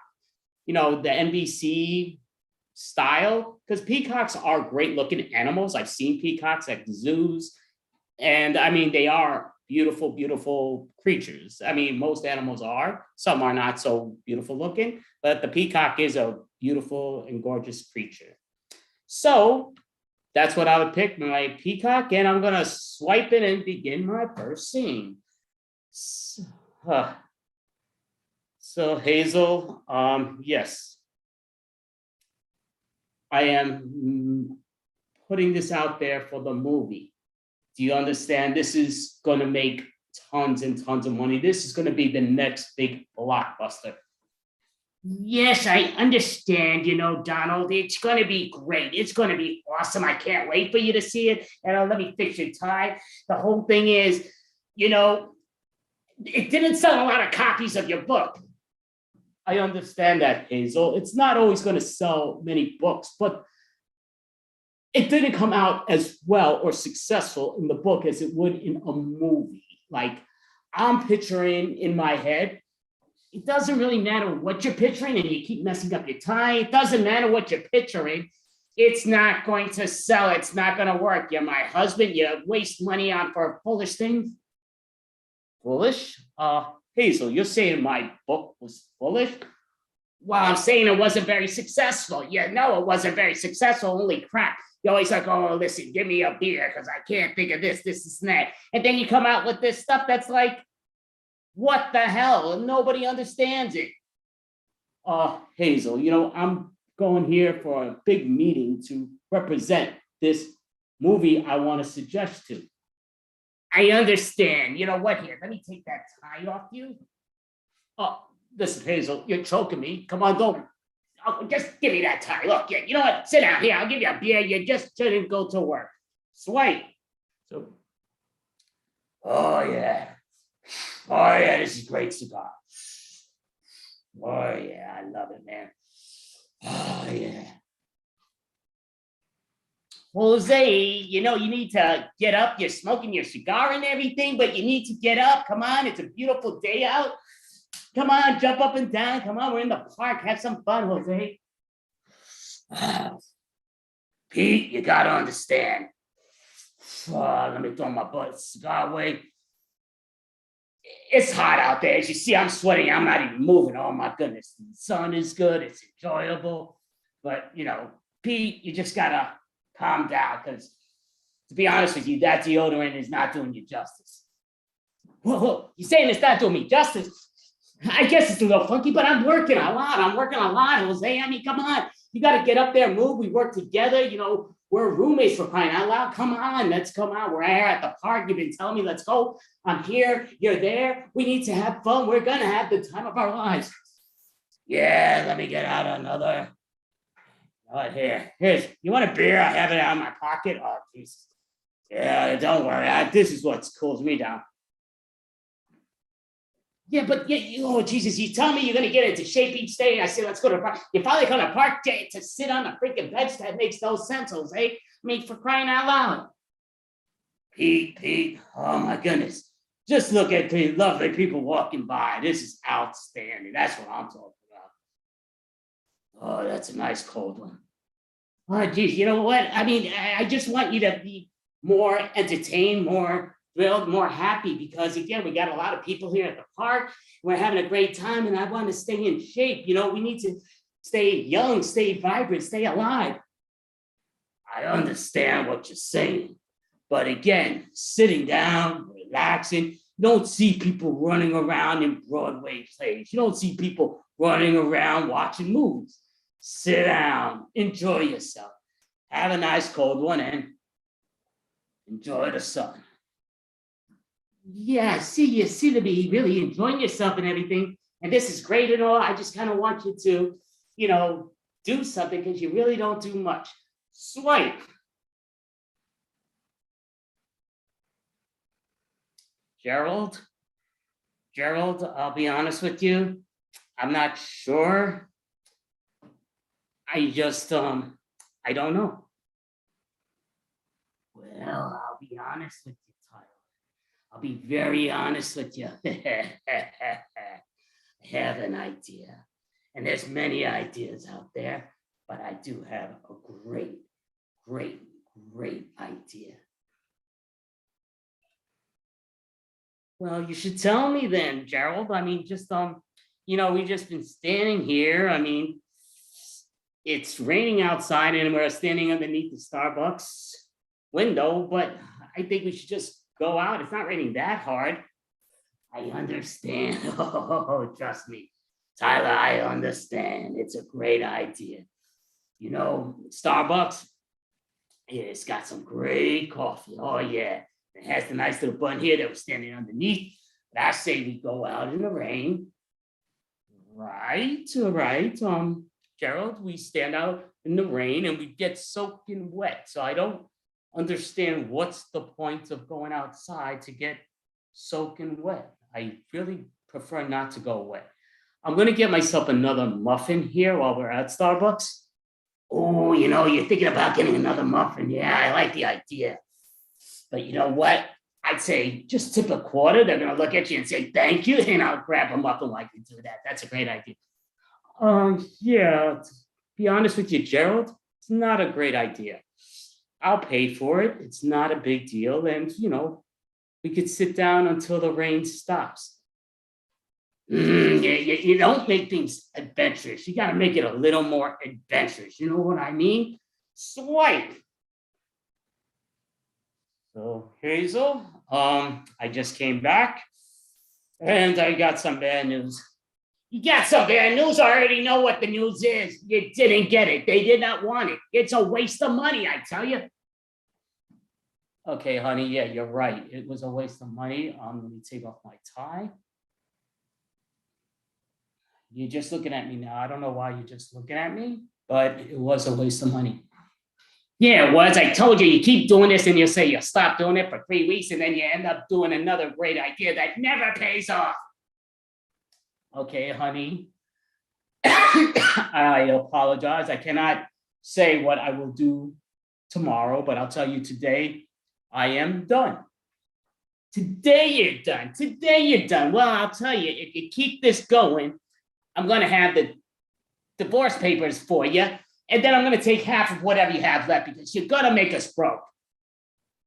Honey, we're not broke or anything. I just going to pull out another tie. I don't even know why you're wearing the tie. Well, the whole thing is it does relax me, the tie. I like to wear the tie. Listen, like I say, no more of your stupid ideas. You want to work, you're bored, volunteer or get a job, but stop wasting our money. Oh, Jesus, honey. I'm looking good right now. Swipe. So, yeah, Pete. See what I'm saying? Just sit on the bench. Just give it a moment. We're looking at all the great people walking by. That's what I love, Pete. I know you don't like to sit, but you're sitting now, enjoying it. You don't want to take a beer. I have another one here for you, Pete. You can take it. All right, you know what? I'll have a sip. And you're going to have to open it for me? Yeah, I really appreciate that. Yeah, thank you for it. I just definitely need thank you so much. And that does feel good because it is hot out here. And I'm so happy. And I appreciate it, Jose. I really do. That's what I'm talking about. Enjoy yourself. People are looking at us. How you doing? Huh? Yeah. And we're just sitting here on the bench, park bench. The sun is blazing. And don't worry. Oh, man. And I can still smell you. and it ain't a great smell, but just relax. Yeah, I kind of see what you're saying because the deodorant's not working. I've been working out like crazy, and yeah, I'm tired. And oh, this is some good beer. Thank you very much. I definitely appreciate it, Jose. Oh yeah, so I'm thinking maybe we'll play hitchhiking to the women when they walk by. Yeah, don't nudge me like that. That's a little weird. You don't want to do it like that. Maybe we should leave the park and maybe go to the gym. You'd work out, I'd work out, and we can meet some more people there. Oh, Jesus, you're doing it. Well, that means you gotta move. Listen, I like to sit here on the park bench. It's nice and relaxing. Swipe. So it finally stopped raining. So we're gonna go out now. Let's get going, Tyler. Okay, yeah, we'll go. We're gonna go. Yeah, let's here, open up the door for you. Yeah, now what I say is, yeah, we're gonna go across the street. Look, oh yeah, the sun I see starting to come out. We're gonna have ourselves a good time. Yes, that's great. I'm glad you're gonna have a good time. I plan to, it's days looking like the sun is starting to come out, so it's getting to be a nice day, which is great.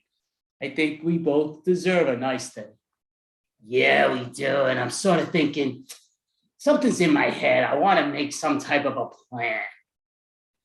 Jesus, you were in jail for 3 months. And for some reason, it comes down to you want to create more problems. Yeah, but I felt like I was in there for the wrong reason. So now I kind of want to do something that'll get me into the right season. So So Hazel, I'm here. We're at the beach.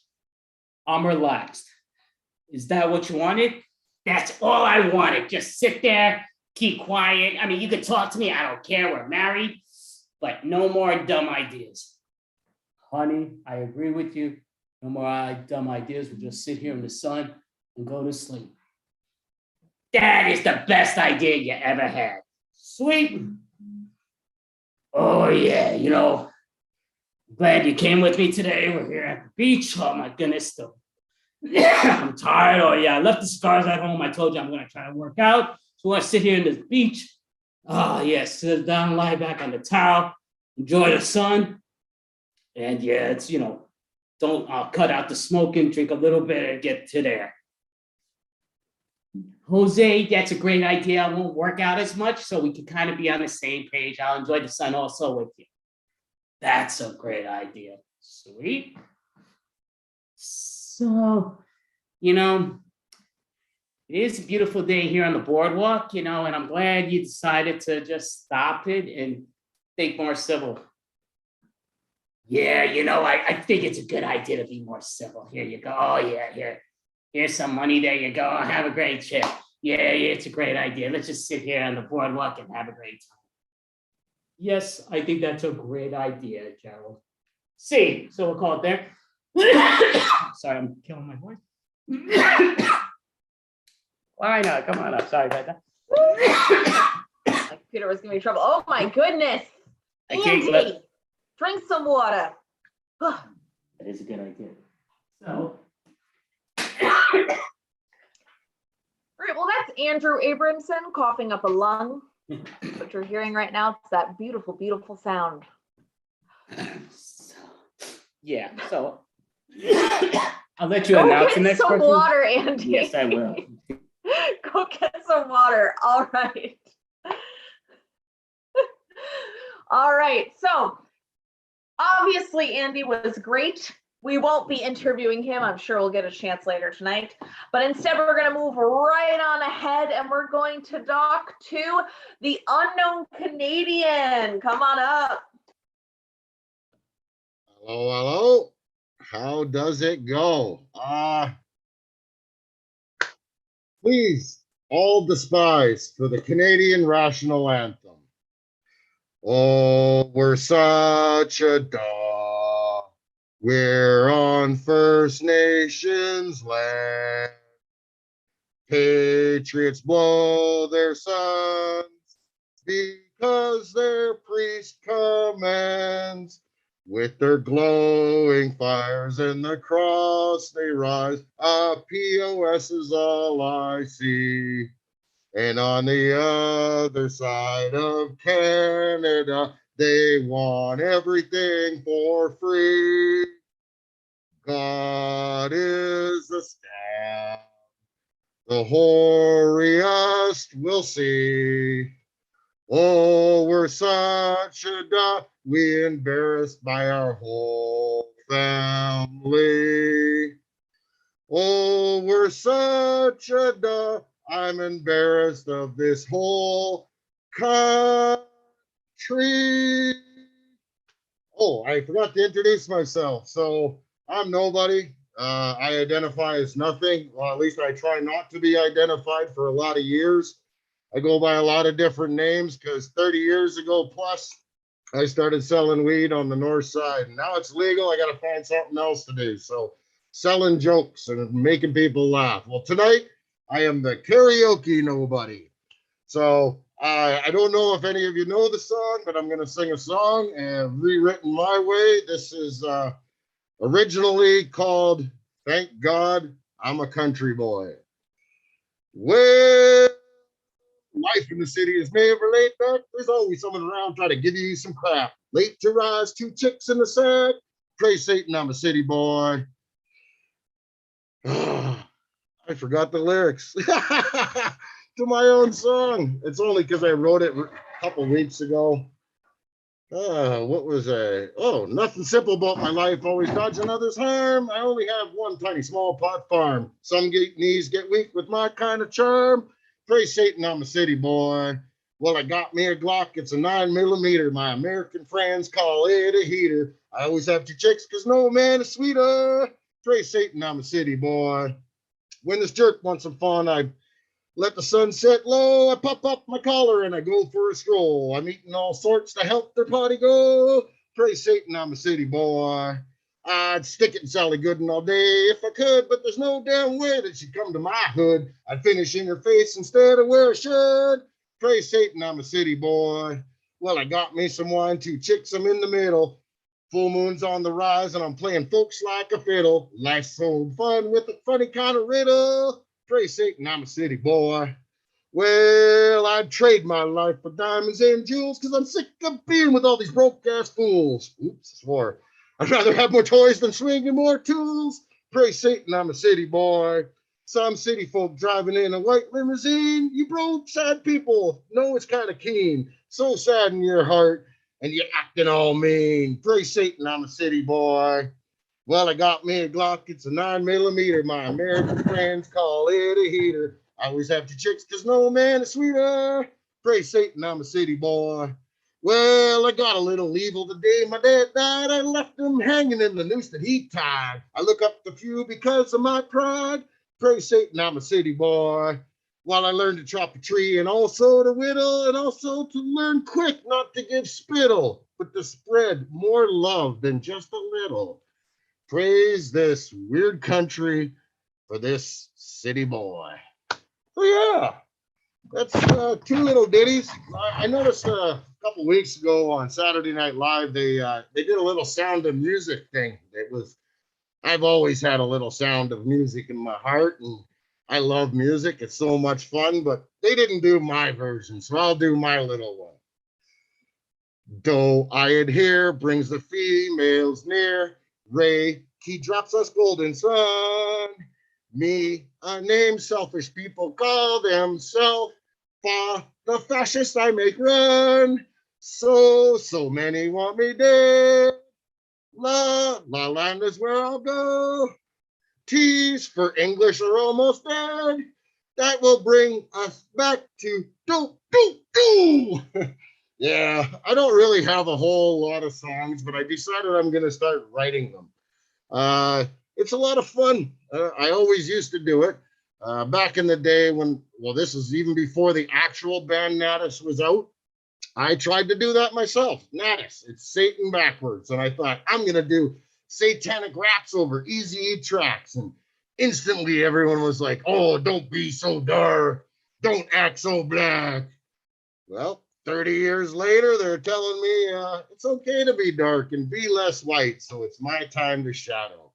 A lot of folks label who you are, and you don't get a choice in the matter. I've been told, I think you're an activist, but really, I'm actively pissed. And one of the things I'm actively pissed about right now is America. Yes, you guys did your January 6th garbage, and as per the norm, Canada like takes forever to pick up on whatever you guys are doing, and we make a little wish version. So now we got something going on tomorrow in Ottawa. What a bunch of lunatics. It is so ridiculous. But what do? I laugh at them. I ain't going there to be actively pissed around them. I did that last year in Edmonton, and that didn't work out well. So could you guys please stop doing so much craziness? It's really trying. And it's funny because you get lefties and you get righties, but let's get serious. Majority of us are ambidextrous. And it's hard to handle this all the time. Neither of them are loving. Yeah, one side, let's dox them, let's shame them, and the other side, let's duke them, and let's, I don't know what else other than knock them insane. I don't know. It's craziness. All I'm trying to say is we got to find some more love in our heart, make some new songs, have a good time, and just spread more love. Nobody's ever said, I don't like him, he's too lovey-dovey. And if they do, well, geez, you better help them. They need a little bit of help. Now, I did have a whole bunch of other things written, and I don't have it here, but I can't remember what they are anymore. I was working on my truck, and I took a little bit of a blow to the head, and I got that ambrosia. No, not ambrosia. Onomatopoeia, where you perpetually or continually forget things. So I don't know what else I could say other than, please stop doing crazy things against yourselves in America, because they're starting to do it up here. And just for the record, I'm an atheist. I know I say praise Satan, I'm a city boy, but I am an atheist. And it is the hardest thing to be, because honestly, every single religion has a text somewhere in there where they persecute us. And I was hoping years ago when the True Dope, the drama teacher part-time guy, when I thought he was going to help us and make factophobia or scienceophobia, but he did it. And a lot of people nowadays don't trust media. Honestly, I think it's because they've dropped the why. Remember the whole who, what, when, where, why? Nobody's talking about why or even speculating. I think they're all just scared to get sued. Oh, well, we all have some fears. And it's funny that we call this one, it's the end of January, stop saying Happy New Year's, because then I can say Happy New Fear. I fear that we're going to be so wish-wash of our little January version of what you guys did. It's going to be ridiculous. But it'll be good on the news, and I'm pretty certain, I would bet money on it, nobody's going to get killed. This is Canada. We flap our gums and we don't kill nobody. So I hope it goes well. Not that I hope they do well, because honestly, 99% of them are on the woohoo wrong way, racists and bigots and all that other stuff. But honestly, there are some times, and people need to know this, that sometimes if you look at the big picture, they're all religious. The religious fanatics. And what do? How do you stop that when 99% of them are this? And then there's that 1% of small-minded folks. What I do is I just go online. I got multiple accounts. Sometimes I know them personally because I don't think like a lot. People will say if you go with 10 Nazis to a restaurant and you order a table, they'll say Nazi party of 11. But if I'm there at that table telling them not to be Nazis the whole time, making fun of them, am I really? I don't think so. But that's my time. I was the karaoke nobody and the ranty ravey nobody. So thank you all. All right, great job, Canadian nobody. Thank you. Lina, do you have something to ask? Are you performing anywhere else? What's that? Are you planning to perform anywhere soon? Oh, I still couldn't hear you, dear. I got to turn my computer up. Oh. There we go. Are you planning to perform anywhere anytime soon? No, because of the pandemic, I've been kind of trying to stay away from everybody. And it's funny, last year I did 5 shows, and at every show, nobody was masked, and they're making fun of me, but I didn't catch COVID. I'm vaxxed, but it still doesn't make me want to catch it. I want to be that guy who gets that badge at the end of this. I never caught COVID. I'll wear it so proud. That would be nice, right? Yeah, it is. Be safe, be kind, be loving. No, definitely. And so, I mean, smart move. I'm still kind of like, my throat is playing with the voice thing, and I don't know, I was trying not to do a certain voice. I guess I did it anyway because it got to me in a funny way. But yeah, so, and I know you were going in person a bit doing the stand-up, so you kind of laying low with that again? It's hitting hard again? Or because that's what we're in Alberta, so it's literally the wish version of Florida. Oh, is that? You know, a lot of lunatics, a lot of COVID cavalier people, and it's just better just to keep my distance. That's yeah. Don't add to the problem, right? No, that's definitely smart advice. Definitely no question on that. And I mean, yep, the world's a crazy place, as you said, and there's no question on that. But don't let it change us. We can still be fun. We can still have a good time and be good people. Yep, definite. And you are proving it. So, I mean, thank you so much. I mean, we love having you on the Improv Extravaganza every month. And again, we hope to see you next month, February 25th, just to give you the heads up of it. But yeah, so, and I mean, I do hope things get back to somewhat normal, but we're going to do this pretty much forever, as long as I'm alive. And Lina has to sign a contract that she'll do it until she's alive, but I don't, that's a bigger commitment. I will always be here to serve you. Thanks a lot. For all the joy you bring to everybody, guys. You are a national treasure. Thank you so much. Thank Canadian you. nobody. Lina Done. Would you like to introduce the next person, please? Sure. Up next, we have Fran Tiernan. All right, perfect. Fran Tiernan. Agent Fran Tiernan. Agent Fran Tiernan. It's saying you stopped my video. Oh, Caroline, did you stop? We'll get you back. I did. Oh, okay. Sorry. But I stopped stopping it. It's shitty now. I thought you guys liked me now, and you're trying to kick me off already. I hope you sound a bit pretty shitty there, so I hope you're feeling better soon. Thanks. Anyway, so Happy New Year. Well, we're not allowed to say Happy New Year now, according to Andy and Caroline. It's nearly February, apparently.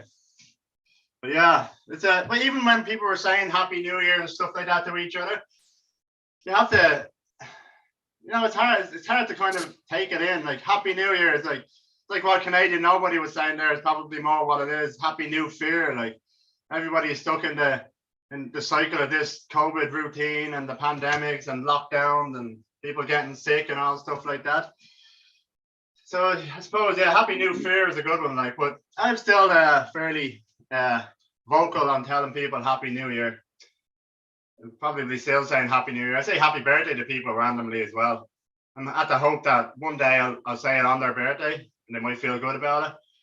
But yeah, getting really sick of this COVID malarkey though.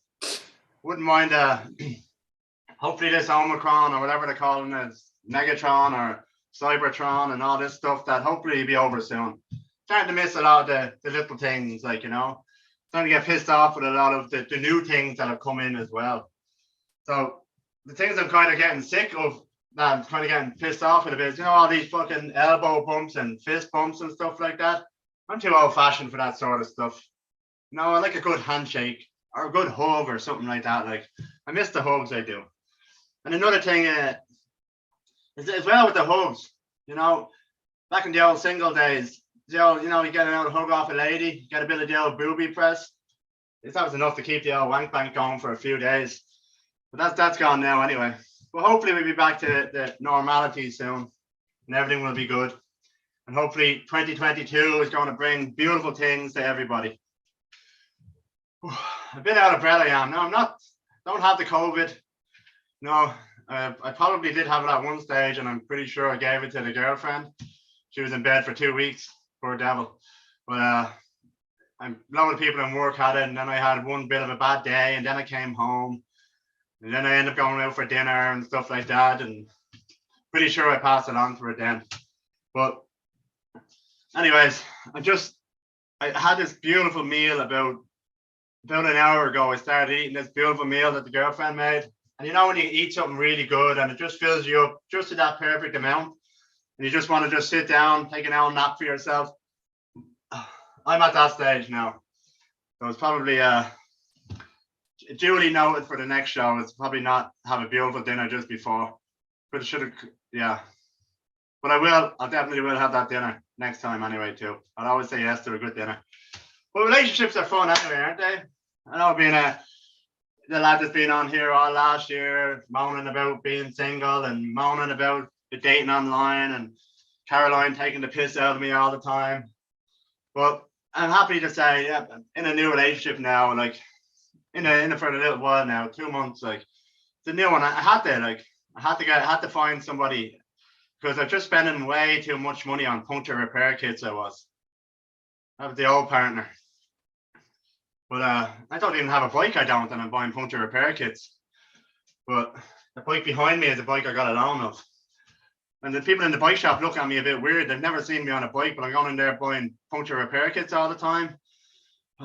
Now Daisy over there, there's just no life left in her. Like, but with the old partner, with Daisy there now, I used to practice a lot of things. You know, I practice all the sex positions, and oh God, goodness me, I used to get so tired.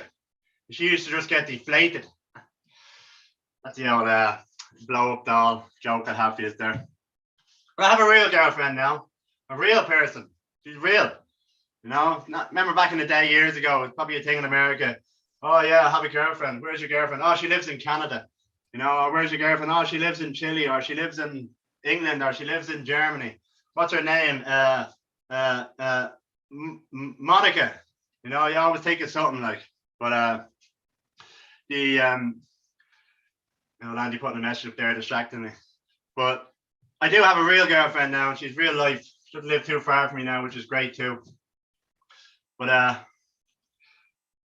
we had our 2nd month anniversary there on Monday. It was we went out for an amazing dinner. It was pretty good. Got free calamari. Things are going pretty good.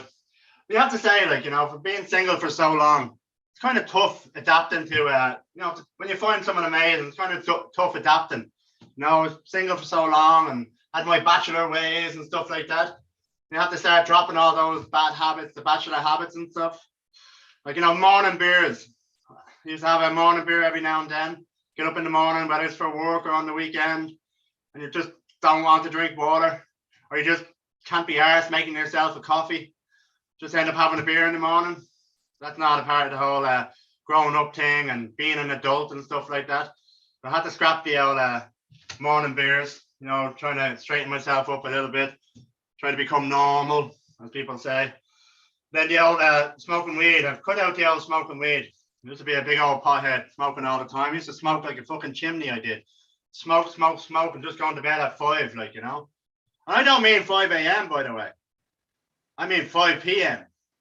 I'd be coming home from work, whether it be like 2 o'clock, 3 o'clock or something like that, slap on a bit of dinner. I like to cook, like, you know, I've been single for long enough that you learn how to cook anyway.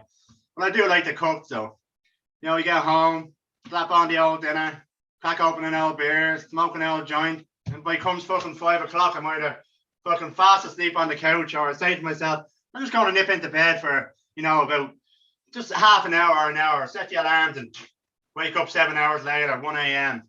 That's kind of when the morning beers start to happen too.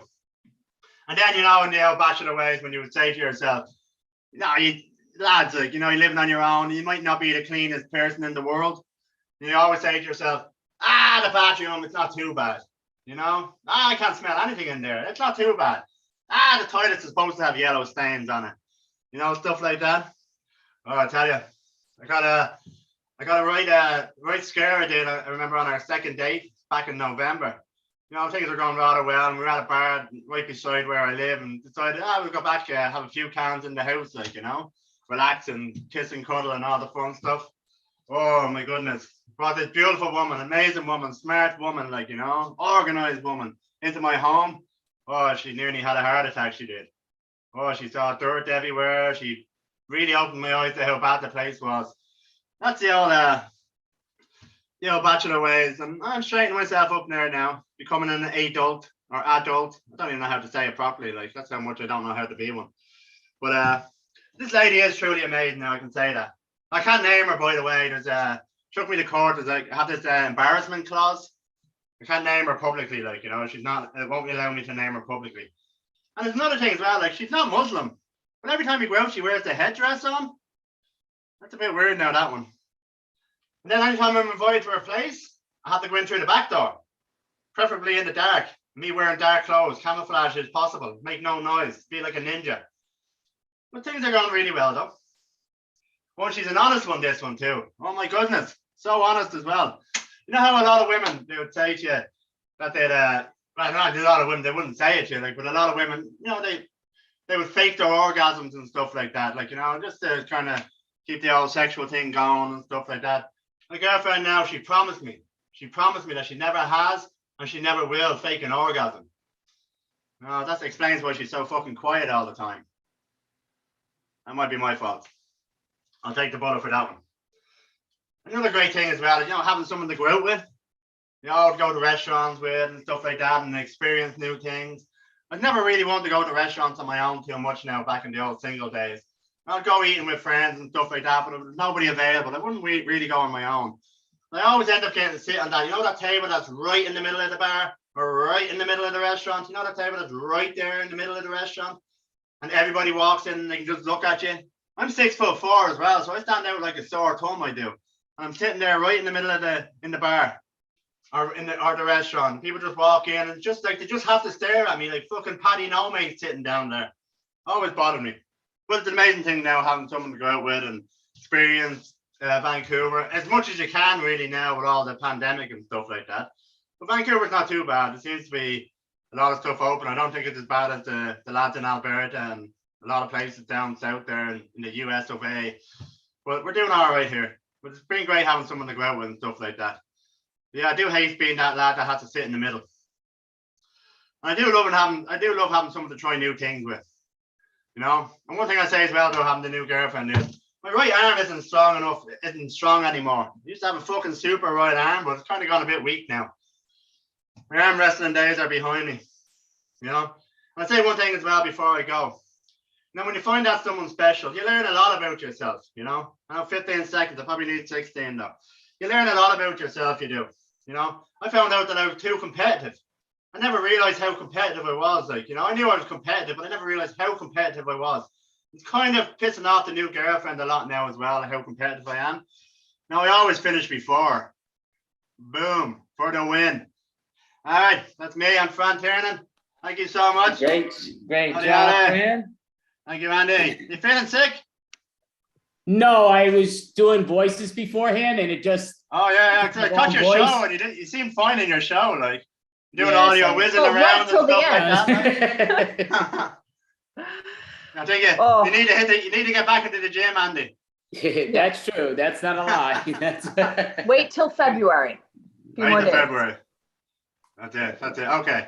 So, Fran, February, what year though? I'm sorry? Just saying to Caroline, February of what year? Well, you know, 1979 was a great year. I think I have a bottle of whiskey from that year over here. Oh, really? Okay. I picked it off the top of my head just as a random number, but now I'm glad. She doesn't even know if that was ever even around. She doesn't know if the 70s was even in existence. That's. Do you know if it was, Andy? Can you prove it to me? Well, I know it too. If you didn't, I have a theory that if you don't see it for yourself, then technically it doesn't exist. Like you, Andy, and you, Caroline, you didn't even exist until I saw you. And when I saw you, you existed. So the 70s, I'm born in the 80s as well. I know I look like I'm born in the 40s, but I was only born in the 80s. But 70s never existed. I wasn't there. 60s, all that hippie stuff, that never happened. Like, you know, It's all You know, Hollywood. Pixar didn't happen. It wasn't on Facebook, so it can't be real. Exactly. I didn't see anything pop up on my feed. So. Are you doing anything in person that you're able to perform? Because I know you were doing it for a little while there, Fran. Is it? Yeah. So I think I did like 6 or 7 shows last year. Most of them are amateur, but my last show at the end of December, which I was delighted about, I got invited to a pro comic night. It was a bit of a last minute thing when I got roped in, but it was pretty delighted when I get to perform, like, you know, kind of not at 10 o'clock at night rather than at 8 o'clock at night, where people were still awake in the audience and stuff like that. So that was pretty cool. And there's a lot of the comedy scene here in Vancouver is kind of gone, you know, it's everywhere now. Like the nightclubs that can't open on the dance floor anymore are having comedy nights, and they're all sending out, you know, things on Facebook and emails and stuff like that, looking for pro comics and amateur comics and stuff like that. So I plan to hopefully this week or next week I'm going to be back up on stage at one of the venues downtown. And I kind of had an idea in my head that I'd like to try and even get 1 or 2 a month in, you know, just to kind of get my name out there and kind of start doing a bit of networking and get involved in the comic circles and stuff like that. Because all the other shows I went to, I just sit with my buddies and fucking get drunk and stuff like that. So I think I need to do the network. You know how like I kiss your ass, Andy, and I kiss your ass, Caroline? I need to do that to people in real life, like, you know. I'm hoping to be back up in I'm so Vancouver glad we the got next- to get your practice in, you know. This is not a practice set. I've been rehearsing this for weeks. Was it that bad that you had to say? It was Oh, a I meant your set? practice in ass kissing. Come on. No practicing. Like, you guys are gonna soon. You'll have a big fucking super stage in New York, and you'll be inviting me there, paying for my flights, and put me up in 5-star hotels. That's what the ass kissing is for, you know. How do you feel about the back of a van and a cardboard box? I can do enough drugs that would seem like a 5-star hotel. No problem. Well, thank you. You know, we're such a big fan, Fran. I appreciate it. Like, Fran's one of the few that actually's been, I believe he's been in every extravaganza, and we really appreciate you because it's grown a lot and you've helped it grow a lot. You've been sensational. Oh, thank you, buddy. Appreciate that. And I love doing this, and I'll be back next month if you'll have me. No, most definitely. February 25th, just so you have that heads up. But yeah, it's Friday, February 25th, and we'd love to definitely have you back. I'm going to get my steak knife now that I don't have. The girlfriend's watching and she knows I don't have steak knives, so I'm going to get my shit knife I have. I'm going to carve the 25th into my arm. All right, that's interesting. All right, so you're going to show it to us next month, right? The going to be blood everywhere. Thank I you leave the very blood on much. the walls as well. Fran Tiernan, great job Thank you, as guys. always. Thank you so much. Great night. Awesome. Thank you. Have a beautiful night. I'm blanking out. So, yeah. So, Caroline, you wanna, or Lina? I'm sorry, I keep saying that. So, do you want to introduce the? Yes, our next team up is going to be Andy Abramson's own hand-picked group of individuals, the Improvfessionals. What? So we going, all right. So hello, crew. Cello. I do want to show this to Caroline because I was doing the voice thing and it actually did throw me off, like it's bothering. But I did want to show this to it's Improv Baby. See, it's pickles. It's pickle chips. It's actual pickles though, like snaps, and they're really good. I like them a lot. I have another thing too. It's in a fridge. Have you ever had fried pickles, Andy? Like fried pickle chips? Yeah, 1,000,001 times. Yeah, I prefer real pickles over them, but again, they're very good. Of course, they're very good, but pickles are great. Gone to the pickle festival quite a few years. Need it back. Yes. Well, we got to ship to everybody on the team then, like, across the world. Oh, snap. Oh, everybody's invited. They can come up to my place, y'all. Okay, I can get more pickles, no question. It's like, so we do have the Improvfessionals, which is this group here. And we have Lina Done, we have Alex Taylor, we have Mel Post, Leah Goldfarb, Angell Canez, Melanie Ma, Soraya Ahmed, Carla, kind of like Madonna, share one name and done. That's all you need. I'm Andy Abramson. We are the Improvfessionals. So we do a lot of different improv, sometimes long form, sometimes short form, and it's a lot of fun. So I just keep getting some tag things that pop up on my thing that I'm not trying to get, but I'm looking for my timer. So yeah, so basically, even just before we start, you know what? I don't know why this popped in my head. Not that we need to use all the suggestions yet, because we could use some of these depending on the games, but this is games that I asked for on Facebook and that people were popping up. So these are some of the answers. I used a few of them in there. So I'll ask the question, but all I'm gonna do is I'll ask Lina and I'll give her a character. So I want her to answer in that character of how they think that character would act. Could be any character, movie star, no political and no religious figures. They all know that, but I always like to bring that out to the world. It's like, oh, I want this person. But it's, you know, usually a lot of times cartoons or whatever. So Lina, I want you to do it in your best Marilyn Monroe impression. And last poignant, elaborate, poignant thing that you said and why.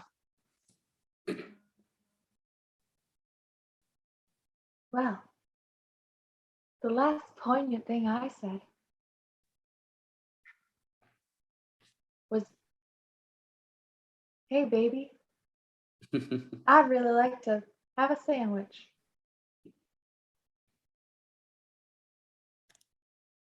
That's it. And why? Oh, why? Well, because I really wanted a sandwich, baby. All right, so great job.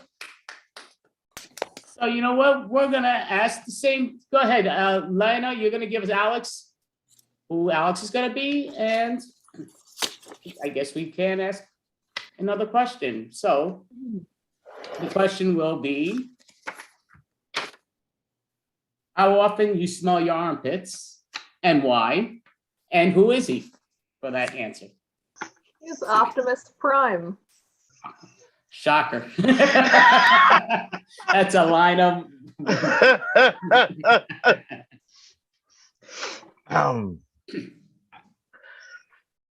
Well, I smell my armpits usually once a day because I gotta make sure the deodorant is Arctic fresh.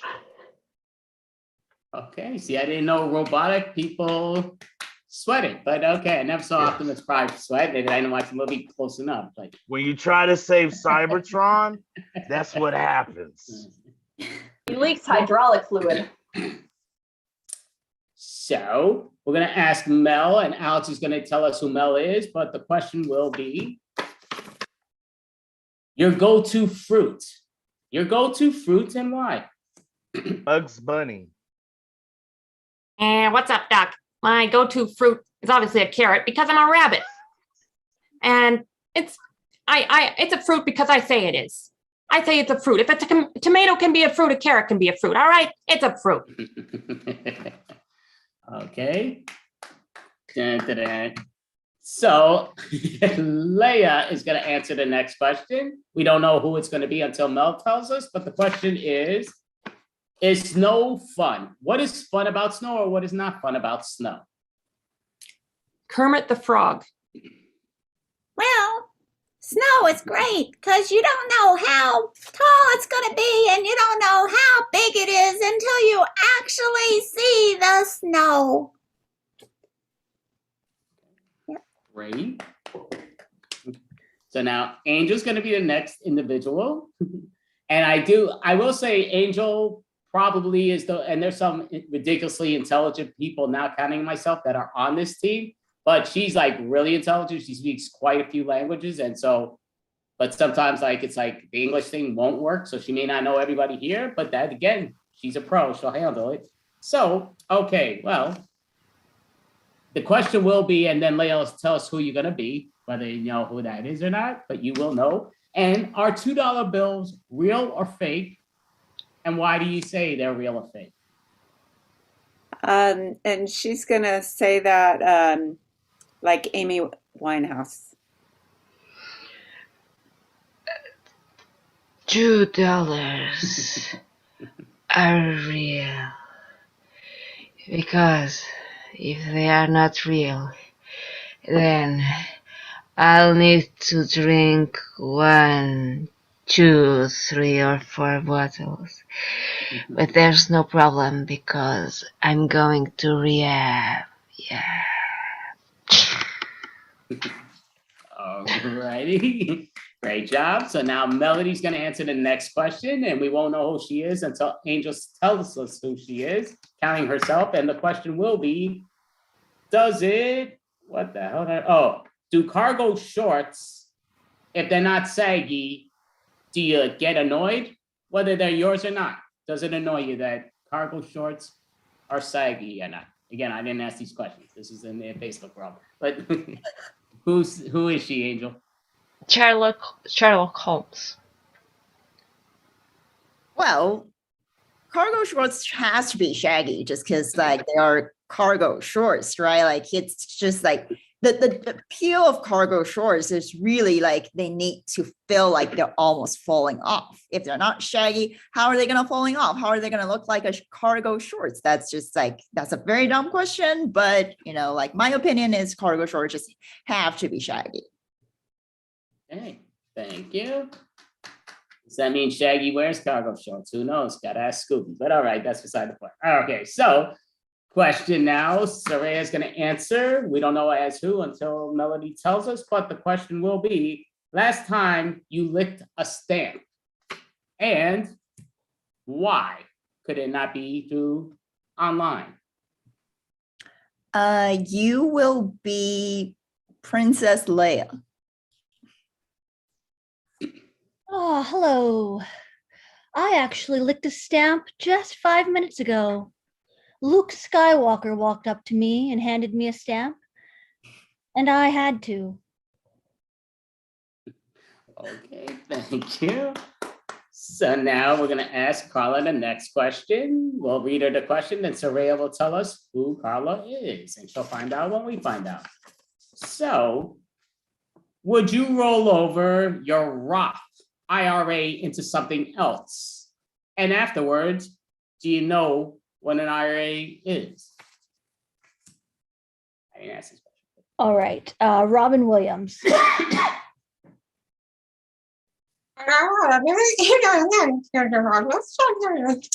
Well, Chief, you see, Chief, my Roth IRA, my Roth IRA is gonna be rolled right over to my regular IRA, and I know what an IRA is because I had to read about it when I was doing research to be the genie in Aladdin who knows everything in the world.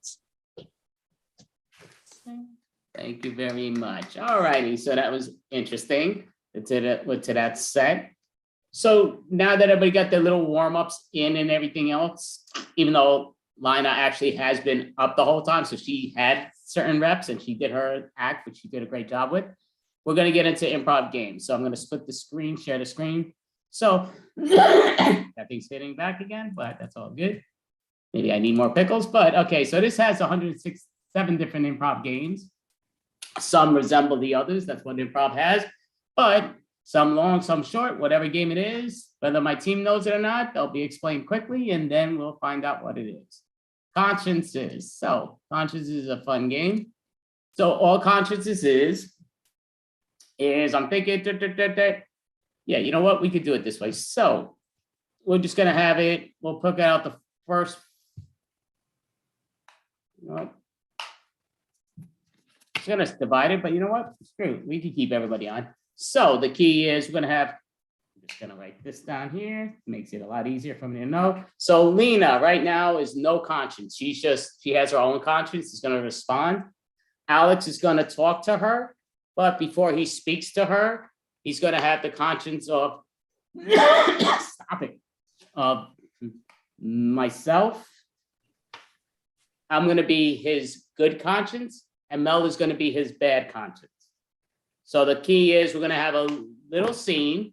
It's gonna be Caroline, Alex, myself, and Mel. Everybody else is gonna be up in a moment. But so everybody can put their video down, but us four, I guess, at this point. And I just gotta write down what. this could make it a lot easier for me. So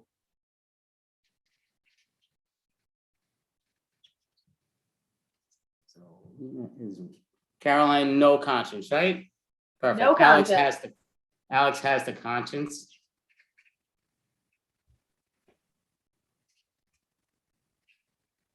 I'm the good conscience, and Mel is the bad. So I just want to put their numbers down. So Lina, 1, 2, 3, 4. Okay, so just to start it off with, we know what, we'll just go into Starbucks just because I was saying that before. And since Caroline has no conscience, she will start it off. And then the good conscience, myself will speak first. Mel, and then Alex will decide which concepts he wants to use and then respond to Caroline. The tables are really clean today. I'll be honest with you, I don't think they're that clean. Are you kidding me? There's old cabbage on the table. They're filthy. Oh, well, I mean, they're cleaner than they were yesterday.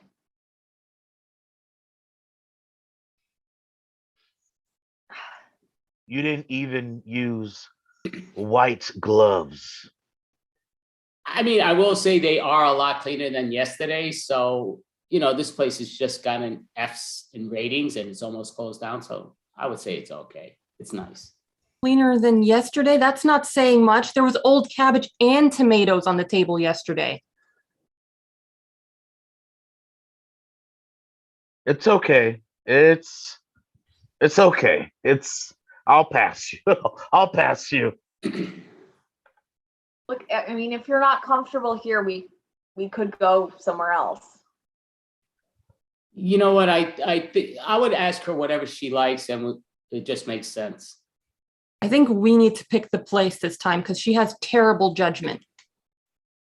Yeah, you know what? I would love to go to Panera. You know, I do love their sandwiches, but they're all the way across town. Well, since she's so up for it, I'd say pay for the taxi and let's go. We'll pay for the taxi. God, she's so cheap. As long as you're treating, yeah, let's go. Yes, let's go in the taxi. Oh, I definitely don't have the money to go in a taxi. We'd have to walk. I would just say, listen, she's a beautiful young lady. Just laugh and say I was joking. Of course I have it. We have to walk? Are you kidding me? This is going terrible. I'm just joking. You're such a beautiful young lady. I love spending time with you, Lina, and I'll pay for it. So look all seen. All right, so give it a quick hand. So I'm just gonna, I didn't number everybody, so everybody stay up here though, just for the moment. So the only one that's gonna step away for the moment will be Lina. She'll be back later, but we're gonna have Alex now as, somehow I'm doing this, yeah, the backwards I wanna do it. So Lina now is Alex is the conscience by himself. So he responds, he has his own conscience. Myself, I am number 2, which was, I'm the one that gets the conscience, good or bad. Number 3, which is the good conscience, Mel is the good conscience. And I'm just looking at the screen here. So Leah will be my bad conscience. So Leah's gonna stay up, she's the bad conscience.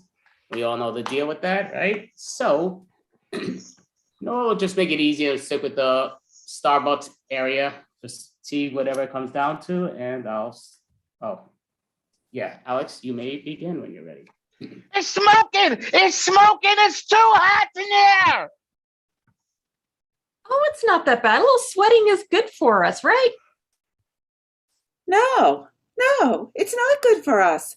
We'll melt in there.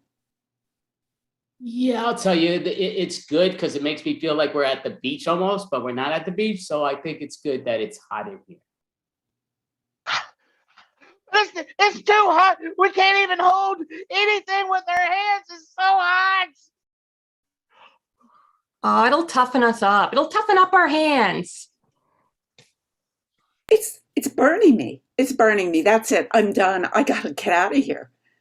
It is very hot. I'm gonna use some napkins so it doesn't burn as much and just hold it with the napkins. We should quit. We just quit. Let's just quit. Let's get out of here. No, we can't quit. We can look back on this experience years from now and laugh at it. I'm tired of being a cook. I'm out of here. I'll be honest with you. I think we should just last because we both need the job. We're roommates, so I think we need to keep the job. I can't take it. I really can't. I gotta find something else. I want to work in the ice cream machine shop. Oh, this is way better than the ice cream shop. Then you'll be cold all the time. You hate being cold. Yeah, you got to get out of here because ice cream would be much better than burning your hands on the grill there. You know, I mean, I would like the ice cream shop, but they do have ice cream here at times that we can make the Frappuccino. So I think it's a better idea to just stay here and not over concern yourself about everything. You're never good with any of my ideas. What kind of a roommate are you? Oh, that's not true. He goes along with your ideas all the time, like when you had that party. He's a great roommate. He never listens to you. You should put an ad in Craigslist and get rid of him. I'll be honest with you, you're a bit of a complainer. So I would just say keep the job or I'm going to have to get rid of you. And that's our scene. So that's all with that. So we're going to do that again. We're going to zoom it around. So again, as I always do, I write it on such a small paper, but I am going to be the one with the, I should put my name down just because it looks like I put Mel. So yeah, so basically right now I have the one that's no conscience, right? Somehow I did that wrong, but okay. So Alex, so Alex was 1 and 2. So now Alex is going to step to the side. Myself, I was 3. Oh, so I've been 3-2. This is number 1. So I'm just my own conscience. Mel is going to be number 2. So she has the conscience. The 2 are going to tell her what their conscience is. Leah's number 3. And Angell, you can stay up. So we're going to use Angell as the bad conscience. So we know the deal. So basically, actually, Andy, I wasn't clear what I am. Oh, I'm sorry. So yeah, so basically, you are number 3 now. So you are the good. Wait, no, you are. Yeah, you're the good conscience. My good conscience? No, Mel, you are solo. Okay. No, I'm so. Wait, now I'm losing. I just had it. I'm looking at the numbers. Oh no, I'm solo. You have the conscience. They're your conscience. Okay. I'm just a solo person, right? So I'll start it off and. Okay, here's your paycheck. You did a great job today. He's such a great boss. I should thank him just letting me work here. He's just trying to put some pressure on you to work more. Oh, thanks. I really appreciate this job and all, but I got to tell you, I'm going to be out of town this weekend, so I won't be able to work. That's it. Tell him. Yeah, that's a tough choice. Just because he started a few weeks ago, we can't have you leave right now. Oh, but that's so understandable. You start a new job, you got to be committed. He's not respecting your needs. He is saying that he will fire you. Just run away. Well, I kind of have an important family event I need to go to this weekend. It won't happen again for a while, though. Right. I appreciate it and all, but we're short-staffed this weekend, so we really need you, even only for a few hours. Look, your sister, she'll probably get divorced and married again. You don't need to go to the wedding. He doesn't need you. He needs somebody to work very hard. And then when he will not need you, he will fire you. Yeah, well, I guess I could work for a few hours before I go. You just said a few hours, right? So that'll be good. Yeah, a few hours would be good, but we need you a few hours for both days. That's okay. Both days. We're happy to work.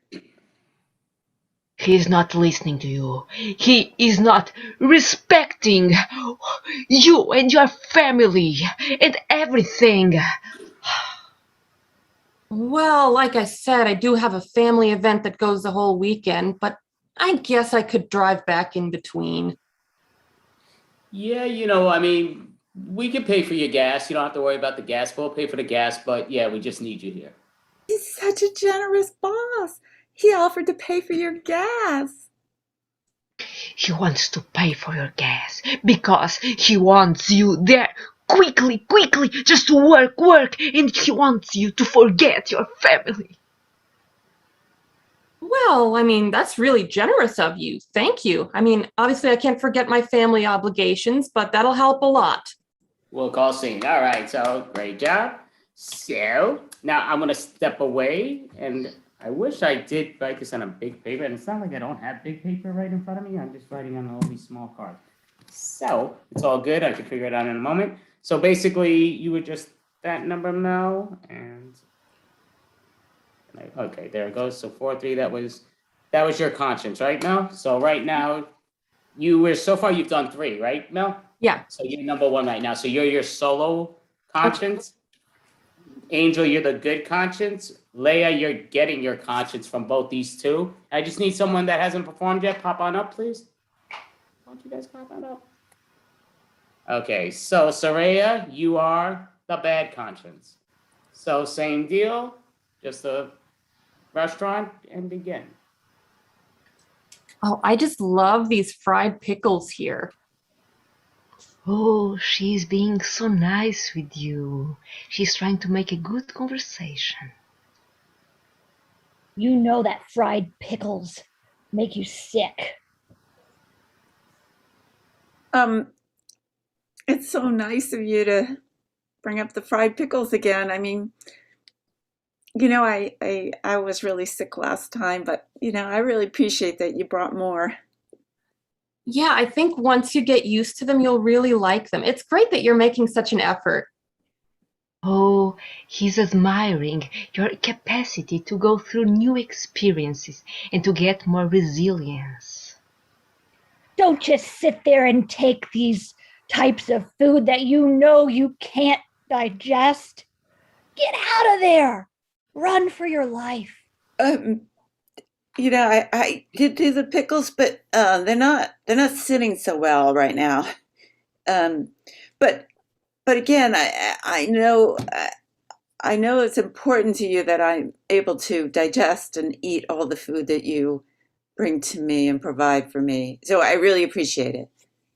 Well, my family comes from a long line of pickle fryers. That's what we do. And I just really appreciate you trying to be a part of this. Oh, she wants you also to be part of her family. She really cares about you. She wants to make you a pickle farmer. She wants to take you and make you work. Well, you know how much I really, really want to meet your family and be included. I just I hope you don't expect me to just get my hands full of brine and salt and stuff. I mean, I don't do well when my hands pickle up. Well, I understand that. What matters is that you support us. And when you come over for family dinner, that you'll be able to eat the pickles that they serve. She's already inviting you for this family dinner. She really likes you. Oh, such a good future for you. It's a trap. It's a trap. Wow. I would really love to come to family dinner, and I'm sure I'll eat whatever your family serves up. I'm sure it'll be fine with me. We'll call scene. All right, so great job. So now we're going to ask Mel to step down. We're going to have Alex go up if he doesn't mind. And basically, to do it this way, we're going to have Leah, you're your own conscience. Alex, you available? Okay, perfect. So Alex is the bad conscience. We're going to have Circeo as the good conscience. Angel, you're going to have them both as your conscience, so you have to listen to your conscience. And Leah, it's your own conscience. So same deal. We're gonna, you know what? We're gonna say you're at an airport, and Leah, you will begin. I'm so excited that we're taking our first trip together. Oh, she's in love with you, and this is the time. This is the moment. You guys are going to fall even more in love. Don't pay for anything. Oh, I also love to travel with you. You know, I don't have a lot of money right now, but traveling with you, it's amazing. Oh, you know, we'll stay on a budget. We'll be careful about how we spend our money. She's so money conscious. She's got a really good credit report, and she will be able to manage the money. You can trust her. It's a scam. She's gonna try to get you to join a timeshare. Don't do it.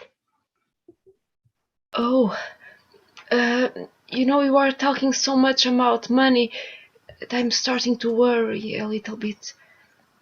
Don't worry at all. My parents have this beautiful vacation house, and we'll stay there, and it really won't cost a whole lot. I mean, really, actually, everything's funded. Imagine a beach house, everything furnished. It's a wonderful idea. Such a great time lies ahead for you. Her parents are gonna be there.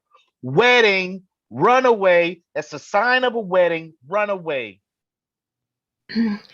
You know, it's like a dream to be there with you in this house and not having to worry about anything. And I hope your parents won't be there all time.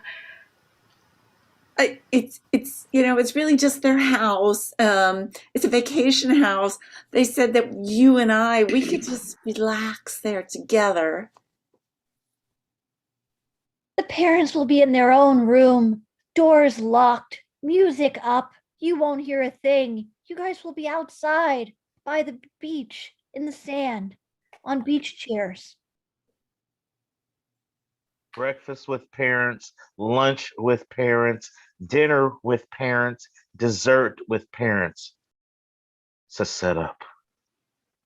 Oh, I would love so much to go with you, and then we can spend a lot of time by ourselves on the beach and around. We'll call scene. All right, so great job. So now we're gonna ask Leah to step away for a moment. We're gonna have Carla come on up, please.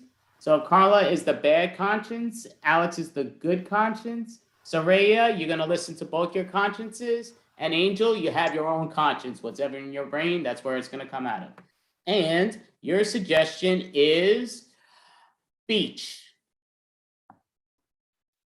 Sarah, oh, now that you're here, I'm going to teach you how to swim. She clearly wants you to drown. Don't trust her. The ocean is so therapeutic. Yes, go in.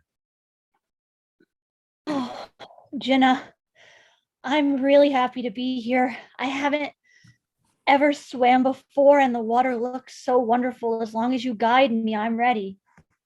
Oh, Sarah, I'm so happy. We are best friends since we had 2 years old. And I know that you really want to learn to swim, so we will swim, and I will also teach you how to fish. She has had years to teach you how to swim, and she just decided to do it right now. Something's up. Do not trust this girl. That is so loving and caring that she wants to teach you how to swim in the ocean. Like, I mean, people could take you to swim in the pool, but to teach you how to swim in the ocean, she really loves you. Wow, these waves are big. Jenna, I trust you, but I'm a little scared. Where are the floaties? Oh, the floaties. Grab one. Throw one to me. Sarah, just take my hands, and you'll feel how we are connected and bigger than the ocean. Yeah, don't touch her. Her hands are covered with slime so that you will slip out. Take her hands. Be one. Be one with her like the ocean is one with the rest of the sea creatures. I trust you. I can't resist your very welcoming face. I've known you since I was 2. How could I not jump in with you? Oh, thank you, Sarah. Now we feel like we are sisters. You are the sister I never had, and we will never be apart again. Yes, be sisters. Do the blood thing. Just cut your fingers and be blood relatives.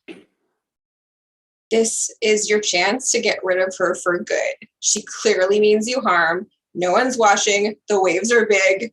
Take the moment. Oh, this is so hard. But take my finger. Okay. We'll call scene. All right. So great job, scene. So now we're gonna have Melody's gonna pop on up. She'll be bad conscience. Carla's gonna be up as the good conscience. Alex is gonna listen to both his consciences, and Circeo has her own conscience, so she'll decide on what she does, and she'll start the scene. And your scene is, and it's always good if possible to have the good conscience speaks first, the last one. I know sometimes people are going out; it's just hard on Zoom, but it's all good. And your suggestion will be, you know what? We're saying promotion. Whatever promotion makes you think of, Circeo, you will start. Today is the big day that we've been working for. You're going to be promoted at Good Burger. Good Burger has been so good to you for the past 20 years. Finally, a promotion. How exciting. Grab it. They just offer the promotion? That's because they know you're getting a big offer from McDonald's. You don't need this. Stay strong. Thank you for the offer, but I'm quitting. We've worked up to this day for the last 5 weeks, training you, getting you ready. We even have a banner. We have a hat. We have a blow thing. And this is your big moment. That banner is made of silk. I think they had that custom made. They really like you. You should stay. Who care about those goodies? They did not care about you. Remember the time they made you work 24 hours straight, and they did not say thank you. Keep that in mind. Stay strong. You want to give me a silk balloon after 20 years? What about the last 10? Huh? What about the last 10? Yes, this balloon was made especially for you. The band was also sent in especially for you. And we owed this to you a long time ago, I admit it. You're right. It's delayed. Wow, the boss is really treating you with humanity and respect. That's wonderful. I think that you should stay. Alice, they spell your name wrong on the balloon. How is that happening? You've been working this 20 years. They can spell your name right. Look at, you need to spell my name right on this balloon. And the band, they don't even play my favorite song. Well, call scene. All right, great job. So we're gonna do the move around again. So I'm gonna ask Circeo to step away for a moment. Lina, please pop your video up again. So Lina is gonna be the bad conscience now. Melody's gonna be the good conscience. Carla is gonna listen to her two consciences, good and bad, and then Alex is gonna respond by his own mind. And your new suggestion is, and you'll start it, Alex. Your new suggestion is gold. Whatever gold makes you think of. We're gonna find this treasure tonight. Oh my gosh, this is so exciting. We're gonna be rich soon. We could just be me if I just take him out. Wow. Yeah. We're in this together all the way.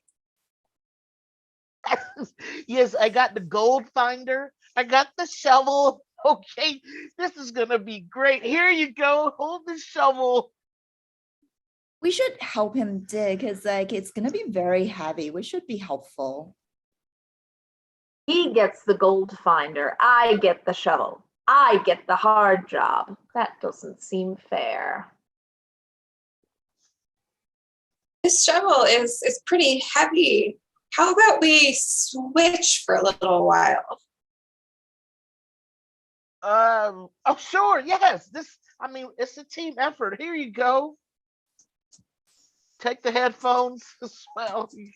Oh, look how nice he is. Like, we're such great friends. A little too nice. I think he's thinking the same thing that I was thinking prior to him thinking it. He's going to try and take us out. This doesn't seem to be working great, but maybe we should go over there into the dark alley. Oh, silly. You got to put all the power up to 87 degrees. And yeah. There you go. He is so knowledgeable. That's great. Glad he is along with us. He thinks he knows more than us. We know what he's really thinking. He's thinking about taking us out. It's been a long trip to get here. I imagine you must be feeling tired. You should just go to the hotel and take a nap. We'll call scene. All right, great job. So we're doing one more time. And we're going to ask Alex to step away for a moment. And I'm going to stop the timer again. And so basically that makes me the bad conscience. Caroline is the good conscience. Melody, we are your conscience. And Carla, you have your own conscience. So your suggestion, we'll just pull out of it because I see it behind it, space, because I'm seeing your curtain. Looks like space, stars I'm seeing. So you may begin. NASA really wanted you to be our next astronaut up. I'm so sorry it didn't work out. Well, I'm disappointed, but I mean, just to be considered is such an honor. I'll tell you what, I'd lock her in the closet. Carla, it's been a great honor to even just be considered in the poll, which is such a great honor. I'm so glad that you think so. You're absolutely on our list for the next moon landing after the next 5 billionaires. I'm on the list? Only 5 billionaires in front of me? They're probably old and will die before I get there. You gotta remind her how powerful she is, and let's make it happen today. Well, 5 billion years, that seems very long. I know you have some really good sways with the top guys. You know, if you can just make it happen sooner, that would be lovely. Yeah, you know what? I absolutely can. I'll intervene on your behalf. I want to see you up there as much as anyone. She believes in us and she wants what's best for us. This is the best thing to ever happen. Yeah, this is great. She's saying that, but action's in proof in the pudding. Tell her to make the call now.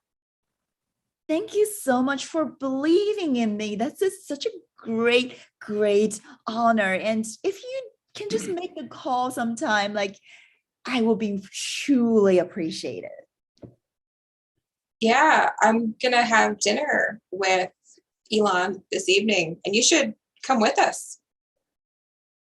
Oh my gosh, she's inviting us to dinner. This is like the biggest moment in our career. Yeah, this is good. We're gonna order the most expensive thing on the menu and to drink because we are going to space next week. Let her know. We're gonna have dinner with Elon Musk. Oh my gosh, I'm so excited. This is great.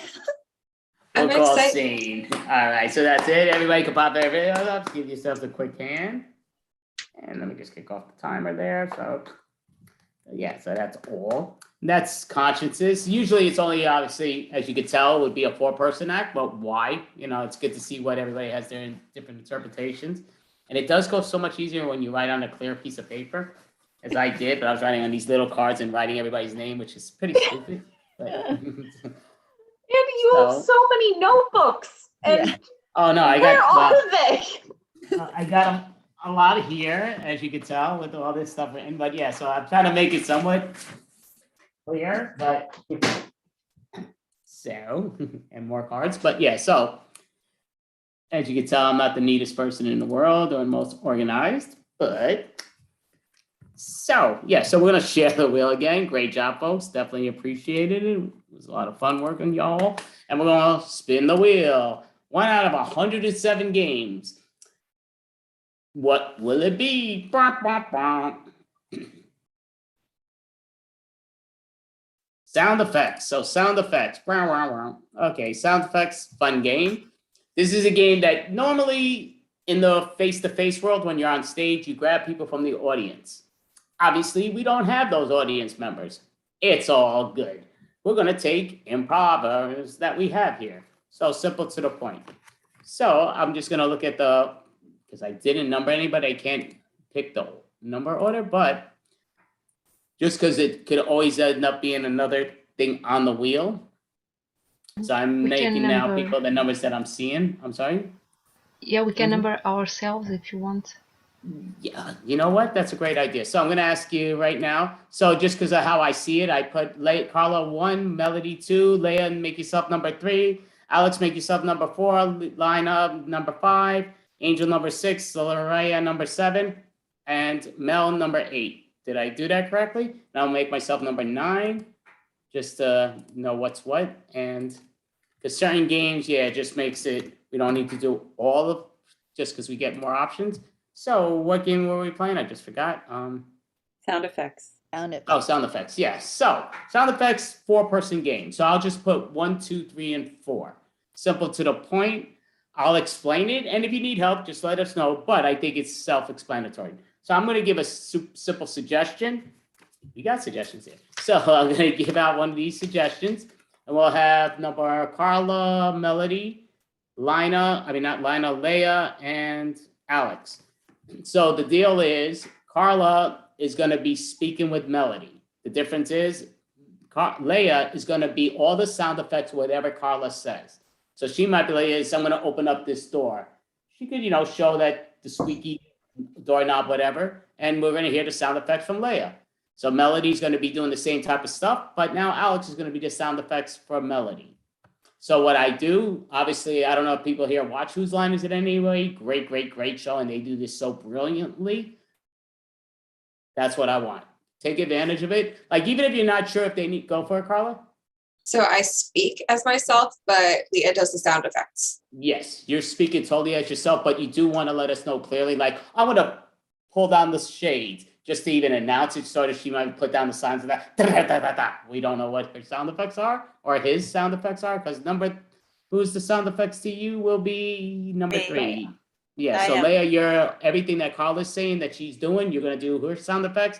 Everything that Melody needs, Alex, you're her sound effects. Any questions before we start? Because once we start, we're in it. Okay, so everybody but those 4, put down your videos.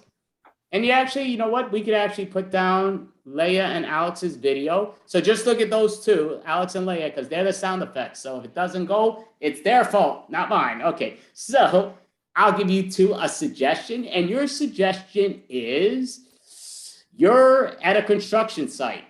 Begin.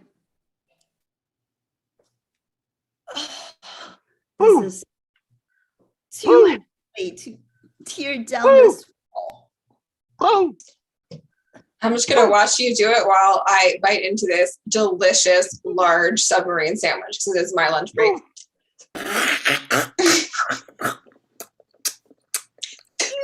You just had the lunch break 2 hours ago. Like, do some work. My dad owns this site, so I don't have to work at all if I don't want to. This is so good.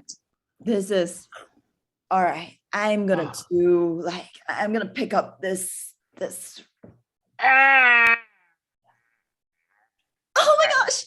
I just dropped the brakes on my foot. Oh, okay, I'll help you. Here, let me grab the crane. Ow! All right, I'm gonna get the stick here to bring it up. Ow! Is it off of you? I think it's off of your foot. Ooh, it looks bad. Foot.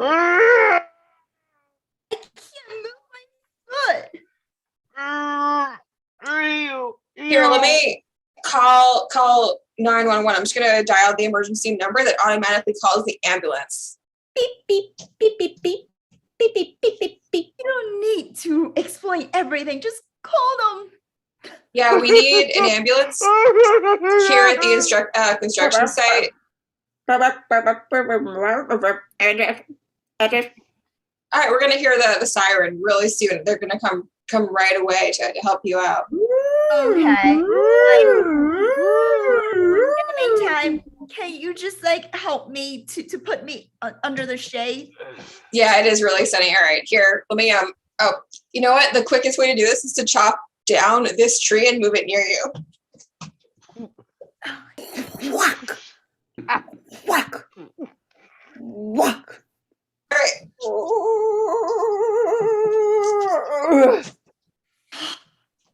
Oh my gosh, this feels so much better. Oh yeah. Yeah, August is rough. Ooh. I can feel.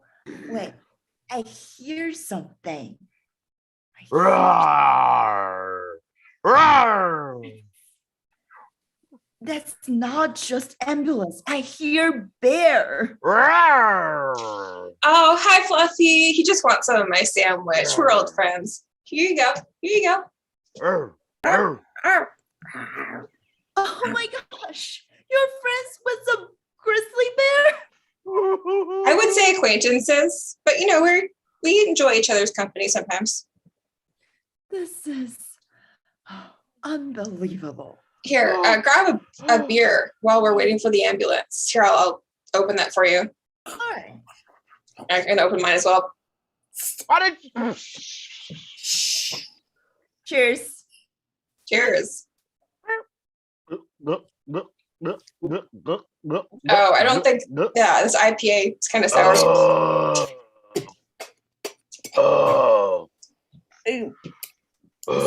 Great. I like it. Yeah, we can have mine as well.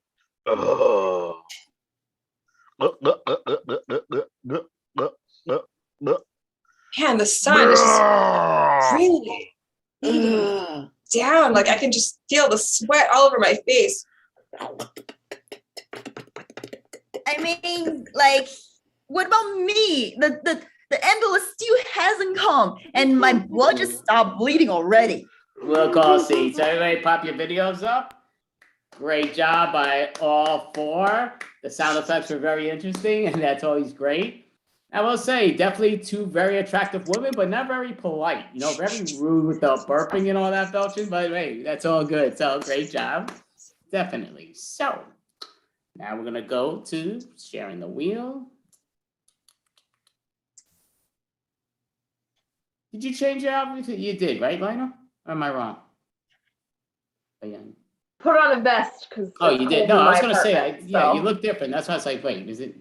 They usually don't pick up on that stuff too well, but I was like, wait, that looks different. I'm surprised, Andy.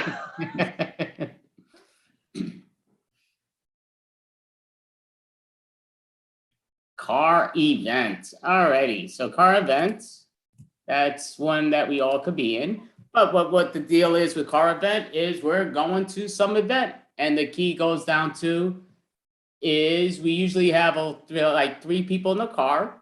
So we did have four, so we're gonna have number 5, 6, and 7. And that is, just because that popped in the way, that is obviously Circeo, Angell, and Lina.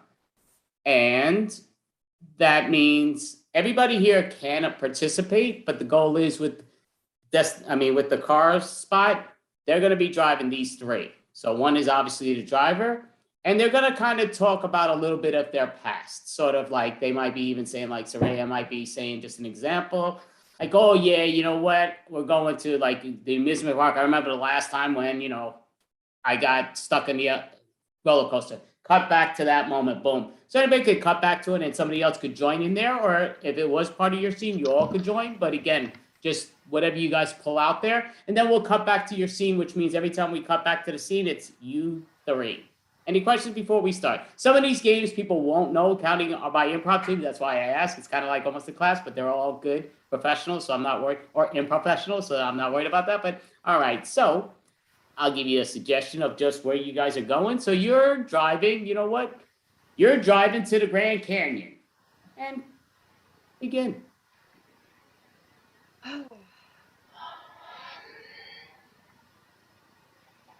Oh. You look hot there, Sandra. Do you want me to turn up the AC? Oh yeah, Anna. Could use some of that nice cool air. Yeah, it's too much hot here. It's terrible for our makeups. Oh. Well, Tiffany, we only have another 5 hours. You are trying to kill us. Cut back to 6 months ago when Angell was doing her first makeup, that they told her makeup was bad in the spot, the model spot. Cut back to it. Oh, Angell, you're making progress, but your mascara is chunky. Oh, just fix it, please. Oh, that's pretty rough. Well, this is real hard for me to watch. I'm gonna. I mean, you guys are all doing great in the makeup class, but that's not. I feel like I'm dying now. Cut back to the scene. It was horrible. Oh, I remember how hard that was for you. For like a week after, we had to console you. It was so rough. Oh, do you remember when we had to buy her all that ice cream? And Got to the ice cream store. Okay. I don't know, Sandra. Can we have a sample of the chunky monkey? Yeah, I'll get the samples, Carla. All right. Here you go, chunky monkey. Difficult customers, let me tell Yeah. you. I'll head to the back. I don't know if this tastes like an antidepressant. Well, chunky monkey is an antidepressant. It's well proven, but death by chocolate is definitely a full-on depressant. So try that one. Yeah, death by chocolate. Well, we don't want to make her more depressed. We're trying to cheer her up, you know? Cut back to the scene. At least you tried.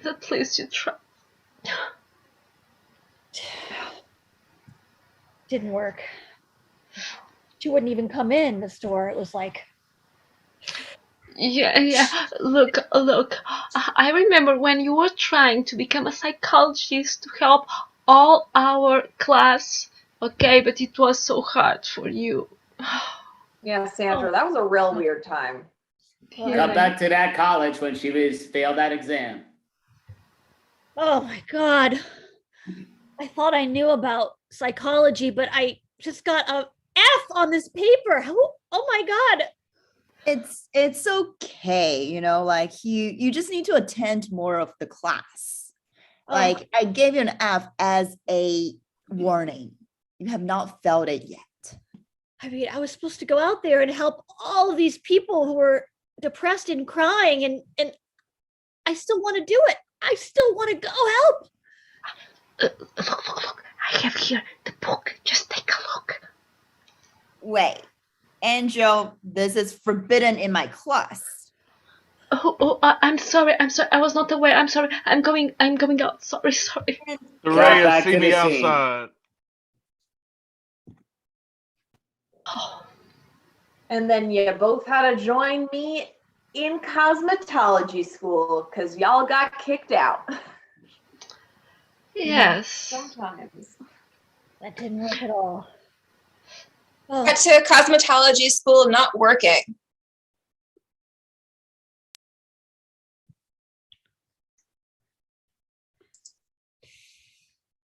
Angel, you are making progress, but now I see a problem with your blending. Your eyeshadow is just all over the place, girl. I think that the problem is maybe your eyes. Excuse me? Are you talking about my eyes? Because my eye makeup is on point, okay? That's why I'm teaching this class. Okay, but look at them. Their makeup is not better than mine.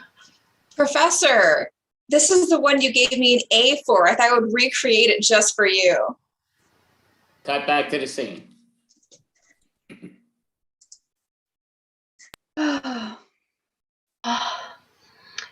You know, don't worry. At least you are always trying to show us the way. Yeah, I'm kind of the leader of this group. Yes. If it weren't for you, we would literally be in jail right now. We'll call scene. All right, give yourselves a hand so everybody can jump back on up. That is RJ. So yeah, so that's all good. So we're gonna share the screen again, and great job. So fill out that wheel. That was card then. Just blanking out what's going on. So down.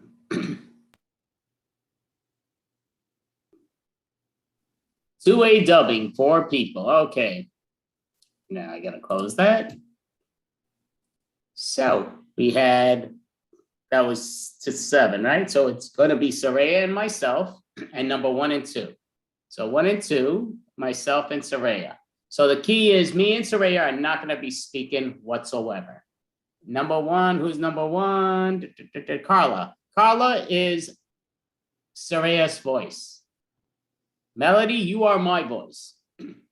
So everybody could put their video down, counting Carla and Circeo, Melody. So the only difference that me and Circeo, what we have to do is try to match what's going on with the voice, and we want to lip sync if possible.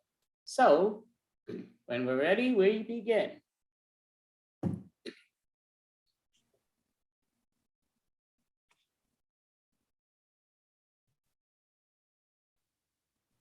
That smells terrible.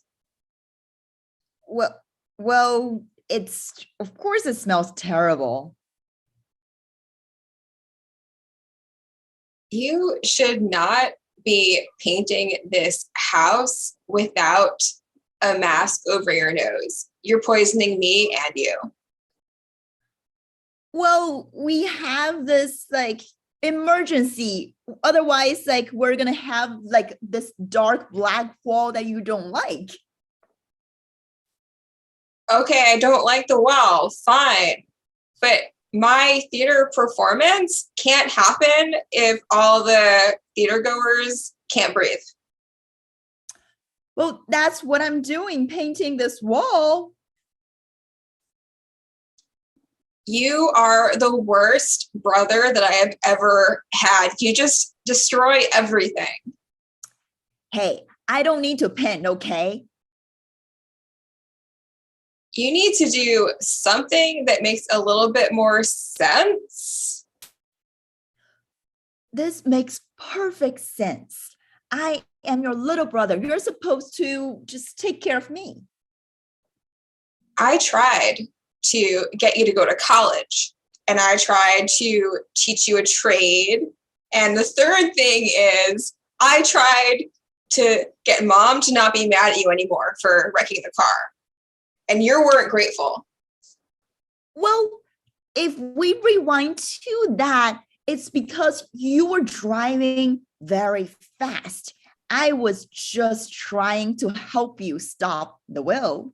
That's how it happened. That's not what I remember at all. It sounds like you're trying to make Mom mad at me instead. Gosh. Can we just like stop arguing? That's like 5 years ago. Like I'm going back to painting, okay? I brought this box of all the things you have ever done wrong to me. Let's take a look. What do you have? This is the parking ticket that was yours that I took the rap for when I was 17. Well, that's nothing like that's Asian history. Well, this is the high school diploma that I had to get mailed to me because you destroyed my graduation. Well, like high school is just overrated. You know what's overrated? This costume that I was supposed to wear at my Broadway debut that you destroyed in the laundry. Oh my gosh, this is my favorite Superman costume. Let me wear it. You might as well. I'm not going to get any good out of it anymore. Oh, I look fantastic with the underwears on. It's just fantastic. I am just so distraught that I got so unlucky to have you as my brother. I mean, people loved me. Yeah, they loved you because all they saw was Superman. They didn't know the Clark Kent behind the mask like I did. Well, I do love the Superman outfit. Oh my gosh, I'm going to wear this and paint the wall. I hope you. So everybody can pop back on up and give yourself a quick hand. But yeah, so we're going to split the screen again, as y'all know, and play another game. So spin the wheel.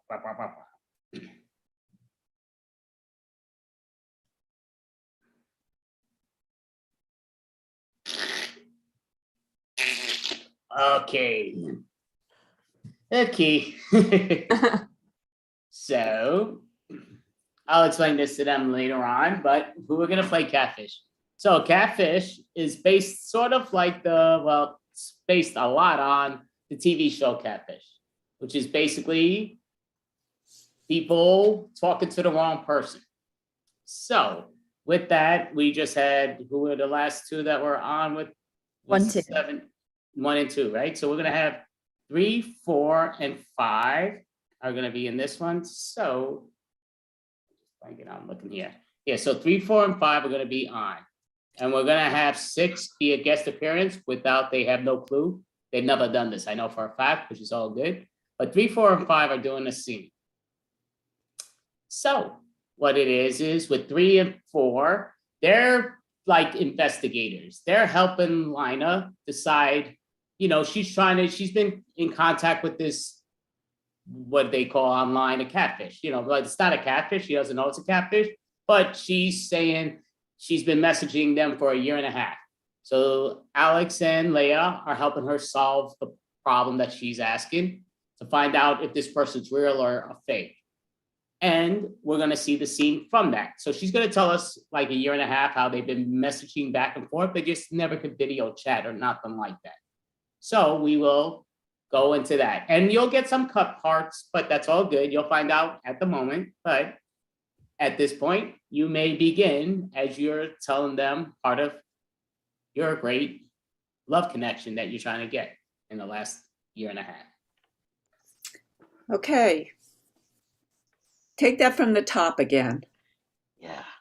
Okay. Yeah. So, I met Timothy online, and he messaged me on Facebook. He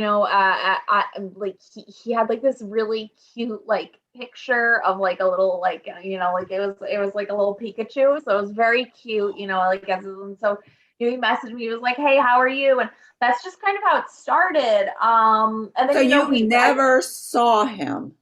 You never saw him. You just saw No. I mean, he sent me pictures after that. He says he doesn't like to have a picture of him as his profile picture because he works with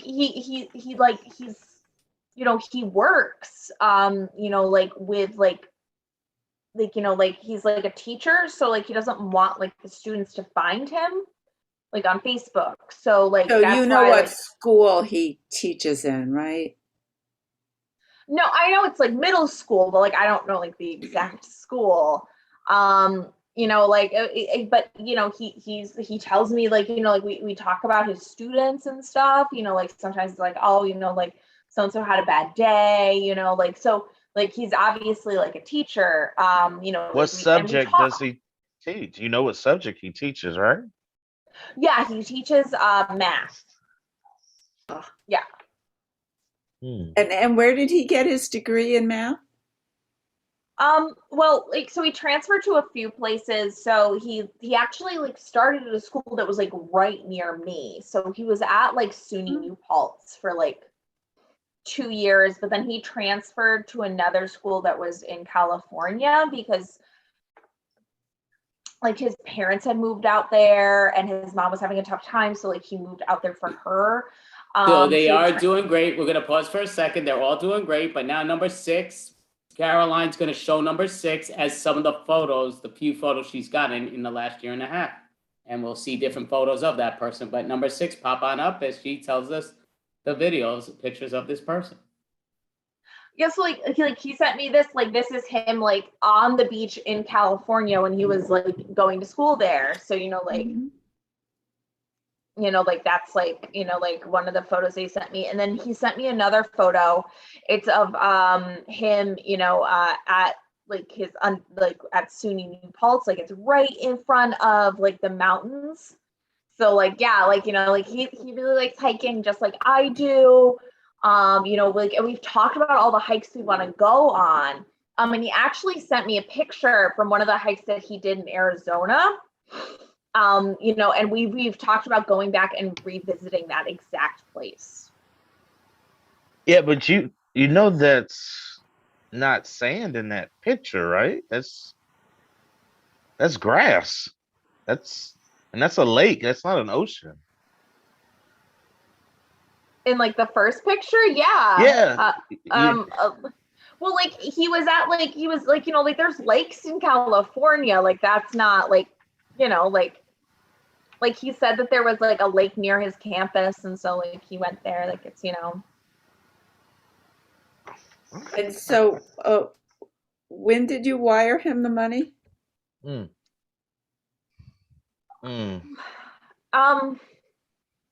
Well, it was like, so he was talking about like some of the students in his class and like how it's been really hard for him to get like school supplies for them. And then like he sent me this picture of him with like a whole bunch of kids. And so like, you know, like, and he was talking about how like, oh, like, you know, he's having trouble like buying school supplies for them, you know, and some of the kids like don't have any money. So like I just sent like $500 to help him and the kids, you know, it's like a donation. Those aren't middle schoolers. That's college. That's college kids. Those are adults in the picture with him. No, like I mean they look older, but like that's like, you know, like they just like matured fast. So you're all doing great. We're gonna put down Angel for a moment, and you're gonna be discussing about how you got in contact, that he's finally saying he's gonna get in contact with you because of Alex and Leah getting their work done. That we get not noticing at this point, but yeah. So you're trying to find out who this is, and you got a message that they say they're gonna get in contact with you 3. So you just got a message from him. Yeah, he said that like he saw the calls that you guys were putting into him, but and so like he's willing to try and set up some sort of like a video meeting. Oh, we have to Zoom. It has to be Zoom, okay? Like no other options but Zoom. Okay. And we're gonna pop up Carla's video. She's gonna show Angel's video, and she's basically showing another picture. And the last thing she messaged Lina. Say the last thing, right? He said, I'll come into a Zoom, but I don't want you to be mad. Whoa. Mad. Yeah, mad. I mean, are you told him you were upset about the many times you wired him money? Well, I mean, I said like, like I wanted some sort of like, like if I was sending him money that like we should really like progress our relationship, and I don't think I told him I was going to be mad at him, but like. So you're all doing great. So we're going to put down Angel's video again. And basically right now, within the next 30 seconds, you're going to say that person you're getting on Zoom right now for you three. Well, I'm very excited to finally be able to talk to him. I'm sure you are, Miss Done, as well. Yes, Yeah, I have questions. I'm nervous, but like I still really do believe that it's him. Don't be nervous, okay? We're here for you. We got your back, okay? Okay, so in 10 seconds, we're going to have Circeo pop on up.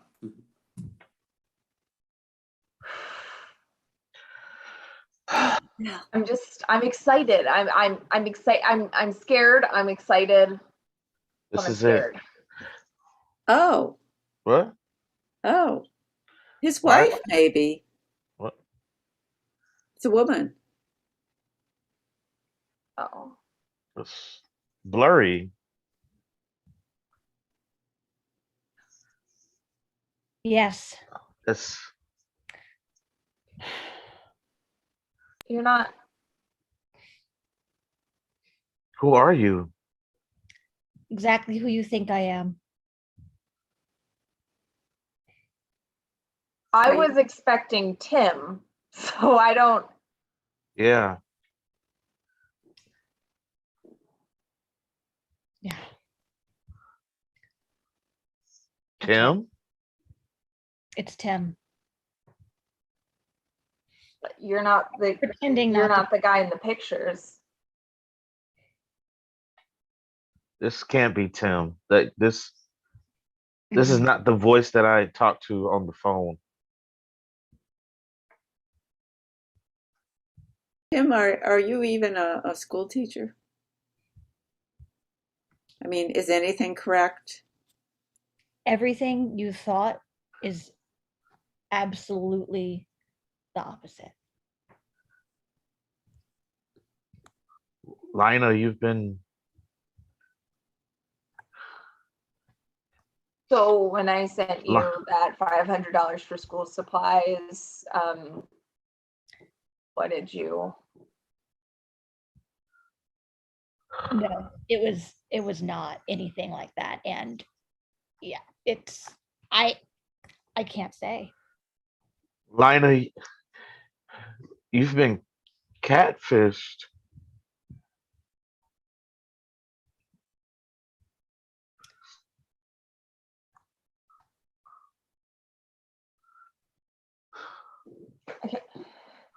Oh, I'm wow. sorry. Wow, she left. I'm sorry. Oh. How are you doing right now? I've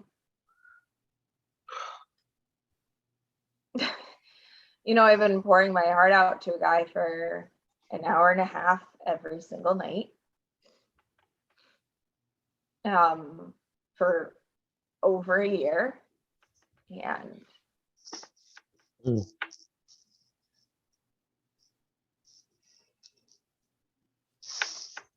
yeah. So, did you just get a text from him again? I heard the ding. Yeah. Whoever it is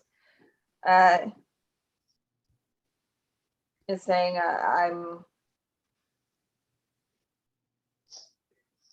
I've Go been ahead. catfishing you the whole time. So we're gonna call scene, and everybody can pop on their video. So that's a game they've never done before. Trust me, I know for a fact, and that's all good. So it didn't go the way planned, but again, it never does. That's improv, and it's okay. We will practice that, then they'll get more into the focus. But that was great, no question. It's not easy. That's exactly who we think she is. Now I will The say though, opposite. you could tell those three, was it 3 people or 4? Well, 3 people that were mainly the actors, never watched Catfish. Actually, very good show, but never watched Catfish, which is a very good show. But and I also watch the UK now. That's a brand new show from that. But yeah, it's a very good show. Anyway, these old people just don't keep up with the times. I'm telling you, that's what it is. But okay, we're gonna share the screen again. Very good job. And we're gonna spin the wheel.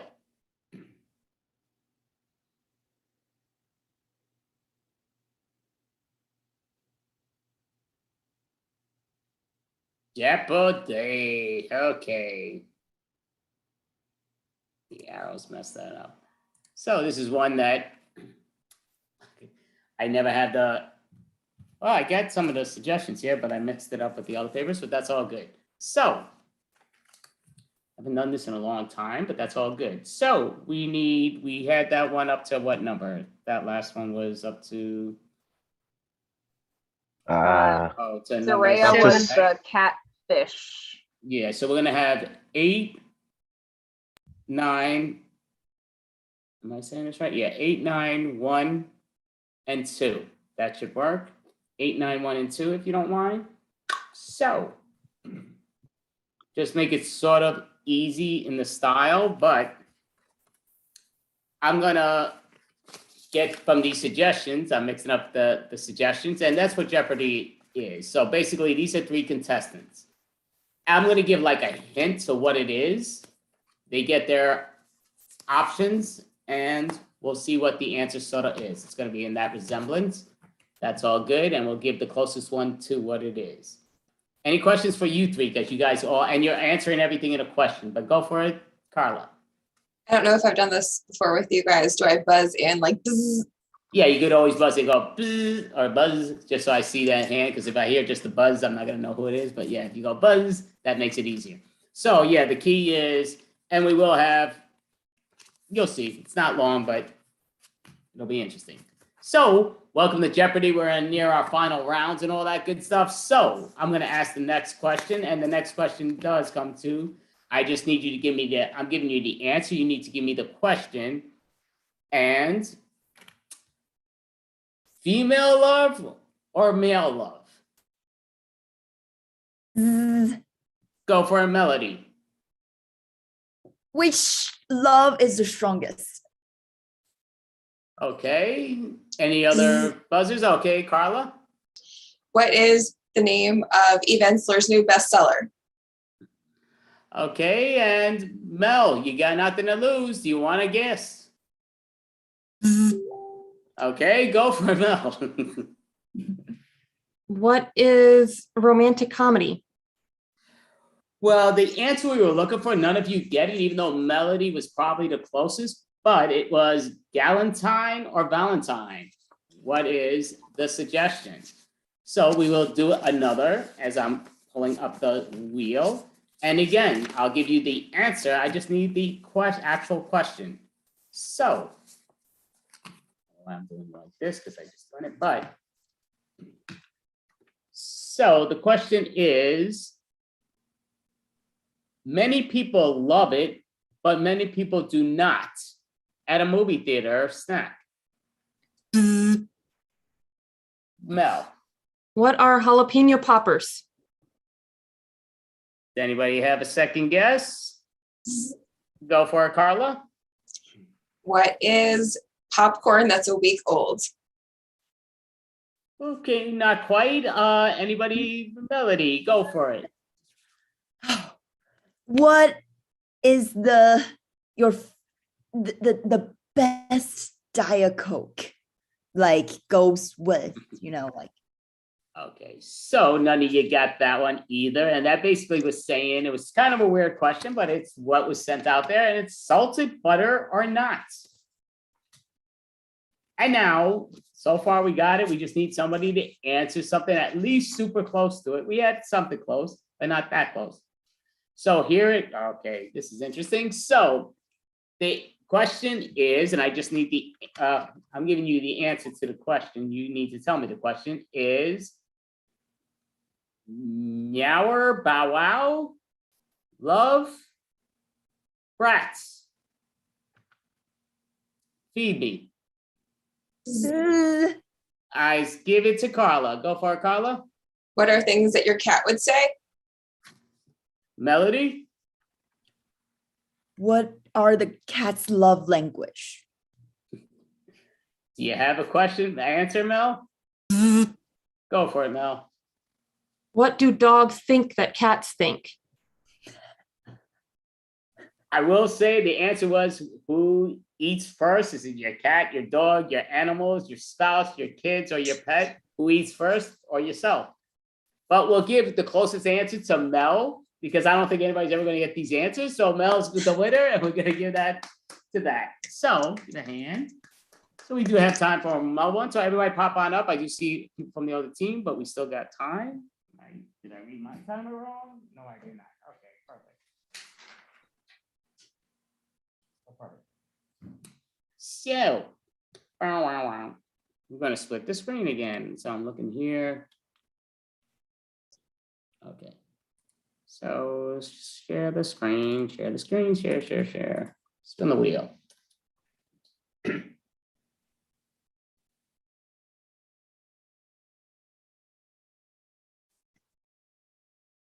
World's Worst. So we all know this game, I believe. I will repeat it to the audience just in case, but World's Worst. It's kind of I mean, I know it from Whose Line Is It Anyway? And we've done it in the improv world. But again, I'm not sure who got it from who, but it's a lot of fun. So I do have an app with World's Worst of Blasey. And I'll taste now. I'm not gonna find it because that's what I do best. But I know it's called World's Worst. And I usually have it up there, but I'm hitting all the other apps. What if I put it here?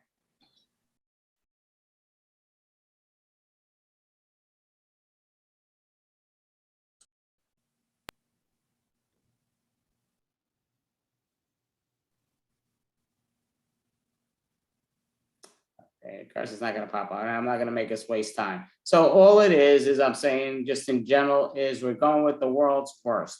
So, and all these improv games pop on up. I know I have it listed here, but of course I'm not finding it right now. I'll find it in a moment. But that's what I do with this whole nonsense thing.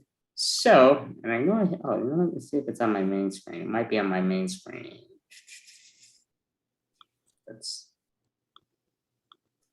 No, that's a different game. Okay, I'm mixing it up. That's not what I had on my screen. So, that's all good. So, I'm in the wrong thing. So basically, World's Worst, all we're doing, I'm thinking of Scenes from a Hat. So World's Worst, almost the same type of game.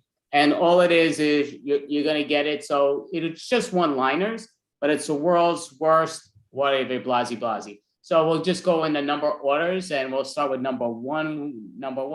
Give us World's Worst anything. You don't have to tell us a sentence of it. You're just going to give it to us. And then each one of us will take turns, no order, number order. It's kind of like World's Worst person in a public swimming pool. I have to pee. Oops.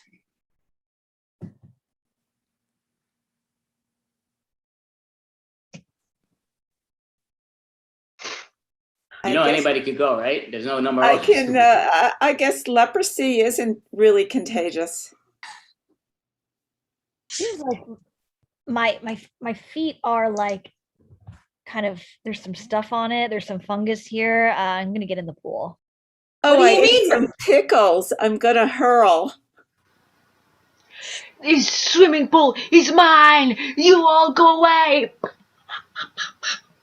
What do you mean cats can't swim?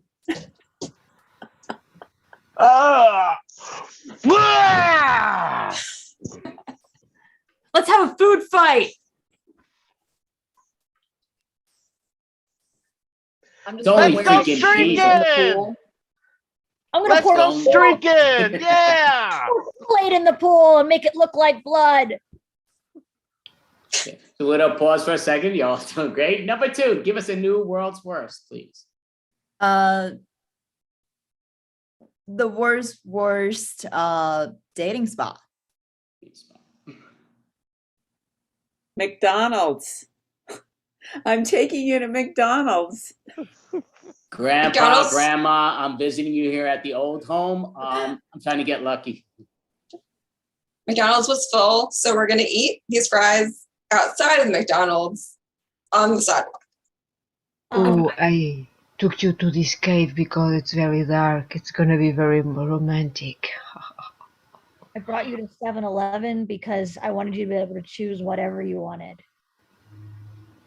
I've never been to an abandoned insane asylum before, but I thought it was a really creative date idea.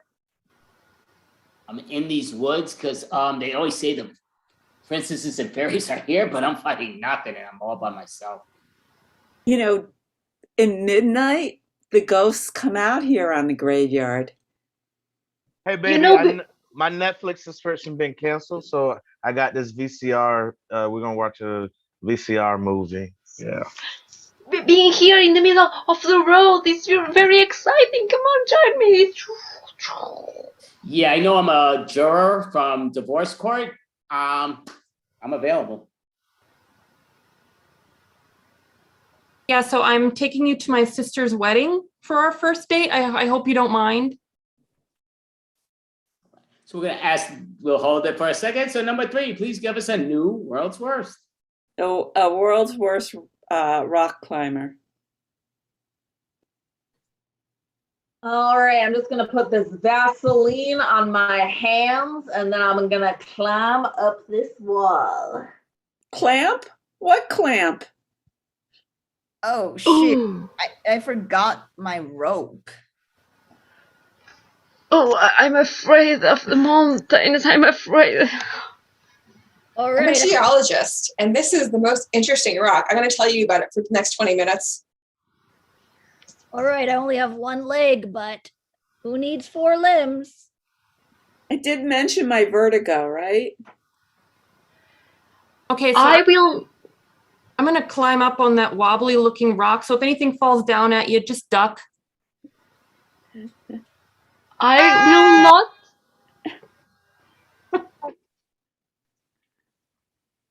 I will not touch the rocks. We need to protect the rocks. I will not touch them.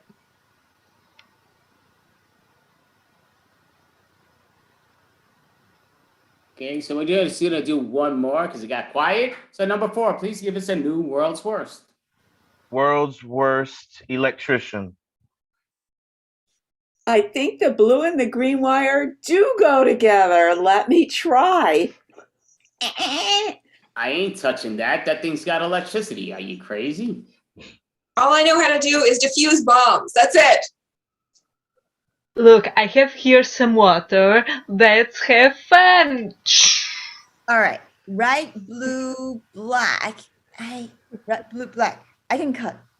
All right, let me just cut the blue one. All right, I don't do water emergencies.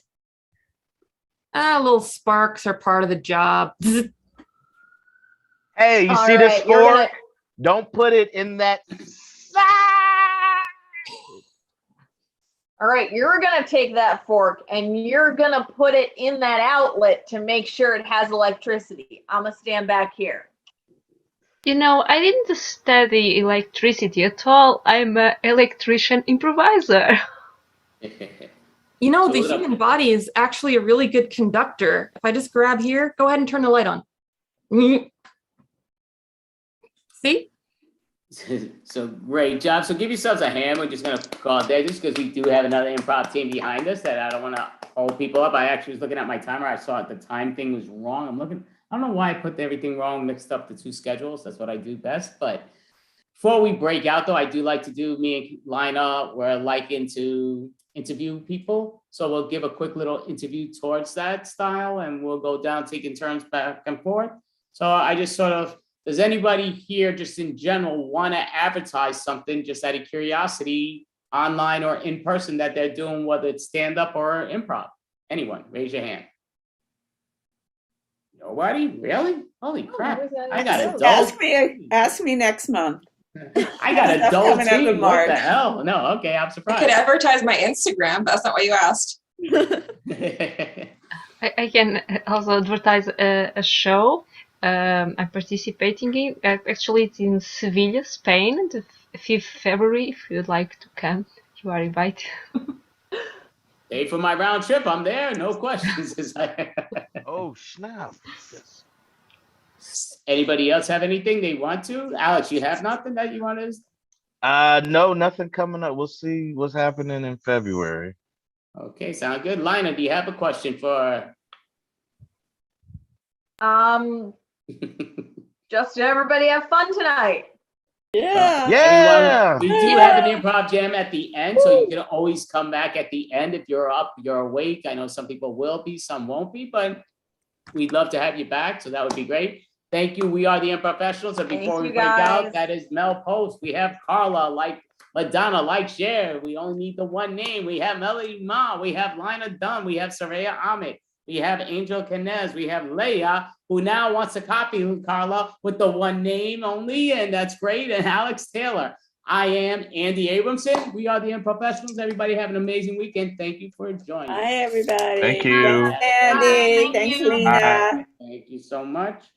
That was a lot of fun. So I actually almost hit off the thing, like to shut off the thing, which would not have been great. But that actually does remind me though. So we are going to turn the video off for a second. Not the video. We're going to turn this off just because